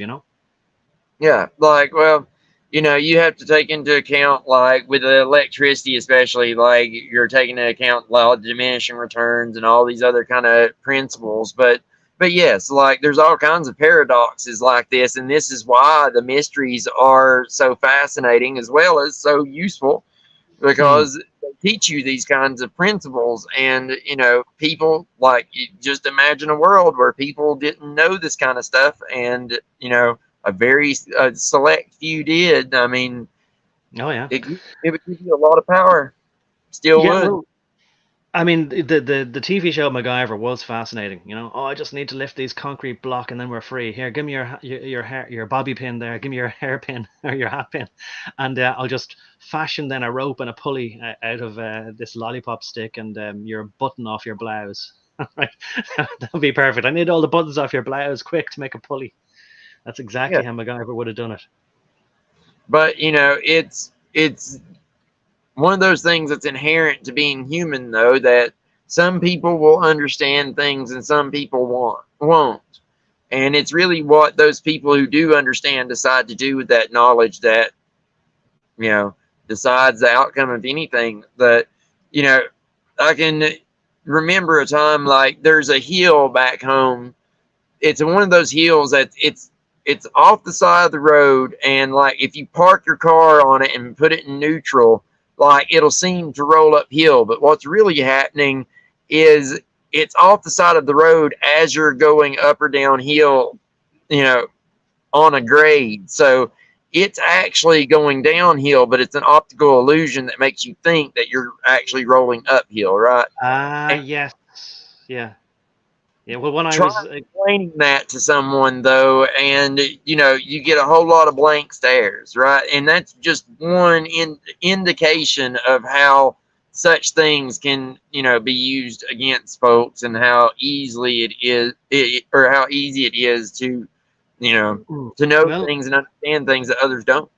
yeah, well, last week you talked about, and we will have to do some proper research to get something new, or a new perspective or an angle into it anyway. Oak Island. Anyway, in that same book, probably was the story of the Impossible Road, which again I would have read about before the age of 10, probably, about the road that you fall upwards on it. But of course, it's an optical illusion, even though it's very hard to accept that, but there's just no proper reference point in the area, something along those lines. Mhm. Um, anyway, what I want to do is, I mean, man, we've really, it's a great conversation in the beginning, but I don't think we're going to get a chance to cover what I wanted to. But look, I kind of wanted to take a sort of a, even though we're not perfectly segueing it into it, you did mention how more or less, look, again, for the lesson, is there to be learned all the time, that whatever technology you have, whatever information you have that others don't have, you can use it to your advantage, or you can use it for the greater good of everybody, or you can use it for good, or you can use it for evil. And so with that, right, I just want to say that during the week, and I don't know, maybe you didn't see it, but I did a couple of videos there, and I would have done one yesterday, except that I decided to add in some annotations, and then I didn't bother saving the project, and then the Uh, program crashed, and I went, all right, I'll do it another time, but I just didn't have time before just preparing a few things for this. Anyway, I've got a new pen pal, and so what was it? Oh, she sent me a few things there, which I thought, oh well, this will make up for not doing another video there. Instead of long comments, that sort of way. all interesting stuff. A lot about Pink Floyd, and I see Pink Floyd might be in the news there lately, anyway. And because Roger Waters was being accused there, was in the news maybe about 6 months ago by David Gilmour. I'll just say, of being an anti-dentite, a virulent anti-dentite. Yeah. Anyway, that by the by, she sent me a couple of links. Sometimes they get through on YouTube, but you have to sort by newest sometimes to see them. YouTube will hide even links to its own site, videos on its own site. But anyway, she sent me links to a couple of videos, and I put them in the description. And don't think we're going to get a chance to play clips from both of them, but one of them I wanted to anyway.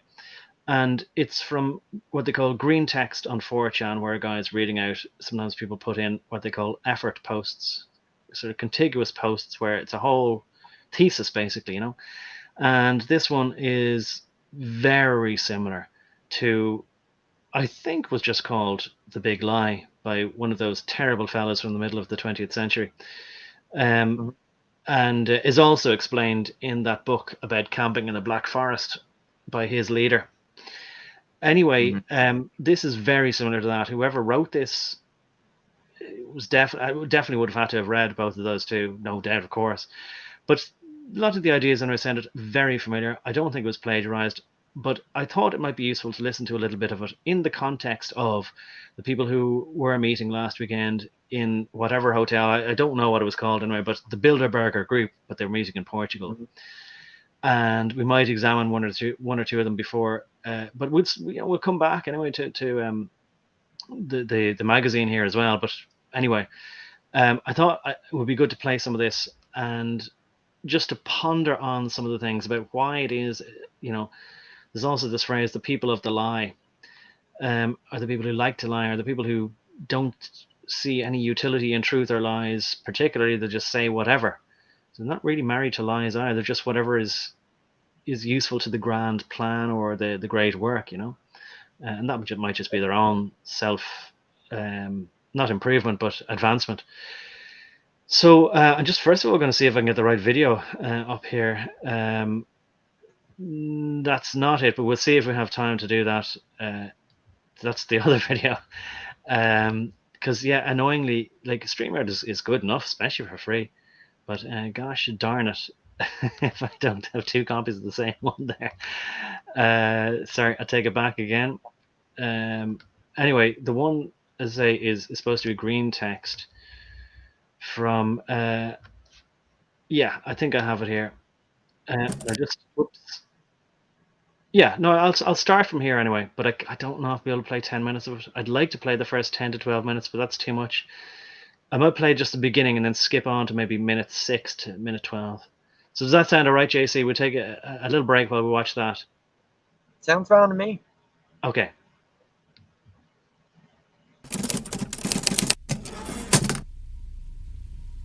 If a rational person tries to apply their logic while trying to understand the reason for an objective or act of a psychopath, they will fail. This will be explained in more detail later. Likewise, when a rational person hears the possibility that a massive lie has been told to a population by a trusted leader, and they attempt to use their logic to determine whether or not such a lie is possible, they will actually, and usually, not believe the truth, that they have fallen for a huge lie. The reason for this is that although most of us can identify with small lies, we find it difficult to conclude that such a massive lie is possible. When I use the term massive lie, I don't just mean a complete falsehood regarding a major event, but also the scope of its influence, global, and the amount of people that have fallen for it. In his book, The Mask of Sanity, Dr. Herbie Quigley says that even during the most solemn perjuries, they show no difficulty at all looking anyone tranquilly in the eyes. He adds that they will lie about any matter, under any circumstances. He explains that it is difficult to express how completely straightforward they appear when telling a blatant lie. The great masses of people will more easily fall victims to a big lie than to a small one. Lying, deceiving, and manipulation are natural talents for psychopaths, agreed Dr. Robert Hare in his book Without Conscience. When caught in a lie or challenged with the truth, they are seldom perplexed or embarrassed. They simply change their stories or attempt to rework the facts so that they appear to be consistent with the lie. Psychopaths are always able to justify their actions, no matter how brutal. They have an ability to rationalize their behavior so that it appears warranted, reasonable, and justified, says Dr. Quigley. Dr. Hare added, psychopaths show a stunning lack of concern for the devastating effects their actions have on others. Often, they are completely forthright about the matter, calmly stating that they have no sense of guilt and are not sorry for the pain and destruction they have caused, which, says Dr. Hare, is associated with a remarkable ability to rationalize their behavior. Psychopathy is usually untreatable. Most therapists won't work with them because they often end up damaged in the process. Dr. Hare explained, such counseling would be wasted on psychopaths. Some of them will even reflect the wishes of the therapist and pretend to be getting better. In his book, People of the Lie, psychiatrist Dr. Scott Peck had this to say, among themselves, therapists will not infrequently refer to a patient's psychopathology as being overwhelming. We mean this literally. We literally feel overwhelmed by the labyrinthine mass of lies and twisted motives, into which we will be drawn if we attempt to work with such people. Wikipedia describes that traditional therapeutic approaches usually make psychopaths, if not worse, far more adept at manipulating others and concealing their behavior. They are generally considered to be not only incurable, but also untreatable. Basically, psychopaths are the way they are for life. In most legal jurisdictions, they are considered sane, so technically, they're not mentally ill, just different. Dr. Scott Peck concludes, I have learned nothing in 20 years that would suggest that evil people can be rapidly influenced by any means other than raw power. They do not respond, he says, to either gentle kindness or any form of spiritual persuasion with which I am familiar with. When people hear the word psychopath, most of them think of the famous serial killers locked away in prison. However, most don't end up in prison or mental hospitals. Dr. Quigley wrote, the true difference between them and the psychopaths who continually go to jails or to psychiatric hospitals is that they keep up a far better and more consistent outward appearance of being normal. This outward appearance, says Dr. Quigley, is essentially a mask which may include business or professional careers that continue in a sense successful, and which are truly successful when measured by financial reward or by the casual observer's opinion of real accomplishment. Many psychopaths never go to prison or any other facility, agreed Dr. Hare. They appear to function reasonably well as lawyers, doctors, psychiatrists, academics, mercenaries, police officers, cult leaders, military personnel, business people, writers, artists, entertainers, and so forth, without breaking the law. He continued, their intelligence, family background, social skills, and circumstances permit them to construct a facade of normalcy. Most psychopaths are not just right in your churches, schools, charitable organizations, and workplaces, but by their very nature, they are likely running them. It is a core trait of the psychopath to place themselves in positions of influence, not for public service, but for power. The experience of pleasure is not reciprocal for the psychopath, stated Dr. Malloy. It is available only through sadistic channels of power and control. Achieving power for the sake of having power is the nature of the psychopath. They love to have power and control over others, agreed Dr. Hare. The need for absolute power over others and the wish to inflict pain for the enjoyment of watching others suffer is almost never apparent to the casual observer. The reason for this is that another core trait of the psychopath is disguise. So unfortunately, these individuals usually mask themselves as good-natured people. If they have tremendous wealth, you can bet they'll create charitable organizations as part of their mask. Just damn it, trying to unmute myself there unsuccessfully for a couple of times. I just thought maybe I'll stop there for a moment and move on. And particularly, when you think of what you often say, that the Freemasons, they hide behind this veil of goodness and good works and community outreach and all this sort of stuff. And exactly what he's talking about there, the psychopaths hide behind this exterior facade of goodness. Yeah, they're the perfect predator. Exactly the same kind of stuff I was talking about earlier. Like, why did they recruit me? Well, it's not just because, like, my family background or anything. It was because, like, you know, as I discussed before, like I am dangerous in many ways and I'm tough and there's a lot of qualities I have that are helpful. Well, like a lot of those qualities also align with the psychopath, right? It's like, you know, there's something missing from my makeup that keeps me just shy of being psychopathic, right?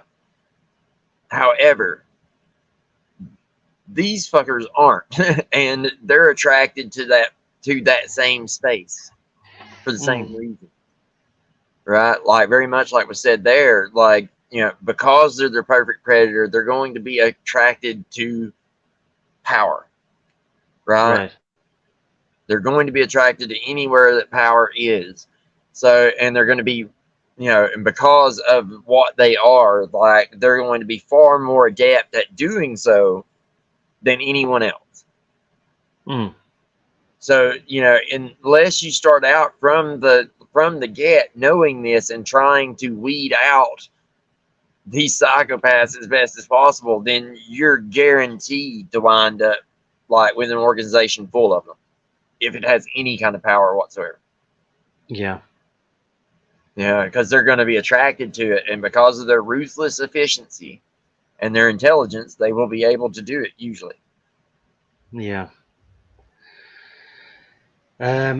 Yeah, and of course, you know, as I sort of began to notice as well, or realize they deselect anybody who isn't, you know, basically willing to do anything for their own personal aggrandizement. They Yes. deselect anybody with any integrity, honesty, decency. Yes, like if you start showing those weaknesses, as they'll put them, you Yeah. know, I wouldn't call that as weak, as a total weakness, but like they would see that compassion, you know, for the profane, quote unquote, as a great weakness. You know, some needs to be purged out of you rather than nurtured, right? And yes, and I can certainly understand their point of view, and it's related to the cremation of care in the Bohemian Grove ritual as well, isn't it? Yes, yes, to some degree, like that, you know, the human side of them is always going to like give them guilt, right? You know, that old saying, like we're all made in the image of God. Like, well, you know, that's true. Like to some degree, like, you know, there's going to be that, you know, but to those who aren't psychopaths, they're going to feel guilt, right? Well, I'll just say this, that someone to deal with that. Yeah. Well, let me just say this. They see it as a weakness, feeling sorry, because, you know, I think what you were going to say earlier, but maybe not. But in any case, it's my observation. And I did a story about it before, a true story, a few years ago now, I think actually 3 years ago now, called It's Okay When We Do It, where I basically helped a guy who was being bullied in work. And then as soon as he got given a bit of power, he turned into a bully, and an arbitrary one at that, just bullying anybody and saying, "Oh, no, it's my turn." So, you know, be careful about helping the meek. That's the lesson of that. There's many morals to the story, but the moral really is one of them, at least anyway. Be careful about who you help up out of their vulnerable situation, because once the tables are turned, then they don't feel gratitude. They don't feel a sense of responsibility to now use their position to be kind to others. There's a story in the Bible about it where one master lets his slave off a debt, quite a significant debt, and then this guy then turns around and starts beating his own people for much more minor debts, and putting them in prison and things like this. Where you would imagine, though, and the parable there as well, as of course, is I'll go quite near to this rail. The very people who claim to have had the greatest tragedy and subjugation happened to them in the middle of the 20th century. Now, in current 21st century, and have been for quite a while, turned around and done exactly the same thing to other people. Of course, they don't see it that way. So it's part of human nature. Anyway, it's a long way of saying is that it seems to me that it's not just 4% or whatever they might say here of the world of psychopaths, and even if they are, whatever, because then the 96% who aren't psychopaths, they'll also just, once they have a bit of power, wield it and actually not feel any compunction about it. They don't seem to have any conscience about anything. They just think like, yeah, it's my turn. Yeah, well, you know, the only difference being is like the regular people like might feel bad about it eventually. right? Like they have the ability to I turn it think, around, behave differently. yeah. The psychopath just doesn't. Well, maybe, but I think that's a long odds there, because, and I think, a lot of it Well, yeah, has got it's to do with all the right. selective. A lot of it has got to do with the selective breeding or deselective breeding they've done, where they've bred that out of people. They've bred the nobility out of it, the nobleness of spirit. They've bred the capacity to have the intellectual honesty, moral integrity, to not only, not examine themselves, but it would never occur to them to do any rumination on the interior and kind of go, oh, I think there's some inconsistency here in the way that I'm operating, in the way that I don't like when I do it to others, when others do it to me, but I'm fine when I do it to others. And I think they are that stupid where they just kind of go, yeah, but I'm me, I'm winning now, and as long as good things are happening to me, then the world is good. That's as far as any introspection would go with them. So they've bred the capacity out of people. You could call it humanity. I mean, to a great degree, yes, that's true. I mean, I've known many people throughout my life that have kind of been that way. They didn't even really, give two, they didn't really give two shits whether they hurt someone or not, as long as they got what they were after. Right, that's And it, it. And it's not that they're being callous about it. It's just they don't seem to have the mental hardware to ponder on their own behavior at all, ever. Anyway, so as somebody often put it in my workplace, they were totally unencumbered by the thought process. yeah, I mean, to a large degree, yeah, that's true. Yeah, and some people, it's like I've seen them just rationalize because they have a chip on their shoulder. They feel like the world has done them a great disservice, and they feel like they're taking back what is owed to them. So Mm, it's a prideful thing. It's an ignorance thing. It's all of these same old terrible human tendencies coming back to bite us in the ass like they always do. Every time right. we let our guard down, every time we stop schooling our children correctly and being on them about morals and being on ourselves about morals and going through rituals and all these kind of different things our ancestors done, as soon as we stop doing all that, the wheels fall off. It's Yeah, well, like, and I would have to we say as well, great. as far as game, just have to be honest now. I can't let this go by. I was considering let it go by, and it be assumed that I don't fall into that latter category of feeling that the world basically isn't worth saving, that the juice isn't worth the squeeze, that people aren't deserving of oh God, I forget the biblical word for it. Anyway, redemption, I suppose. Uh, that I was a fool to ever have helped anybody. I regret it. I wished I should have just, been more wise to the world and realized that there's no such thing as friends, and that they're only ever fellow travelers as long as your interests temporarily align. So I do feel very hard done by, and not, it's people always often use the world for a euphemism for other people in the world. It's the people. It's not the world itself. So that there's very little incentive, especially if you don't. I mean, even if you do believe in God, I don't believe in sort of saying, well, I'll do the right thing so I have a better afterlife or this kind of thing. I actually what I want is redress of grievances, very much so, and I've said it before. And maybe I will end up working in hell if there's an afterlife, but and enjoying my job. But I do think that what is being built all around us is maybe this is as good as it gets. This is the hell, the fresh hell that's being built around us now. I mean, if people just give up and leave it to be, yeah, that's what it'll be. Until a generation is born that like just won't take it anymore, and they build up that fire again and fight back. That's really the nature of things. That's the cycle. But the thing is, this time I don't know. It will take it would take an act of God to get people out of it if they get themselves in it. Mm, Like, yeah. this time, they're with the brain chips and all these other kind of things. They're basically making a foolproof cage to keep everyone in. So if folks let themselves get drug in there, it's all over for them.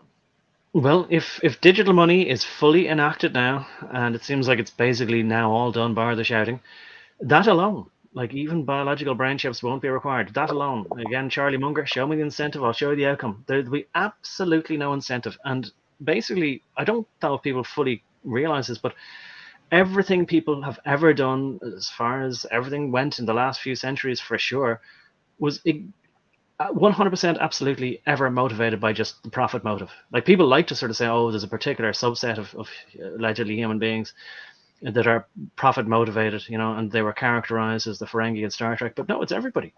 It's everyone. People don't do anything unless they get paid for it. That's it. Well, it can't quite literally be everyone because I'm not that way.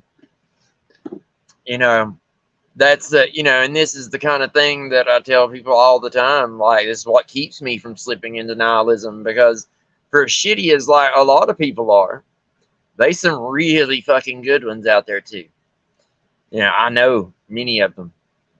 And, if all I'm doing is fighting for them, then, so be it. Well, I say it's always good that you're here to either drag me out of the pit of despondency, despair, and nihilism, maybe, or at least not join me in it, or at least not join me in it. Let me read out Lily Gazoo here. She says, I wonder if if we're talking about engines, we're talking about fuel injection, have affected the human connection to the divine, or the chemicals in the processed foods. Yeah, and I think we've kind of talked about this as well. I think, before, and you've as much as said, look, there's never just one factor to anything. It's always multivariate. Mm-hmm. That is like usually the case, Like, I try to avoid doing too many of the absolutes, but yes, like in most cases, like that's going to be the way it goes. It's trying to ascribe any just one thing is going to not quite meet the mark, right? Like, there's always some kind of other thing going on that contributed, right? At least. Well, look, again, we've gone off in several tangents. Not that I regret, really, because look, again, I do appreciate these conversations wherever they lead. I'm wondering about this. Like, there's more appropriate things that are food for thought, and I do kind of want to. I know, like, why should I be worried about time when we can go on a bit more? But and also, we've talked for 4 hours. What's another 6 minutes of this? Would you be able to stand another 6 minutes of this, and then I could leave it that if anybody was interested, they could listen to the rest? How about that? Does that sound like an okay compromise? Because in total, it's, I think, something like about a half an hour. Yeah. But I'll do another 6 minutes, I think, roughly. Do you think that's all right? Yeah. Yeah, go ahead. Okay. I'm fine. Okay, right. 6 more minutes roughly of this. All to right. the casual observer. The reason for this is that another core trait of the psychopath is disguise. So unfortunately, these individuals usually mask themselves as good-natured people. If they have tremendous wealth, you can bet they'll create charitable organizations as part of their mask. They are well aware that their mental makeup is drastically different from the majority. They have a sixth sense for detecting and exploiting any weakness you may have.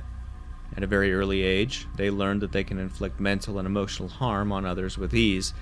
They also learn how to detect others like themselves out of a crowd of normal people.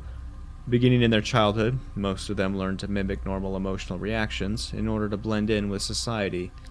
Psychopaths are not higher functioning than anyone else. They lack empathy, but unfortunately for them, empathy is governed by mirror neurons, and sociopaths lack these to a greater or lesser extent as well, and mirror neurons govern learning by observation. This means they have a severe learning disability. Much is made about how suave and charming sociopaths are. They use superficial mannerisms to get what they want. However, due to their incompetence at learning, they have little recourse when they cannot sleaze their way past a problem. The majority of sociopaths wind up having their kids taken away by CPS, in the bottom rungs of society, or in prison, and all the while, they will blame somebody else. Sociopath Master Race.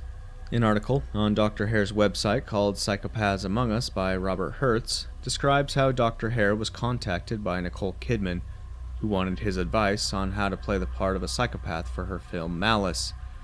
Dr. Hare uses the anecdote of a psychopath who had just witnessed an accident where a mother watched her child get killed by a car.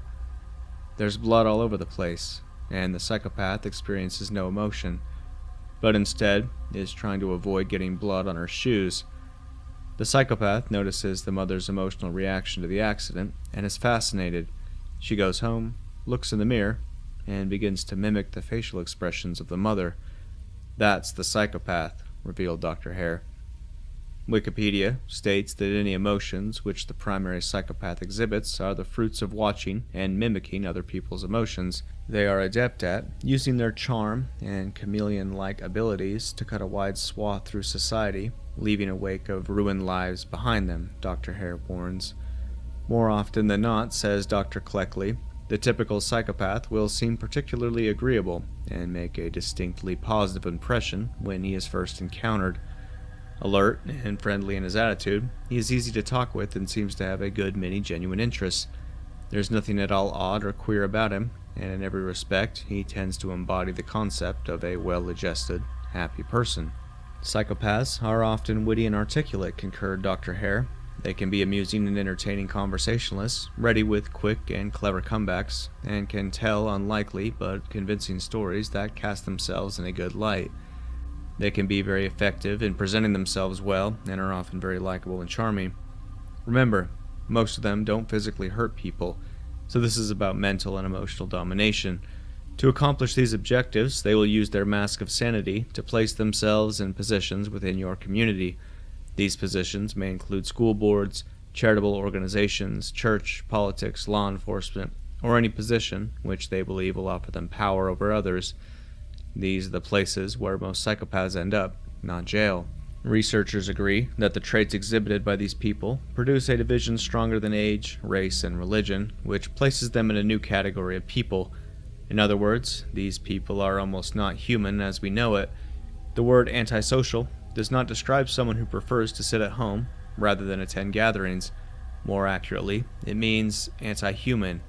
Most people can't bring themselves to understand the mindset of a psychopath.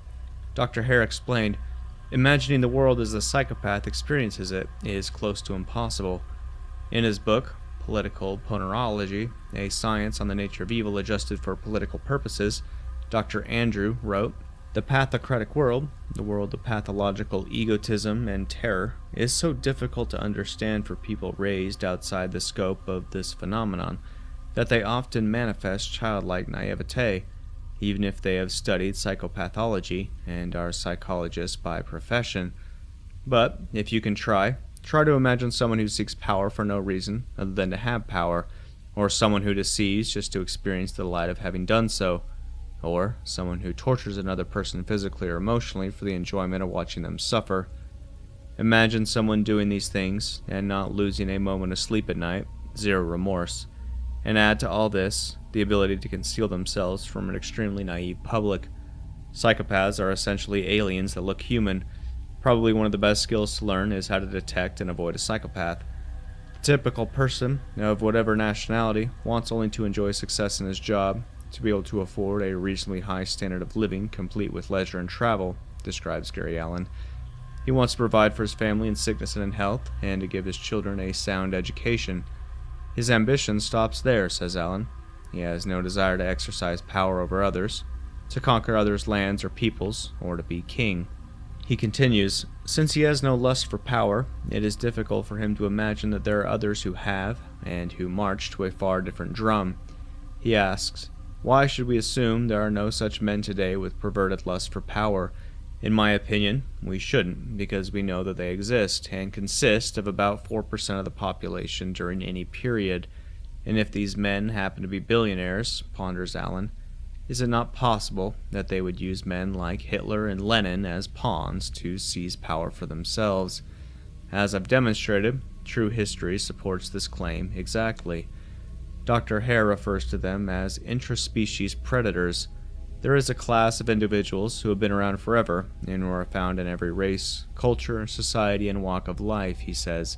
If you think about it, he adds, you will realize that what is missing in this picture are the very qualities that allow human beings to live in social harmony.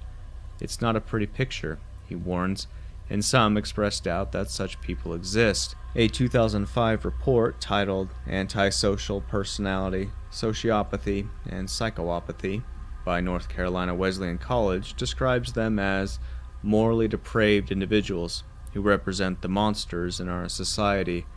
They are unstoppable and untreatable predators whose violence is planned, purposeful, and emotionless.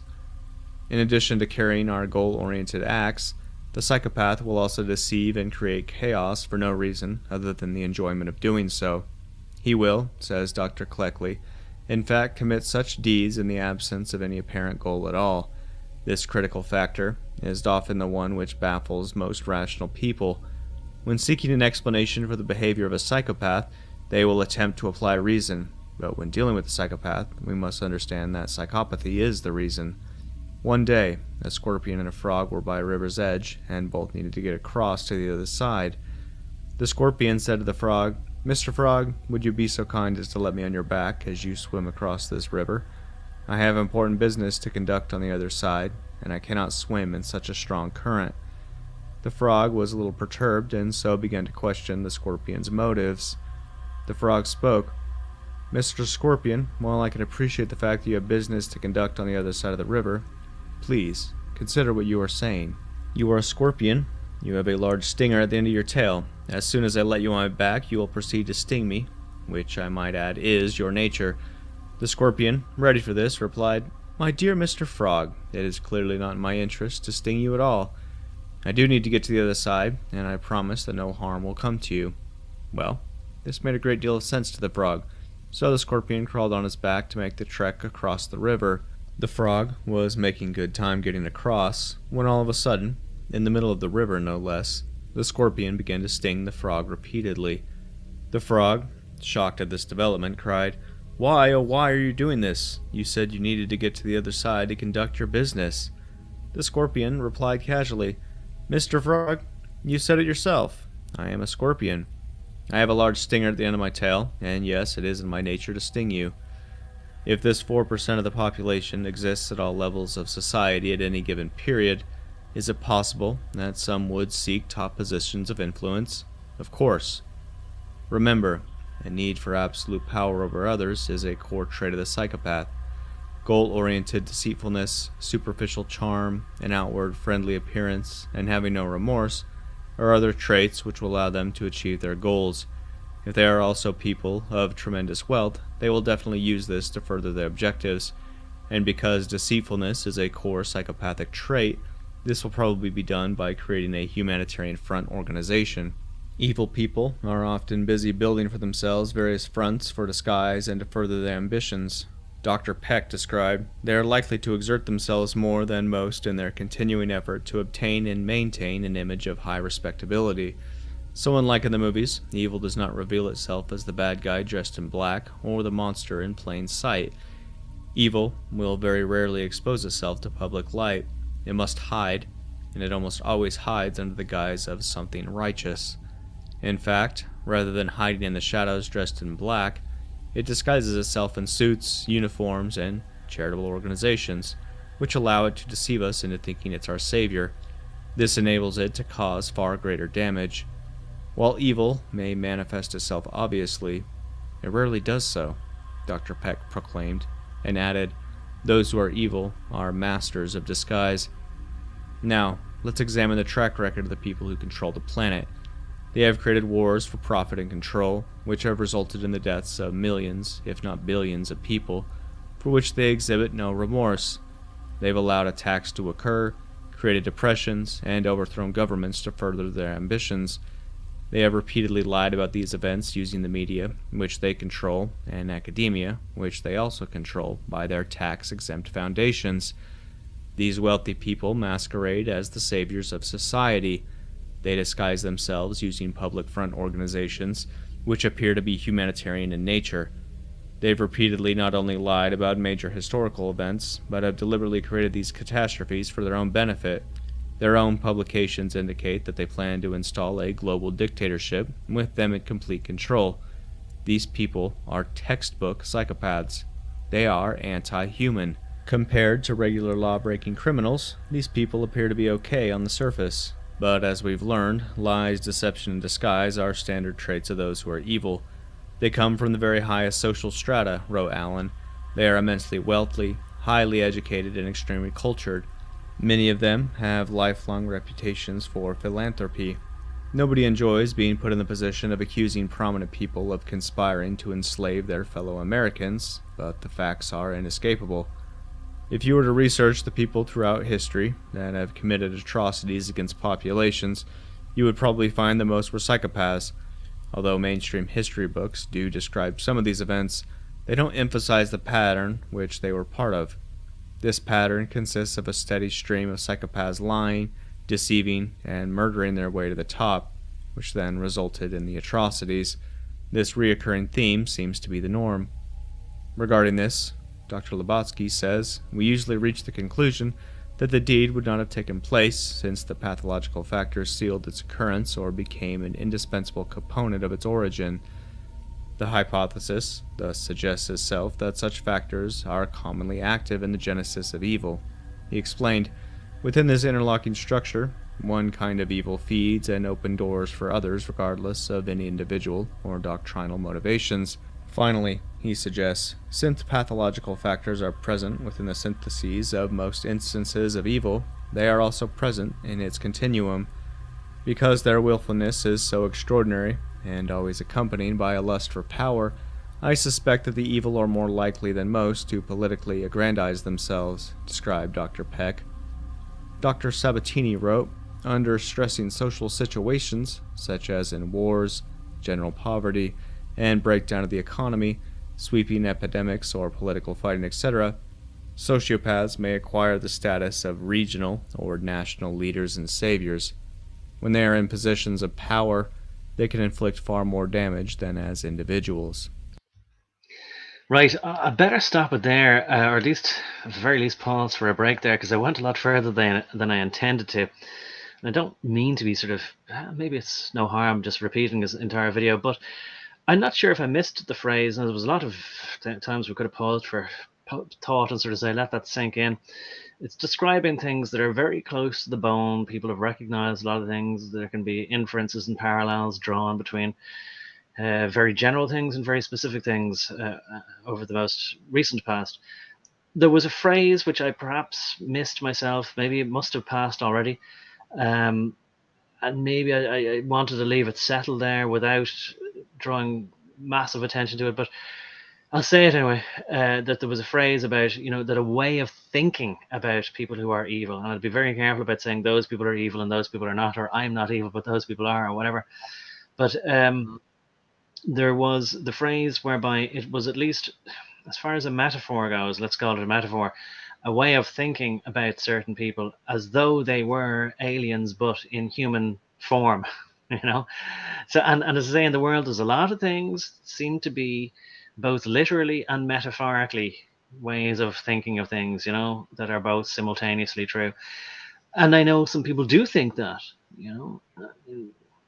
I won't enumerate the details, but what are your thoughts anyway on that anyway, JC? I mean, it's clear some people actually do feel like they're aliens and not even the same species as us. And I mean, there's people that say that, like, and this thing has always been around. Like, it reminds me, you remember when I talked about the symbolism of a dragon and what a dragon is, right?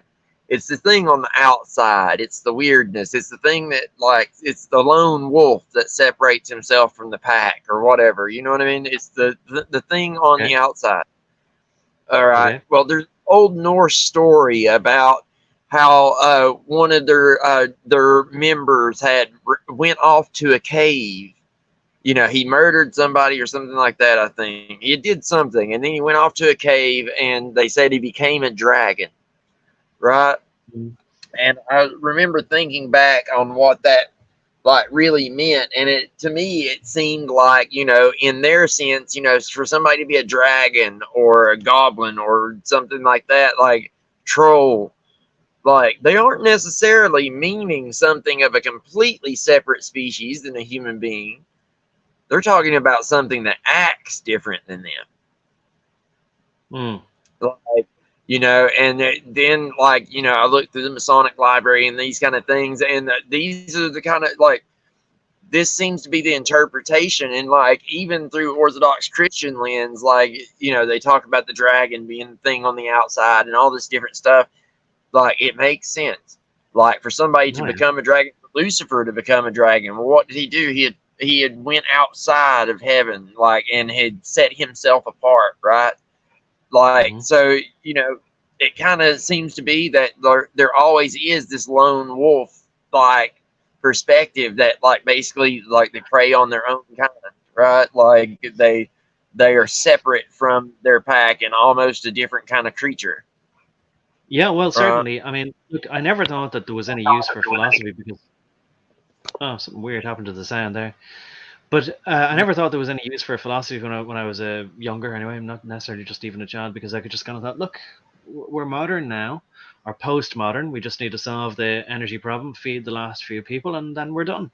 We can all relax and go to the beach. But you know, I thought it was a luxury to sort of, you know, do this whole Jean-Paul Sartre, or who was the other fella? I think therefore I am.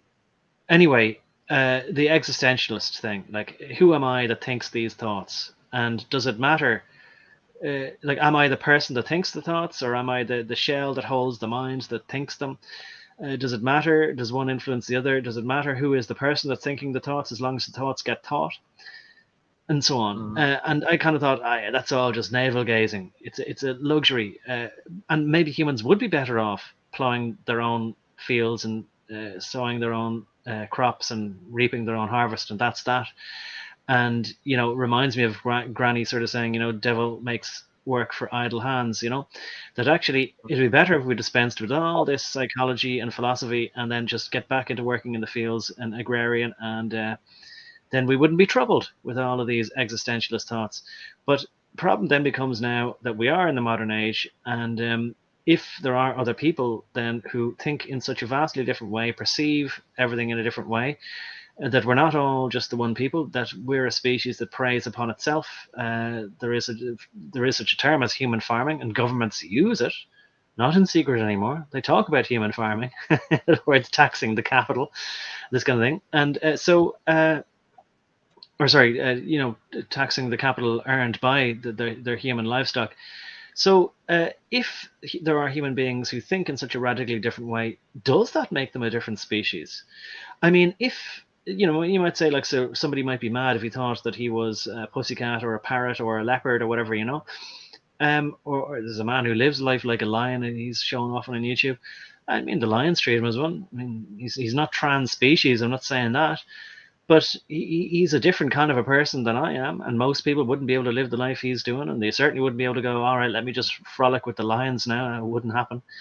But anyway, not to stretch the point too thin here, one must then start considering, well, what exactly is it that is a different species, or that is a different entity that might look superficially, you know, like a androgyne or whatever, you know. It might have the anthropomorphic, is that the word, features of a human being. It's got arms, legs, a face, a nose, and eyes, but whatever's behind the eyes is totally different to me. And it's just down to the thoughts that's in that head. Yeah, like, I mean, it was Descartes, by the way, Rene Descartes, that said, "I think, therefore I am." He's an empiricist, and like, thanks a million. That is kind of fraught with all kinds of, like, issues. But either way, I get what you're saying, and no, I appreciate it. I do appreciate it, because I can only ever remember one of those guys' names. For some reason, I have the two in my head, even though they were centuries apart, and I can only ever remember one at a time. You know, it happens. But either way, like, I take your point, like, and, you know, to some degree, I think, like, this is how you wind up with our ancestors splitting off into all these different groups that they did.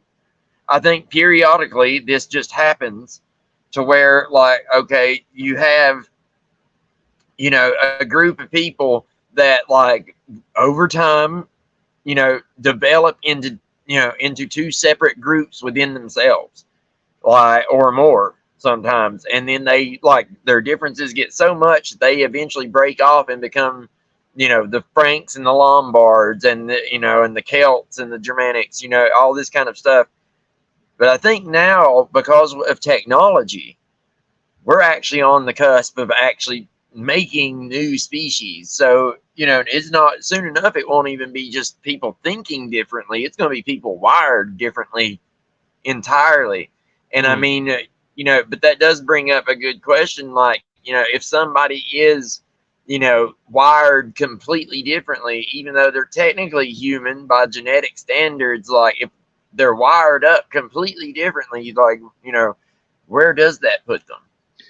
Yeah, and look, there's a lot of people who already say as well, and legally that's the only thing that matters in our world anyway, the way it's set up.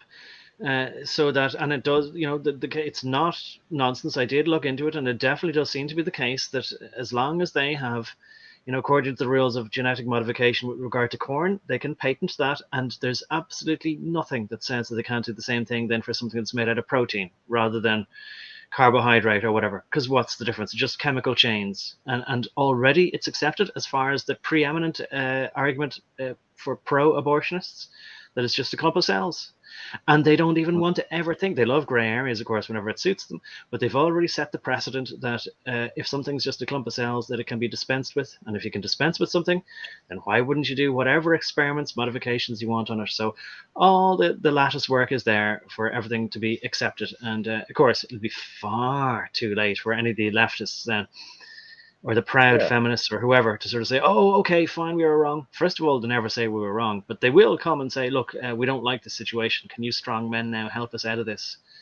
And even if we could, I wouldn't.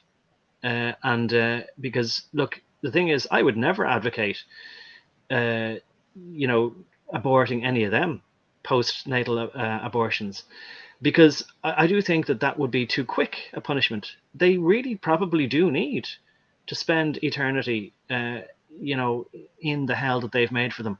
I just wish they could go off and do it somewhere else, like on Saturn, and they don't have to, do it on Earth here, and turn this what was a lovely place into hell.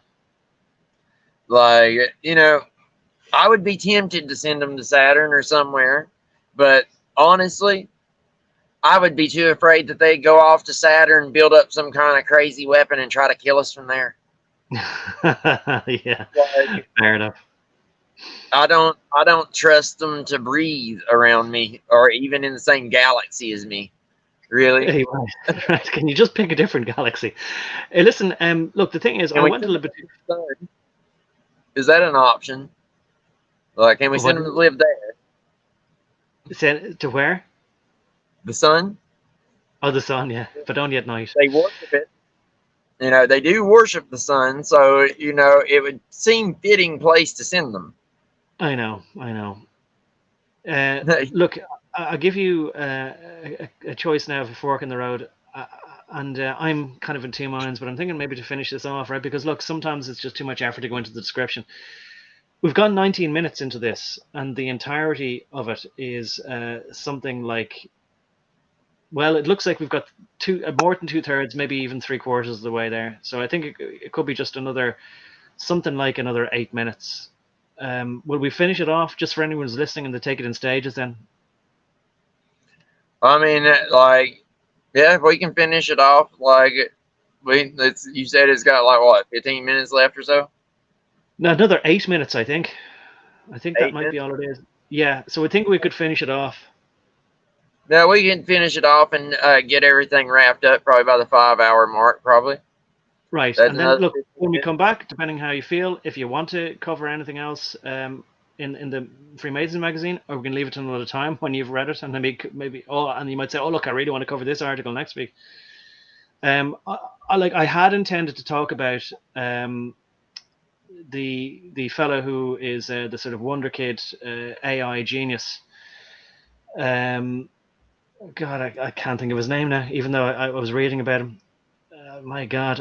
But anyway, the Bilderbergers, and he's the AI genius Bilderberger. I don't know if we want to leave that till another time. We'll come back to it.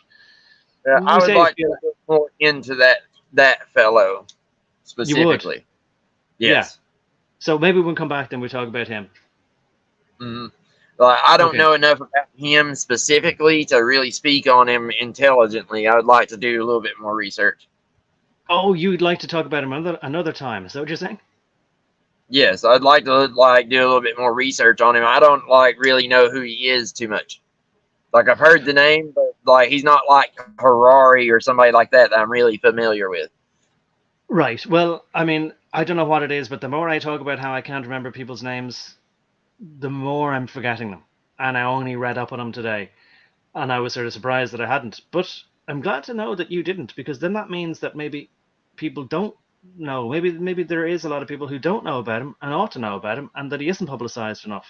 So maybe we'll leave him for next week anyway. But at least I'll find out his name again. I'll refresh my memory of his name while I'm playing this. All right. So we'll come back I after this. All right. showing me his face and saying his name earlier, and the face and the name struck a chord, but I could not place who he was at all until you just told me he was an AI guy, and then it's like, okay, that gives me a little bit more light to go on, but I can't remember his name at this point either. So Yeah. Well, that's the guy there. I took the photograph of him there. Outside the Bilderberger Hotel, and now I've forgotten his name. But look, we'll play this anyway. I'll come back with his name. I can't keep doing this. All right. Professor Mars commented, "Yet in public, they impress us as men who are..." Sorry, I just meant can't keep doing this as in just keep talking about this fellow whose name I can't remember. All right. Okay, so here's the rest of this, and we'll talk to you in about, less than 10 minutes. all right. Likeable, intelligent, refined, fair-minded, tolerant, thoughtful, kind, and gentle men who sincerely care about such matters as the environment, the plight of the hungry and starving overseas, the jobless and the poverty-stricken. Moreover, they are often recognized as leaders in the legitimate quest for world peace and tranquility. He continued, "Many are active in church work and charitable organizations. Others give freely to good causes. Recognizing this facade," he added, "no one would suspect for a moment what actually goes on in the deep, dark recesses of their diabolical minds." Another extremely useful skill to learn is the ability to detect this pattern of decay in a nation under a pathological influence. Dr. Lebowski's book, Political Phonology, explains this pattern in detail. He has experienced this process personally while living in Poland under both Nazi and communist occupation. Once you realize that psychopaths control America and the NATO nations, the reason for endless wars and never-ending turmoil becomes clear. Once you understand the nature of the psychopath, it makes perfect sense. When psychopaths rule a society, it will exhibit their traits. Generally, it will be heavily corrupted. But because deception is a primary trait of the psychopath, it will appear humane. Its traits can be observed from the highest level of government down to the street level. If you wanted to witness the madness of a civilization under psychopathic rule, you need not visit the state capital or a major city, because even the smallest village will exhibit these traits. When the controlling faction of society is evil, the sickness permeates into the lower levels. Immoral attitudes are projected, while moral ones are ridiculed and enemies are created. The destructive processes end with a holocaust, genocide, or persecution of some manner. The New World Order is such a movement. In November of 1975, Congressman Lawrence P. MacDonald stated that the most important issue of our time is the drive of the Rockefellers and their allies to create a one-world government, combining supercapitalism and communism under the same tent, all under their control. He warned that this drive is international in scope and incredibly evil in intent. Ross wrote, "I don't know about you, but these activities seriously concern me, because my children and grandchildren will suffer many times greater than we do today under the control of these evil monsters." He added, "I've tried to find worse terms for them, but this is the best I can think of to describe them. When a nation or other organization begins this process of evil, psychopaths and other deviants are attracted to it like a magnet. Like-minded individuals are installed in key positions of influence. Regarding the current epidemic, this would include the federal agencies which are allegedly carrying out these COINTELPRO operations and hitting people with non-lethal weapons, as well as the citizen networks which stalk targets in public. As already demonstrated, you must capture the streets and a percentage of the population in order to install a dictatorship. To do this, a portion of the society is selected to enforce the dictator's rule on the street level. Historical evidence suggests that this portion usually consists of the core operational centers of a society, for example, factories, hospitals, schools, civic centers, religious organizations, law enforcement, utility companies, stores, etc.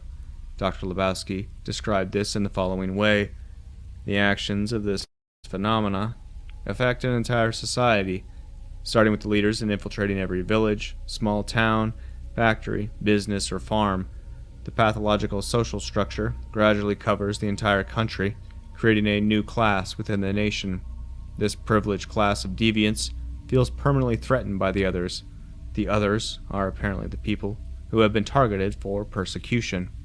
It's very difficult to describe with words an event that must be experienced in order to understand. The event I'm referring to is the observation of the psychopath or psychopathic system in its true form after the mask has been removed. It can be described as something deeply horrific. This is a gut-wrenching experience for a normal person and can cause severe trauma, especially if they can't escape it. If someone has personally experienced such a nightmarish reality, says Dr. Lebowski, he considers most people who have not progressed in understanding it within the same time frame to be simply presumptuous, sometimes even malicious. This experience, he continues, is unceremoniously rejected by people and becomes a psychological burden for him, forcing him to live within a narrow circle of persons whose experiences have been similar. This encounter with a psychopathic element has been the experience of many mobbing and hidden evil targets across the planet. McKinney wrote that one objective of these harassment campaigns is to instill a perverted sense of loyalty toward the agency responsible for the harassment. This makes perfect sense when the pathological factor is considered. Sadistic control is also an element of perversion, wrote Dr. Malloy, which is an indication of psychopathic disturbance. McKinney also mentioned that these agencies appear to treat their targets as objects while harassing them. Psychopaths view people as little more than objects to be used for their own gratification, explains Dr. Hare. The weak and the vulnerable, whom they mock rather than pity, are favorite targets. This helps to explain the reports of people being targeted by the hidden evil for no particular reason other than being decent. A psychopathic program will target such people. Just as the creators of this program are masked as humanitarians, the program itself is masked as beneficial and necessary. Naive individuals who participate may not immediately recognize this, but a percentage of those who control the weapons which torture civilians, it takes a psychopath to do this, as well as those on the lower levels who follow and harass targets, are psychopaths, and they're aware of the true nature of this program. That's why they joined. The outer layer closest to the original content is used for the group's propaganda purposes, says Dr. Lebowski. Average people succumb to the first layer's suggestive insinuations for a long time before they learn to understand the second one as well. Anyone with certain psychological deviations, he explains, especially if he is wearing the mask of normality, immediately perceives the second layer to be attractive and significant. After all, it was built by people like him.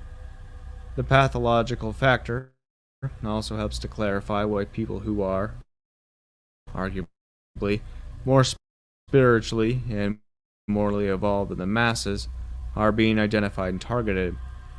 According to Dr. L., these types of individuals are the first to be targeted in regimes controlled by psychopaths. Dr. Malloy explained that the psychopath's perception of others' pleasure arouses only envy and greed in themselves, and that they receive gratification of sadistic impulses through intentional infliction of emotional or physical pain upon others.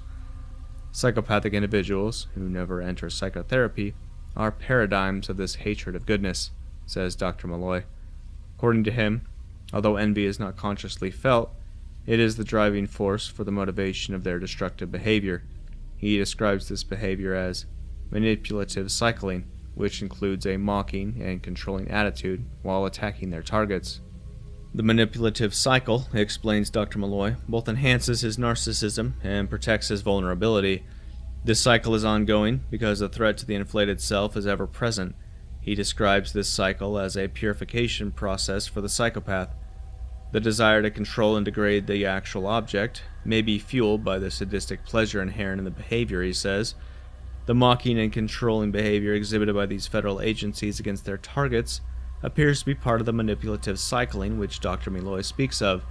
This makes even more sense when we consider Dr. L's premise which states that the controlling psychopathic faction of a society, the financial elite, will recruit lower-level psychopaths to do their bidding.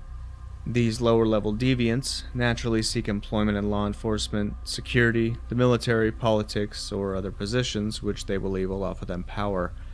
A small portion of the population have a psychological makeup which is much different than most. They are completely aware of their difference. They also know that most people are not aware of this profound separation. The difference includes an emotional deficiency, accompanied by a lack of remorse, which allows them to operate outside of standard moral boundaries. They are also able to conceal this difference to some degree, and usually appear to be generous and friendly. They consistently engage in antisocial behavior, which includes destroying people's lives in order to feed their inflated egos. During this process, they frequently enjoy mocking their targets, which they see as weak or are envious of. They will inflict pain upon others for no reason, other than the enjoyment of doing so. They span all levels of society. Some authors consider them to be a different species of humans. Psychopaths naturally gravitate towards positions of power. Many historical atrocities were caused by psychopaths. An organization or nation under a psychopathic influence will become saturated with its sickness. It will exhibit these destructive traits from the upper levels down to the smallest village. The hidden evil is a psychopathic program which exists in a society controlled by psychopaths. Right. That's it there. Sorry if there was any glitches. I think my computer was reaching a processor limit. But the fella's name, who I can think Altman. of. Yes, good man, Sam Altman. Sounds Yeah, like like it dawned on me, but I do actually know who he is now. Like it took me a second of thinking about it and like trying to search around and figure out the guy's name, and then like okay. while I was searching, it just fucking blinked into my head, and I'm like, wait, I know who that is. No, he's Okay. the chat guy, right? Like Maybe he's ChatGPT. He is the founder of OpenAI, and OpenAI has a. I'm not going to try and put anything more on screen. I think I just don't have the computer processing power for that right now. Don't want to risk it. Anyway, it could be a flower, right? It looks like that, maybe superficially. Maybe you're supposed to think that it's like the lotus flower or a rose, but it could be interlinking links in a chain. Anyway, OpenAI. Now, look, you may well have been associated with ChatGPT or any number of other things. All companies there, whether it's Amazon Web Services, Microsoft, Elon Musk, and Peter Thiel, they've all like crossed paths, linked up with them, or whatever. yeah, like well, the most disturbing thing I can remember like hearing about him, well, he has Asperger's. That's not the disturbing thing necessarily. The disturbing thing is what the article I read about him says that his Asperger's causes him to be like. Okay, well, Okay. you want to say it like a psychopath? Is that it? Well, yeah, it described him as like having absolutely no time for inefficient people, quote unquote. I remember Okay. that quite vividly, that it had like they used the terminology inefficient people, which means most of us, end quote. Mm-hmm. Yeah. And Yeah. that's, Well. Okay. Go ahead. Yeah. I was just saying that that's a bit distressing that he, you know, is so anti, just average people in general, like, because someone being inefficient, like, I mean, humans are just in general inefficient in most cases. You know what I Yeah. mean? Like, I can Well. probably see a bunch of ways he's inefficient throughout the day as well. Like, but he's not the same as us. It's as we were talking about, he's different. Yeah. Well, look. You've worked. You've said before in IT. I've worked in IT. I don't want to get in too much into my background, but I think I've done a video before anyway where I said I studied computer science. I think I've said. Anyway, so in college anyway, I had some friends there. Look, obviously, doing computer science, especially a few years ago, I don't know what it's like now. Like these days, anyway, right? And I've mentioned before as well, they're trying to push girls into coding and this kind of thing. I think it's ridiculous. I think it's just vanity of feminists. And I just think that the way it is that it's not just that most women aren't into computers, most people aren't, because like while yes, there is creative aspects to it now. That's if you use them as tools, not the programming of them. And I know now that programming, like, it's not the same what it was. Like, I mean, again, I don't want to get into the weeds, but it's not the same thing, right? The tools are higher level now, and that doesn't mean that they're better. It means that they're more removed from the process. But anyway, it doesn't matter. What I'm trying to get at is, anyway, the personalities of certain people. So, being in the computer science faculty, back then certainly was absolutely not awash with women. And if there were any women there, they absolutely were not good looking.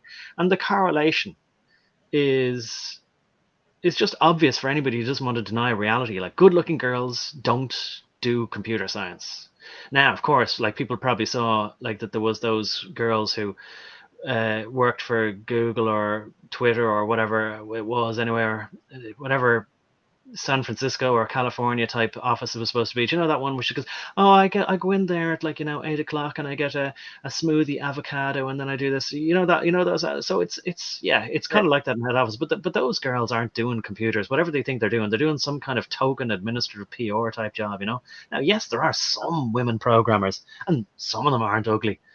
But what I noticed anyway there was that, and again, no offense to people who like Dungeons and Dragons, but like, there were these geeks, there were nerds, and geeks to me seemed to be worse than nerds. But of course, I remember even in the early 2000s, they tried to make geeks and nerds be trendy, but that was all nonsense as well. There were a lot of people who don't have personalities, and it is a terrible thing. They don't have personalities, and you might call it Asperger's or being on a spectrum of whatever, autism or whatever, and maybe. But I the way I see it is that, yeah, there might be a genetic component to it. There might be a familial traits or characteristics, attributes that are passed down, but there is also conditioning as well. And yeah, we know that that's not controversial, but people don't like admitting these things when it happens. But what I suppose I'll just get to the point. So whatever girls were there, they had all the nerds running after them anyway, but they weren't good people, right? So you might think that just because they were the kind that get bullied in school, so they had their own cliques then, and they were very exclusionary, and they were, so I'm going to say, of course, nobody likes to think of themselves. They think, oh, I was the good guy. Look, the way it was, I was never a nerd, right? That was it. I just wanted to find out how things worked. And I like creating things, and I thought computers was creative. Well, yeah, it is, it can be. Everything's a double-edged sword. But I noticed about these people is that, and I noticed about most people these days, especially people with sense of humor, that their senses of humor are done by a template. They just, like we see with everybody, they ape or emulate or sort of like the psychopath was described there. They look at the emotions, the genuine reactions of the mother, and they then practice them in front of a mirror. So what I see, and I see it all the time, and I've worked in the industry for a long time, I just meet these people who are interchangeable and I'm shocked at it sometimes, because you can see that the jokes they tell, the way they speak, the cadence of the way they speak, the mannerisms, everything is just a rehearsed act. And I noticed this about some of the nerds as well. Everything was a rehearsed act. Their whole personality was rehearsed. And they could have developed their own, but they never did.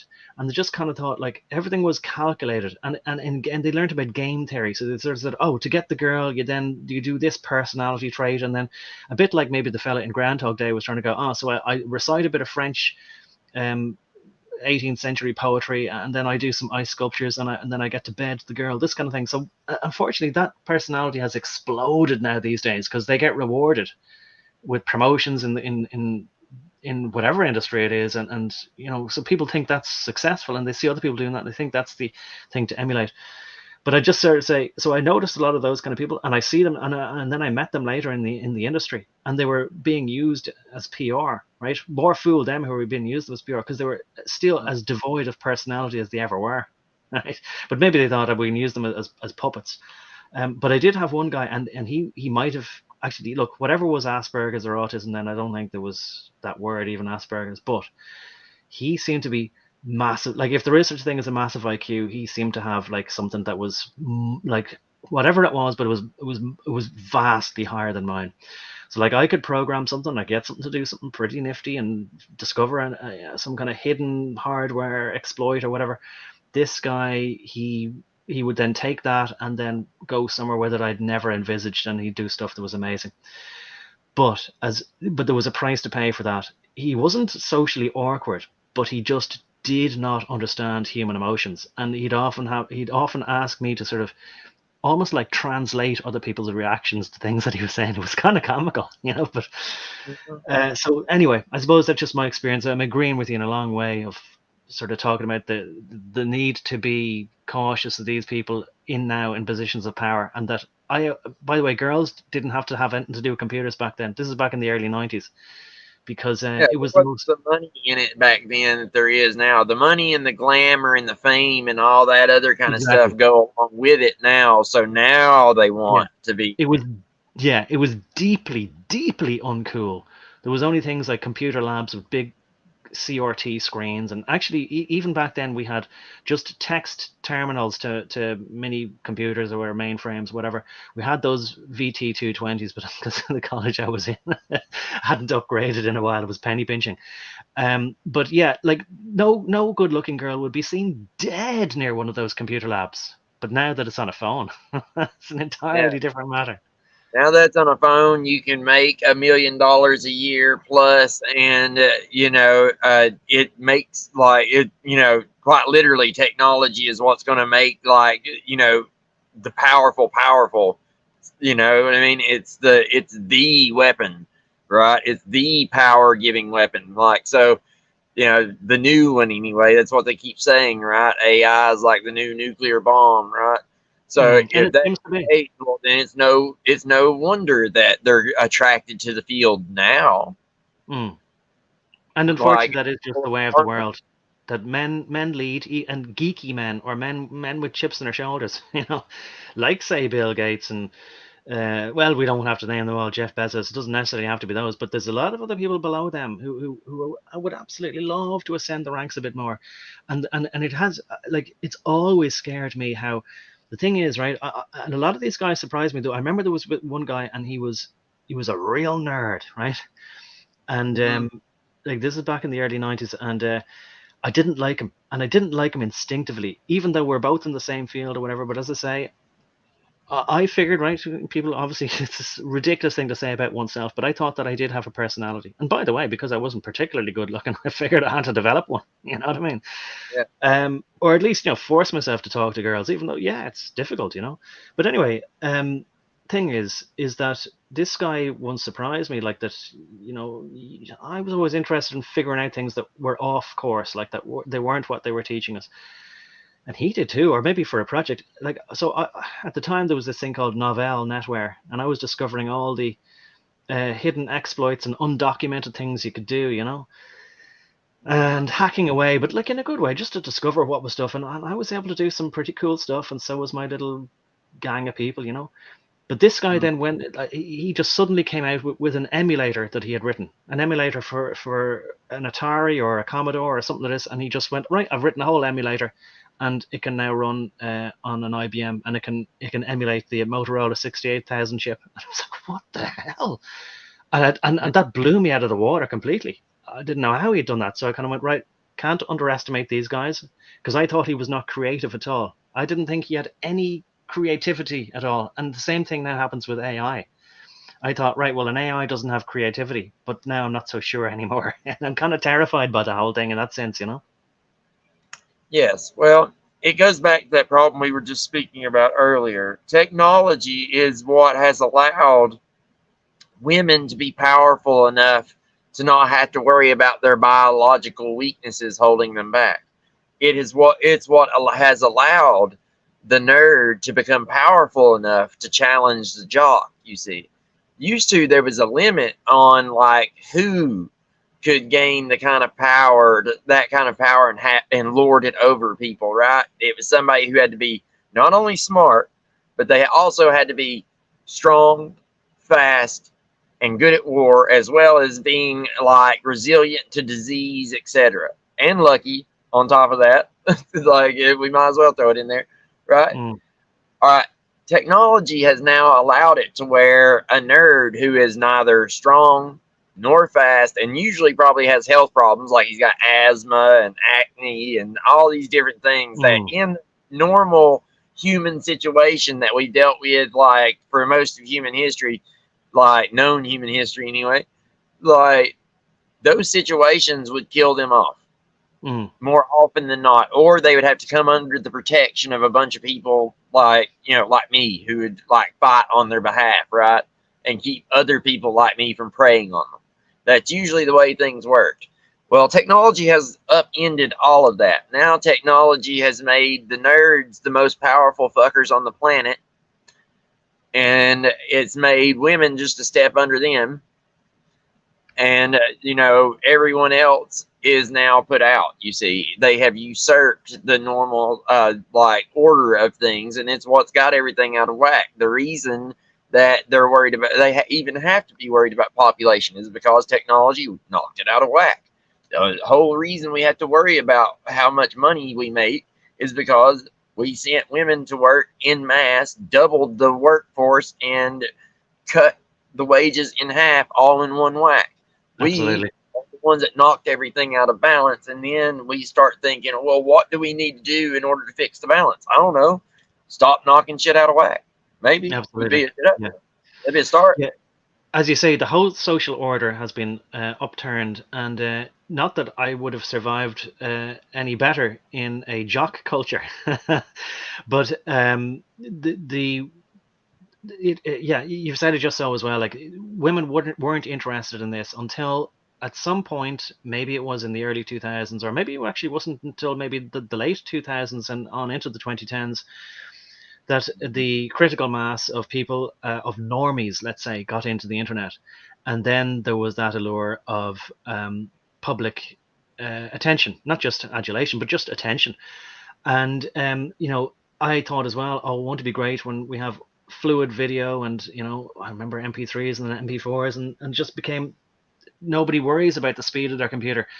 Any computer, any phone, anything, the cheapest thing can play back MPEG-4 video, but it used to be a big thing to be able to do that.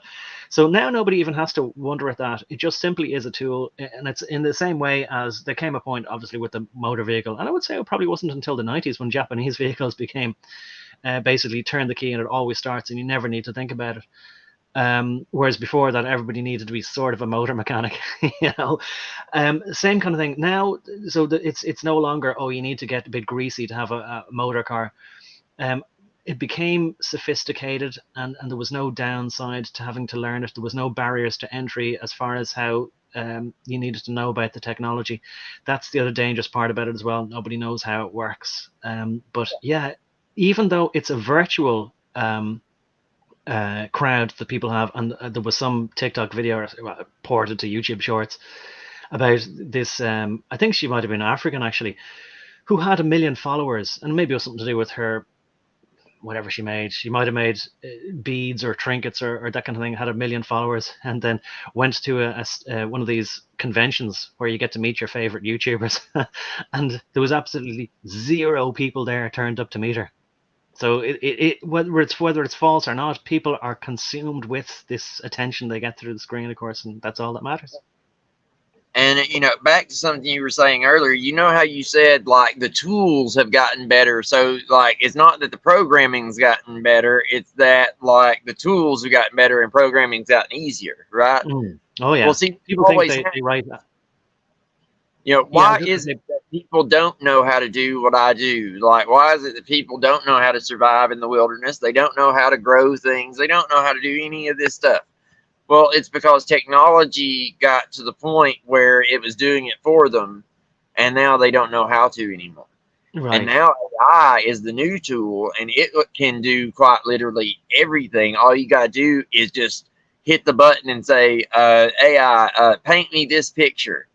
AI, write this story with this format and these characters, and I want it to be about pirates on the moon. and AI will write that fucker for you, Well, right? Like, you do not need to know how. well, you And just this is what it's going to rob humans of all of our creativity.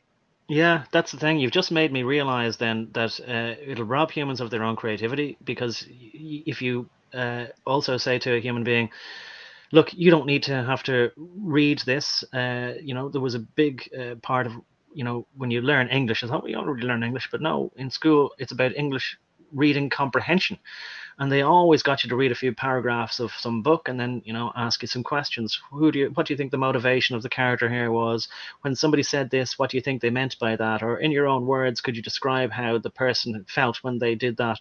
So all that reading comprehension, that'll become a foreign territory to most people's minds. And instead, like, again, it all leads to, let's say if there's a metaphorical euphemistic chip, whether it's real or not, that will understand things for people. So the AI will simply just parse everything and then just give exactly the same understanding. And people will say, but it's much more efficient. Now we have exactly the same mental picture of the world and we can instantly communicate. We have far higher bandwidth between our brains. We have some kind of interface that's able to transfer information. All of a sudden, we're all up to speed. We're on the same page, very, very literally. We will lose our ability to speak. Those who take the brain chip will. Mark my words. Like, you already see it with phones. People would rather text than talk, right? Isn't that true? Mm. Like, why is it people would rather text than talk? Well, because it's, in a lot of ways, it's quicker, it's more efficient, and they don't have to like be face to face. Well, what happens when they can text from, like, by thought from head to head? Mm. There's no Yeah. reason to speak unless they're having to speak to one of us regular people. Well, it's a One of us, horrific prison. It's a right? horrific, horrific prison, and yet they are correct. People will love it. As far as they own nothing and be happy, they will absolutely love it. Well, they'll all be thinking with a hive mind and be thinking like however they're told, Yeah. right? Like, once that chip goes in your head, like, there's absolutely no way of telling whether the thoughts are yours or somebody else's. Mm. And there will And absolutely. the Masons use the symbology of the beehive. You'll see the Mm. symbology of the beehive, and it's because the ancient mystery schools, the people in it didn't realize that the leader of the beehive was a queen, not a king at the time. But either way, like, it still is the same thing. It's because, like, all of the bees act in unison with one kind of hive mind. That's where the word hive mind comes from. Mm. And this is why it's their ultimate goal is to wire everyone up like a computer. That way, every movement, everything that everyone does that is on this planet will be regimented like a computer program. Mm. Like, you're supposed to be up, like, and at work at 6 o'clock or whatever for whatever you do. That's exactly what you will do every time, like every day, like a robot. Why? Because that's what you're programmed to do. And they've already proven this concept with the Delgado experiments way back in like the 70s, right? Oh, yeah. 60s, 70s, where he was able to control a bull with remote control. They controlled cockroaches. I've seen them do it with all kinds of animals. If they can do it with bugs, and they can do it with mammals, and they can do it with you. Yeah. And it's just a matter of time. Right. And Well, that's just like barely scratching the surface of what they'll be able to do with it. okay. Well, look, we've talked about the aspects surrounding AI, its implications for humans, and this guy seems to be Altman is his name, and let's see, Sam Altman. I don't know why, but look, his name will become more familiar. We'll talk about him a bit more next week as well, right? And yes, right, you know the way you read a name like that, and I remember there was a movie director called Robert Altman. I don't know if he's related to him or not, but you see a name like that and you kind of think, oh, yeah, I wonder if, and then, you go. But look, I'm not going to try and open up a Wikipedia article now because my computer told me there that I have no memory left and that kind of thing, or you're low on disk space because it swapped all the memory to the disk. So it needs a reboot. So I'm not going to risk it, let's just continue this next week, right? Reading about Sam Altman, right? But what I want to say is that this document that I have here, I guess, right, I don't remember where I got it from. So what I'll do is, the nice thing about Odyssey is you can upload documents, pictures, as well as videos, right? PDFs, whatever. So I'll upload it to my Odyssey, and people can download it and read it there. Because he was at this globalist, what they call anyway, the Bilderberg meeting, but it was in Portugal, right, last weekend. And he was there with, world leaders and blah, blah, blah, and movers and shakers and everything else in the industry, but particularly IT. Now, of course, representatives from finance and banks were there as well, yeah. But anyway, this document has a list of, it says it's the complete list of all the people attending the meeting. Now, I better just, try and give credit. Like it seems to have come from a guy on Twitter, excuse me, called Peter Emanuelson. And but yet it seems to be titled "The Freedom Corner with Peter," and I think it's Swanson, but maybe it's Swan. It's obscured by a search thing. That's just the way I downloaded. I don't know how, but anyway, look, maybe people find it that way, because I just can't remember where I got it from. But I'll upload it to my Odyssey in PDF form. And so the full list of people is there. Now, he has highlighted the people who he thinks in bold, who he thinks are more worthy of note, but that's to individual people to decide, I think, as well, or their particular perspectives. But anyway, he highlighted Sam Altman there. And so that's what I've got up on screen. And I just, quickly scroll through there, maybe I'll scroll back more slowly, but that's what he claims anyway is a complete list. And we could go through that document a bit more next week as well. It's just, and the reason why I kind of think, look, we're coming up to 5.5 hours. We could call it quits, and we could just promise to pick up from there next week and do more on the Bilderbergers, in particular, as regards Sam Altman and AI, maybe, Absolutely. Like I was saying, I thought I was less familiar with him than I am, but I still would like to be more familiar with him, considering he's just someone I haven't got to yet as much as I'd like to.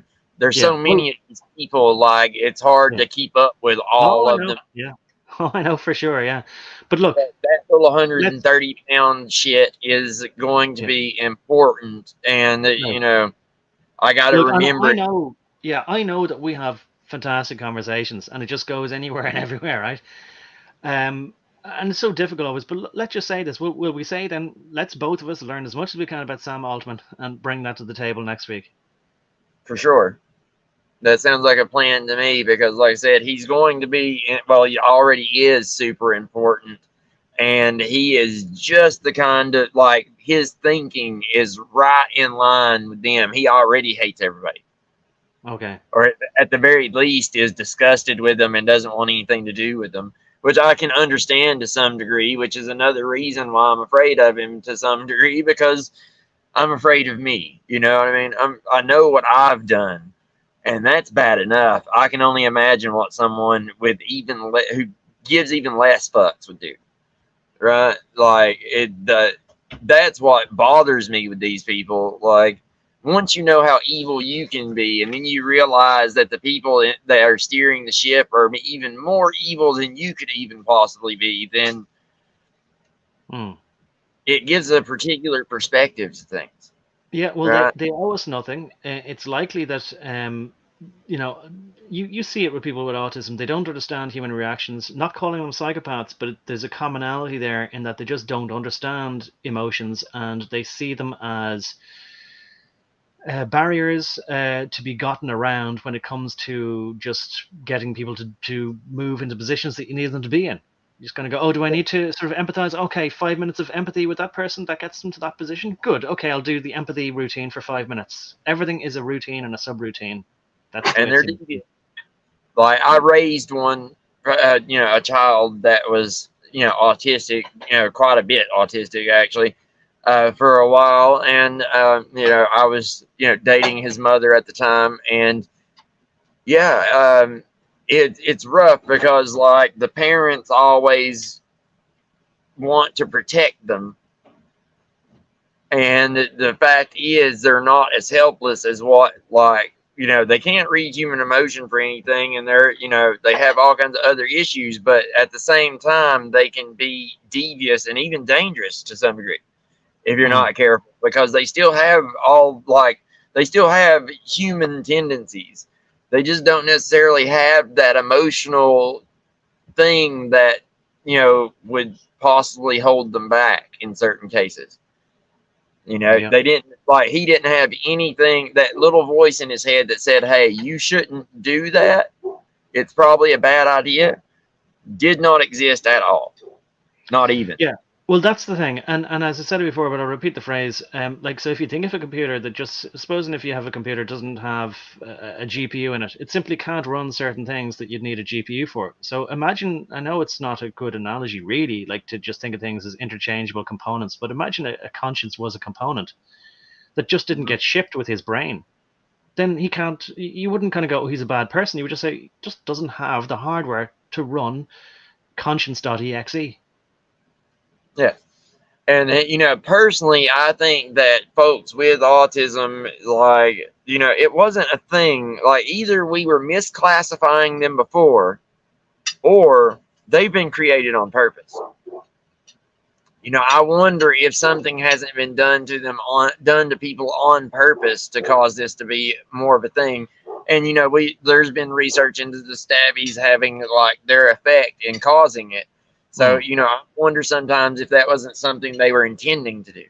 That's it. We kind of, everything is multifaceted. We could just say, oh, it was a way that they wanted to injure people by pretending they wanted to protect them from a different thing back then, but they could be even vastly more devious than we've ever even thought. I mean, that's a sort of a camera pan back but zoom in kind of realization where you're going to go, oh my God. Because people heard about, and there's an element of mistruths to it where they try to pretend it was actually Bill Gates. But look, there was this lecture. People have seen it. It did the rounds again after 2020, but it talked about the God gene and some aspect of removing some element. And it wasn't just that would people believe in God. I think there was more to it than that. It was just the notion of even right or wrong or a conscience or a deeper feeling or anything. So like if people are, not all people, but there definitely seems to be this common ground between people who might put the label of autism on something and just a person be so different that they see having emotions and these kind of things just some kind of primitive impediment to just getting very practical things that need to be done. Like, a computer, in the same way as a computer is completely devoid of emotion, just kind of goes, look, what's the objective? What's the task? What's the end result that's needed? Okay, well then I just backwards derive all the subroutines and objectives that need to be met before that, and then I complete my objective. Yes.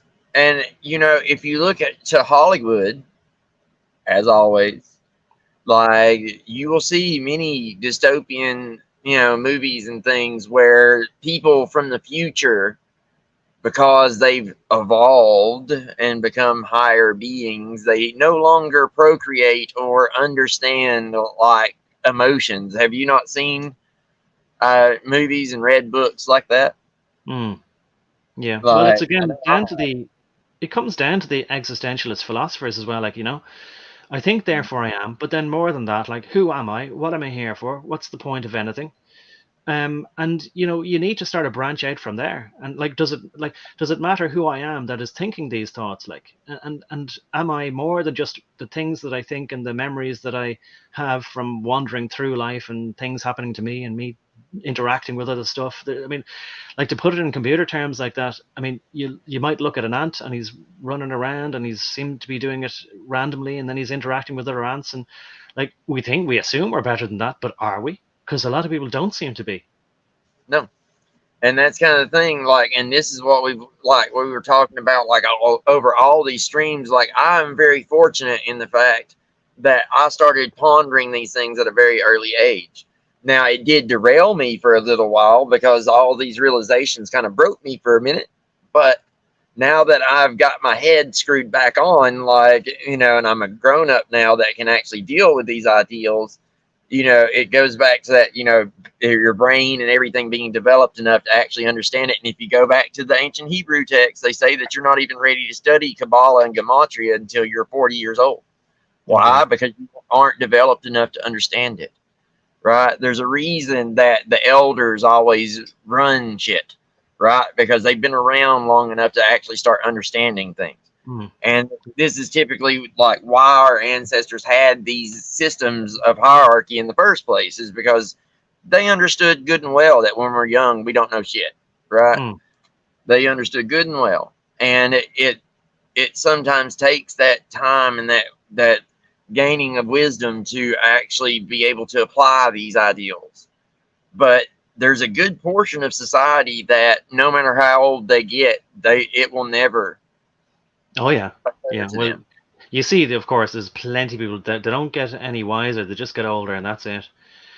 Yeah. Well, look, That's JC, we're what I at noticed the. when I was a kid. Like, I noticed that, like, I thought, quite literally, I thought different than, like, my brain worked on a different level than the other kids that were actually older than me, because I was only like, I Well, was only the second from the youngest kid in class. Like, I graduated school a year early or whatever. So, you know, and yeah. all that Well, mess. But you get well. the idea. Like, some people are going to, like, be wired differently right out the box, and then now you have another group of people on top of that are, as we were saying, like computer people, that they're completely different than either of the other two, three groups, right? Yeah. It's, For me, as far as the the sort of philosophy and the Rene Descartes and all that sort of stuff, I just thought like, yeah, well, like it's all just obvious, simple stuff. Who cares? And it has no bearing on anything anyway. And you see, the thing is, it didn't. But at the same time, because look, computers were extremely primitive then.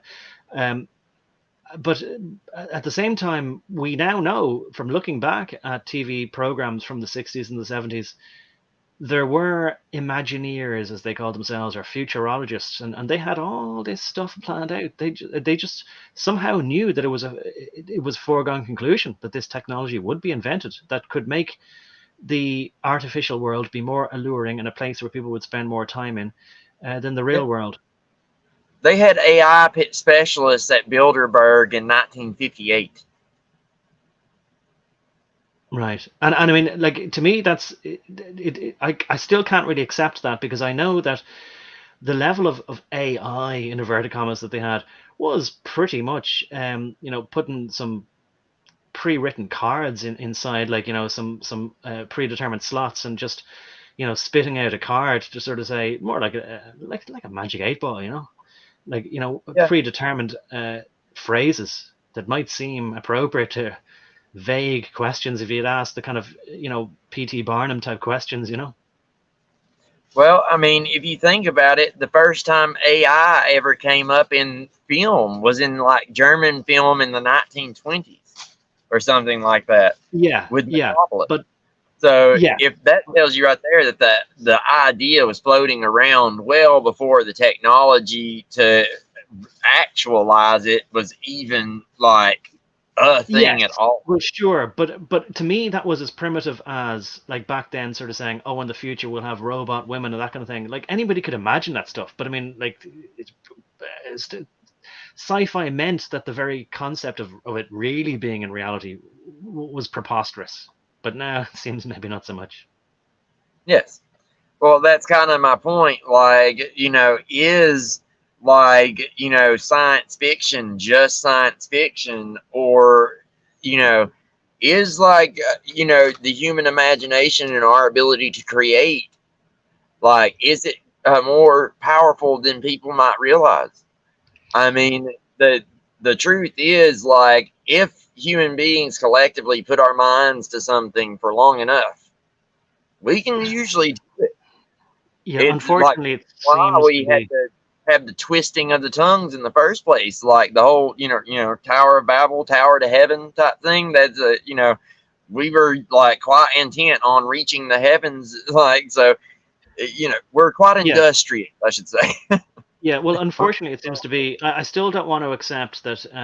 People's thoughts, or if enough people think of something, that it literally just manifests in reality.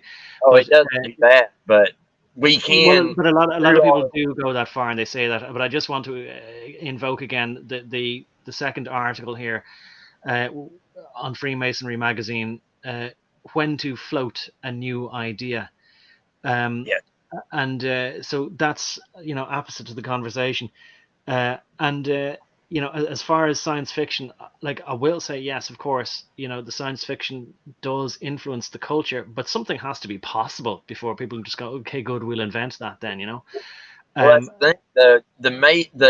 The Masons and the mystery schools understand these simple principles that infer to them what is and is not possible. right. Well, You see, that's it. And so learning about all the conspiracies, all the secret societies, and putting it now into the realm of possibility, not just metaphor or lore or myth, right? And I think, like, it doesn't matter whether you personally believe it or not. You've told me that Masons do indeed believe that, like, I don't, I get the dates wrong, but 12 to 15 or 16,000 years ago, that there was a flood, but prior to that flood, that there was a civilization that had technology the same or more than what we have now. So, and that the knowledge of that, and they weren't the first civilization either. So, the knowledge that something is possible because they know it had existed, that's all you need, right? And what I found in the world is that as long as you know that somebody else has already done it, then you know it's possible, then you know you can do it. yes. And then you know that if you get enough human beings all working on it, that eventually, just probability's sake, somebody is going to figure it out, right? Right. Put enough Same idea monkeys with the into a room computer. with enough typewriters, and they will write War and Peace or whatever. Yeah, it's the same thing with like a computer back in World War II cracking the Nazi code or whatnot. Like it's just a matter of probabilities and running it enough. If you have enough circuits cracking away at a problem, eventually one of them is going to crack it. Yeah. And that's it. And like I've sort of said about, and I said it in the short there, like, the word precipitate, right? So you get enough of these chemicals or atoms, jiggle them about, as Richard Feynman would say, and then just translates that to the metaphor of humans as being atoms in the sort of petri dish of this society. Um, they have a view on the world, so it doesn't matter where it happens. They know that they can precipitate certain events to happen. And Yeah. it's to do with probability and statistics. The probability approaches 1 or 100% if you have sufficient variables in the system, or sufficient plot points, or what do you call it? I Mm. forget. I forget the basic terminology in statistics. Large enough sample size. Yes. If you have enough inputs, like if you have enough data inputs from enough places, from a large enough sample size, then yes, you can get an idea. And it really comes down to levers of power, right? Like once you understand how these things work, it's just as simple as pulling a lever. You just you know exactly the list of things that you can do to make this happen. All you have to do is put a certain input out there into society, and society, the machine that is society, will make it happen. That's it. And people don't think of it like that, and it doesn't flatter them to think that they're just a cog in the machine that is oh so predictable as well.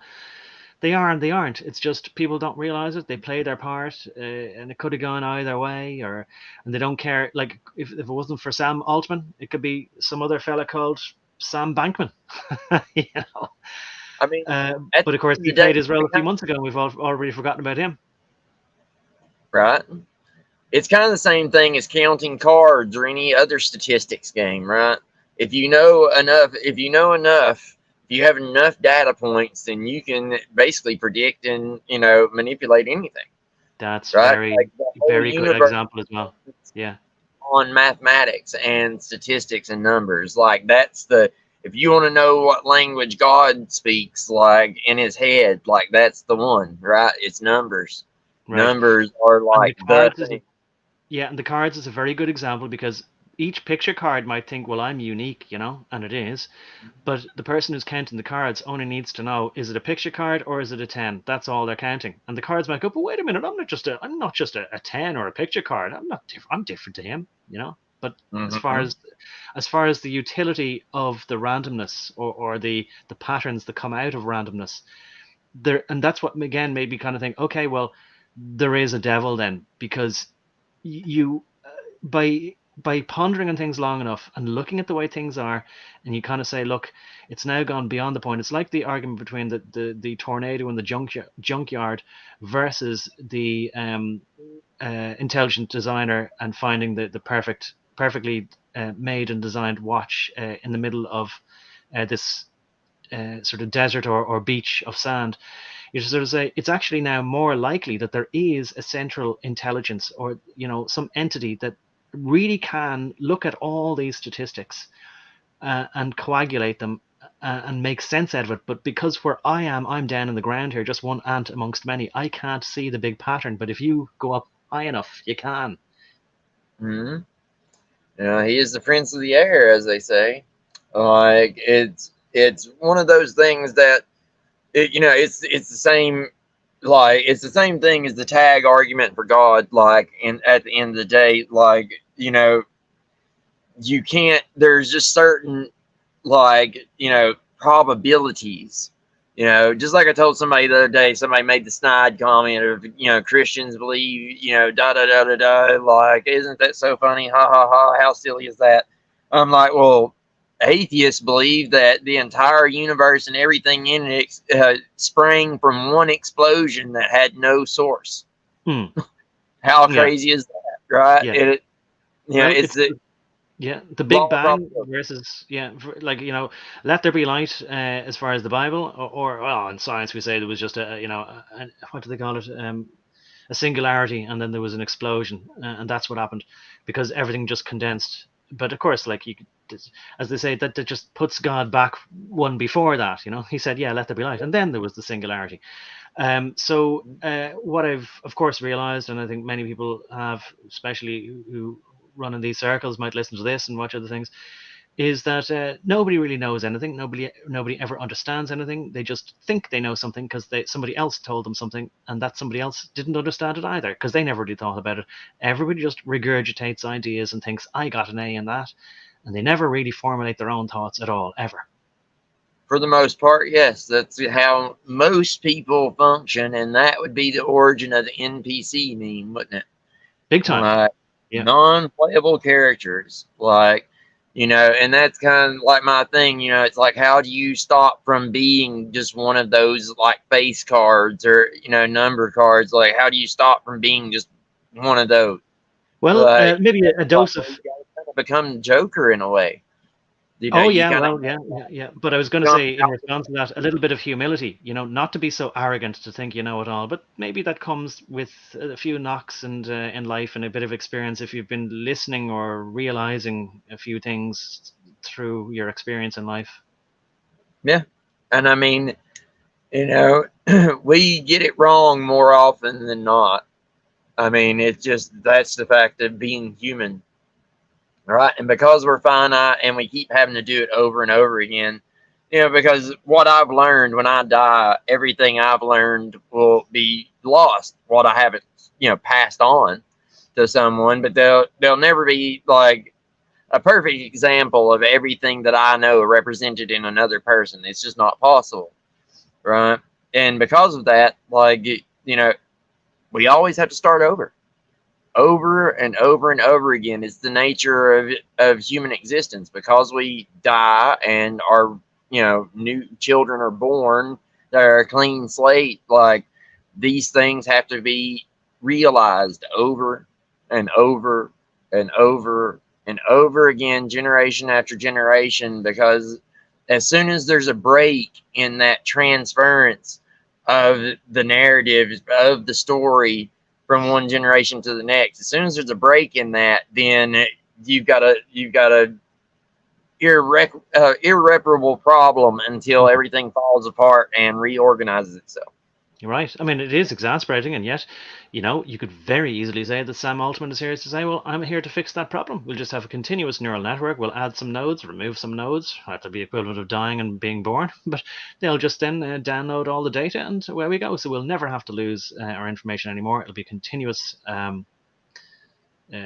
progressive movement to improve ourselves, just like the Freemasons say, Yeah, and that's kind of what they're operating on.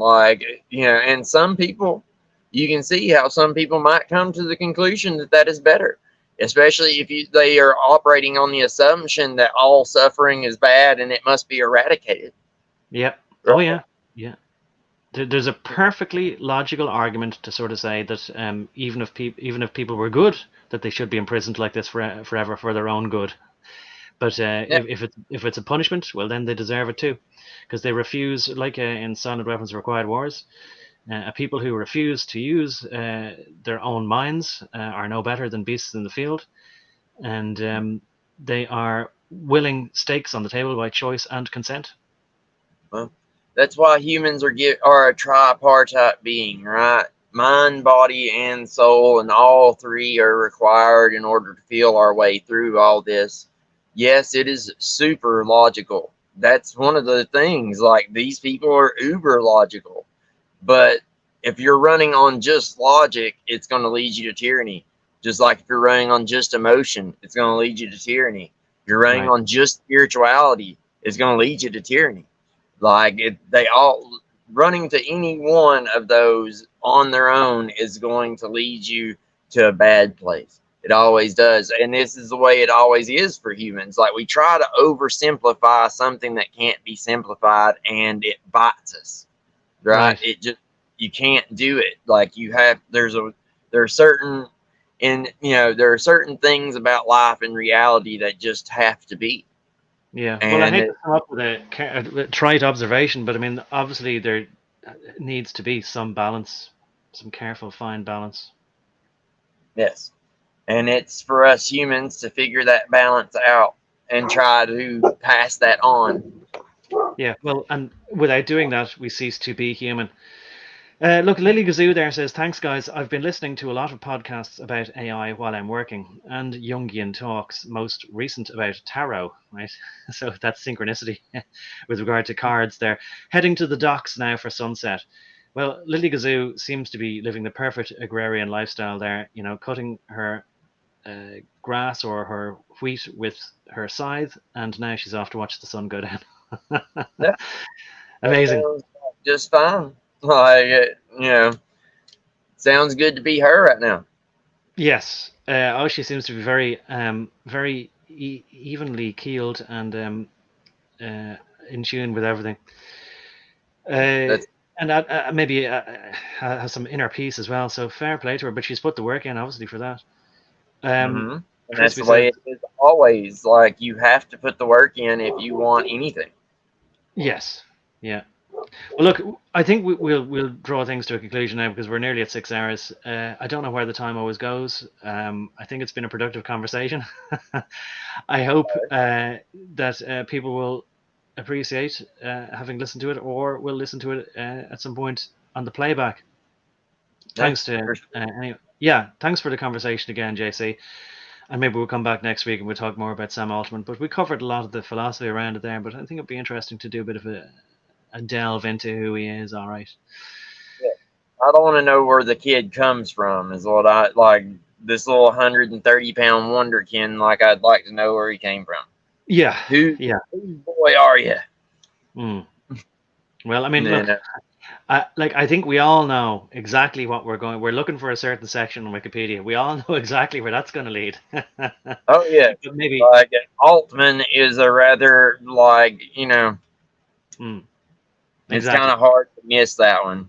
Well, there was a time where I absolutely was a naive babe in the woods. Wouldn't have suspected anything about anything. But anyway.